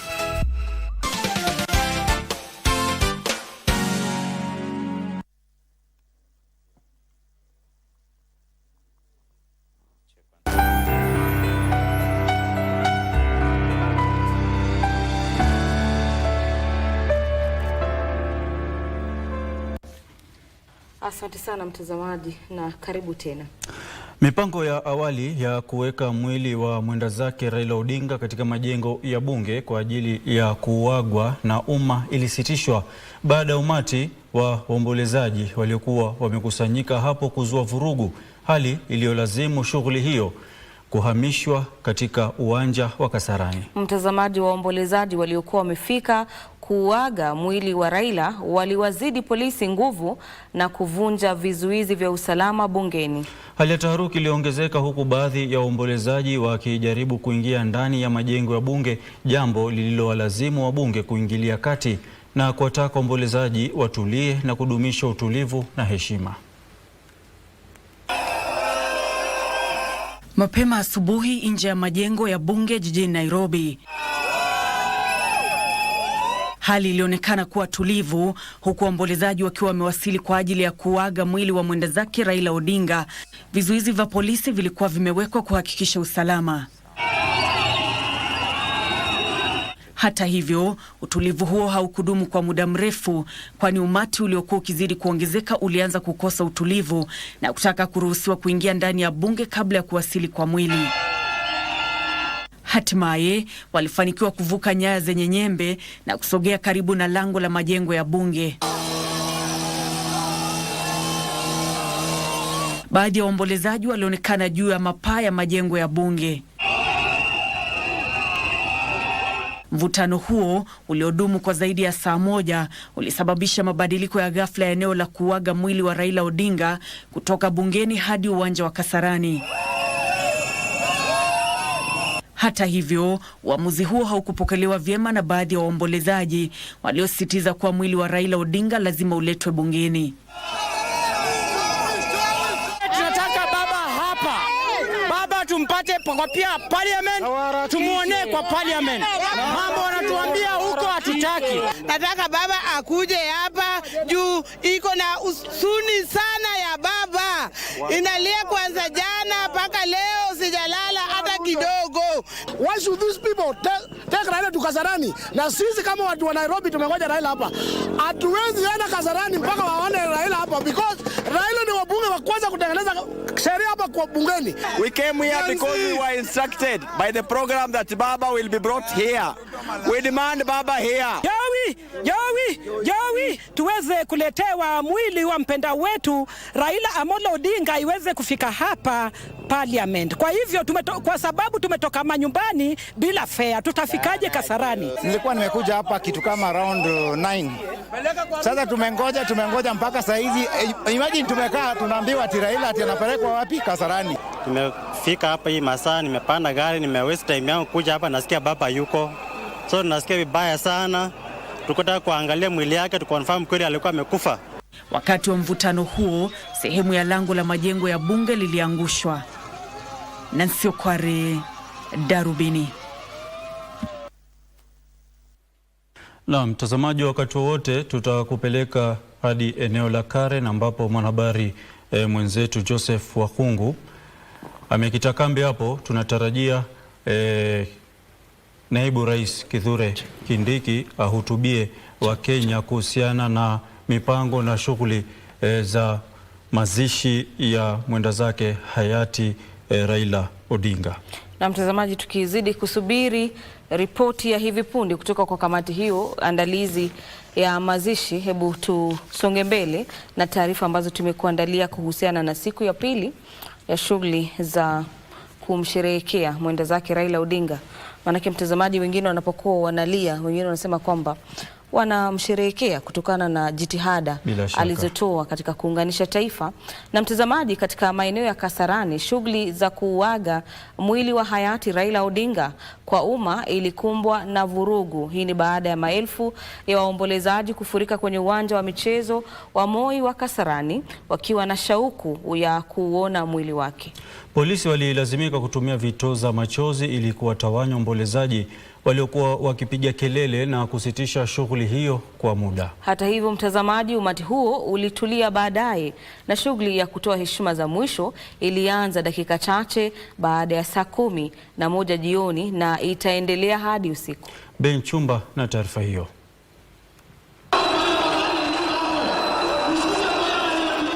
Hii ndo taswira kamili iliyoshuhudiwa katika uwanja wa michezo wa Moi Kasarani. Mamia ya waombolezaji walifurika uwanjani wakitarajia kuaga kwa heshima mwili wa mtu aliyemtambua kama shujaa. Idadi ya watu iliendelea kuongezeka taratibu na kuwa maelfu, kila mmoja akiwa na hamu ya kupata nafasi ya kuona mwili wa mwenda zake Raila. Hata hivyo, hali hiyo iligeuka na kuwa mguni ponye pale waombolezaji waliokuwa wamebeba mabango na matawi walianza kuziba milango ya kuingilia na hivyo kufanya shughuli hiyo kushindwa kuendelea. Licha ya juhudi za kuwatuliza na kuomba waendelee na utaratibu wa shughuli hiyo, wengi hawakuwa tayari kutia agizo hilo, jambo lililowalazimu maafisa usalama kutumia vitoza machozi kuwatawanya.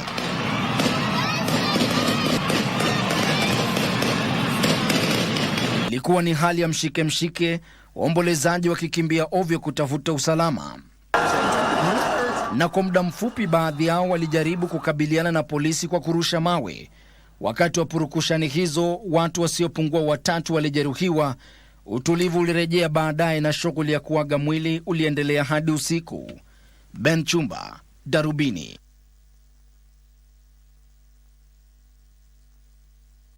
Maelfu ya Wakenya walikusanyika kwenye barabara ya Mombasa na jijini ambako msafara uliobeba mwili wa hayati Raila Odinga ulipita taratibu kabla ya hafla ya kuutazama kwenye uwanja wa Kasarani jijini Nairobi. Msafara huo ukiongozwa na jeshi, jamaa na maafisa wakuu serikalini ulizua majonzi kwenye sehemu hiyo ya kilomita 30, huku Wakenya wakikusanyika kumuaga mtu ambaye walimrejelea kuwa baba. Mwanahabari wetu John Kahiro anatuarifu zaidi kuhusu safari hiyo ya majonzi. Dakika chache kabla ya saa 5 leo asubuhi, msafara wa kijeshi uliobeba mwili wa hayati aliyekuwa waziri mkuu Raila Amolo Odinga uliondoka taratibu kwenye uwanja wa ndege wa kimataifa wa Jomo Kenyatta. Taratibu ukijumuisha waombolezaji, wanajeshi, viongozi wa kisiasa, familia na wafuasi. Msafara huo ulipita kwenye barabara kuu ya Mombasa ukielekea kwenye uwanja wa kimataifa wa michezo wa Moi Kasarani na ili kutazamwa na umma. Safari ya kuelekea Kasarani ilitokana na mabadiliko ya eneo kutoka majengo ya bunge katika juhudi za kushughulikia maelfu ya watu waliotarajiwa kutoa heshima zao za mwisho. Kwenye barabara hiyo ya expressway, maelfu ya waombolezaji walikusanyika, wengi wao wakiwa na matawi, bendera na mabango kumkumbuka hayati shujaa huyo. Na kwa mara ya kwanza barabara hiyo ilifunguliwa kwa umma, huku Wakenya wakitembea, sio kwa maandamano au siasa, ila kwa majonzi na heshima kwa shujaa huyo wa ukombozi wa pili. Msafara huo baadaye uliondoka kwenye barabara ya Mombasa na kuingia kwenye barabara kuu ya Thika Superhighway. Na kwenye uwanja wa Kasarani, uwanja huo ulifurika umati mkubwa wa watu licha ya ilani ya muda mfupi ya kubadilishwa kwa eneo la shughuli hiyo, ukiwa ukumbusho wa uwezo wa Raila Odinga kukusanya umati mkubwa wa watu akiwa kinara wa ODM. Wakibeba mabango na matawi na kuimba nyimbo za huzuni, walisimama tayari kuupokea mwili wa kiongozi huyo wa kisiasa aliyekuwa ishara ya demokrasia na mtu ambaye juhudi zake zilibadilisha hali ya siasa za humu nchini. Nyimbo zilitanda uwanjani humo, nyingi zikiwemo zile za mikutano ya kisiasa ya Odinga na ambazo sasa ni ukumbusho wake. Msafara huo wa umbali wa kilomita 30 uliashiria mwanzo wa heshima za mwisho za kitaifa za mmoja wa viongozi wenye ushawishi mkubwa zaidi katika historia ya Kenya. John Kahiro, Darubini.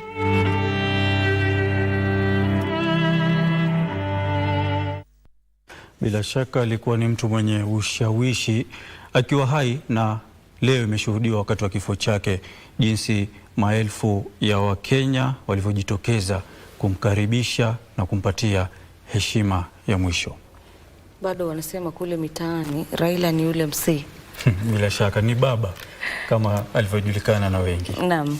Mtazamaji, tuelekee katika bunge la kitaifa ambapo wabunge walisimamisha shughuli zao za kawaida katika kikao maalum cha kumwomboleza marehemu Raila Odinga. Wengi wa wabunge walimtaja kuwa mzalendo, aliamini katika utawala wa sheria, usawa na mtetezi wa wanyonge. Wabunge waliotoa heshima zao kwa hayati Odinga katika kikao hicho maalum cha leo, wakiongozwa na spika wa bunge la kitaifa Moses Wetangula, walielezea kumbukumbu zao za aliyekuwa waziri mkuu Raila. Wetangula aliwataka wabunge hao kuiga mfano Odinga ambaye alisimamia maadili mengi yakiwemo mazungumzo, usawa na ari ya kupigania Kenya iliyo bora. Hizi hapa ni baadhi ya jumbe kutoka kwa heshima kutoka bunge. May the good Lord rest his soul in peace. Honorable Raila Odinga is dead. Long live. Thank you.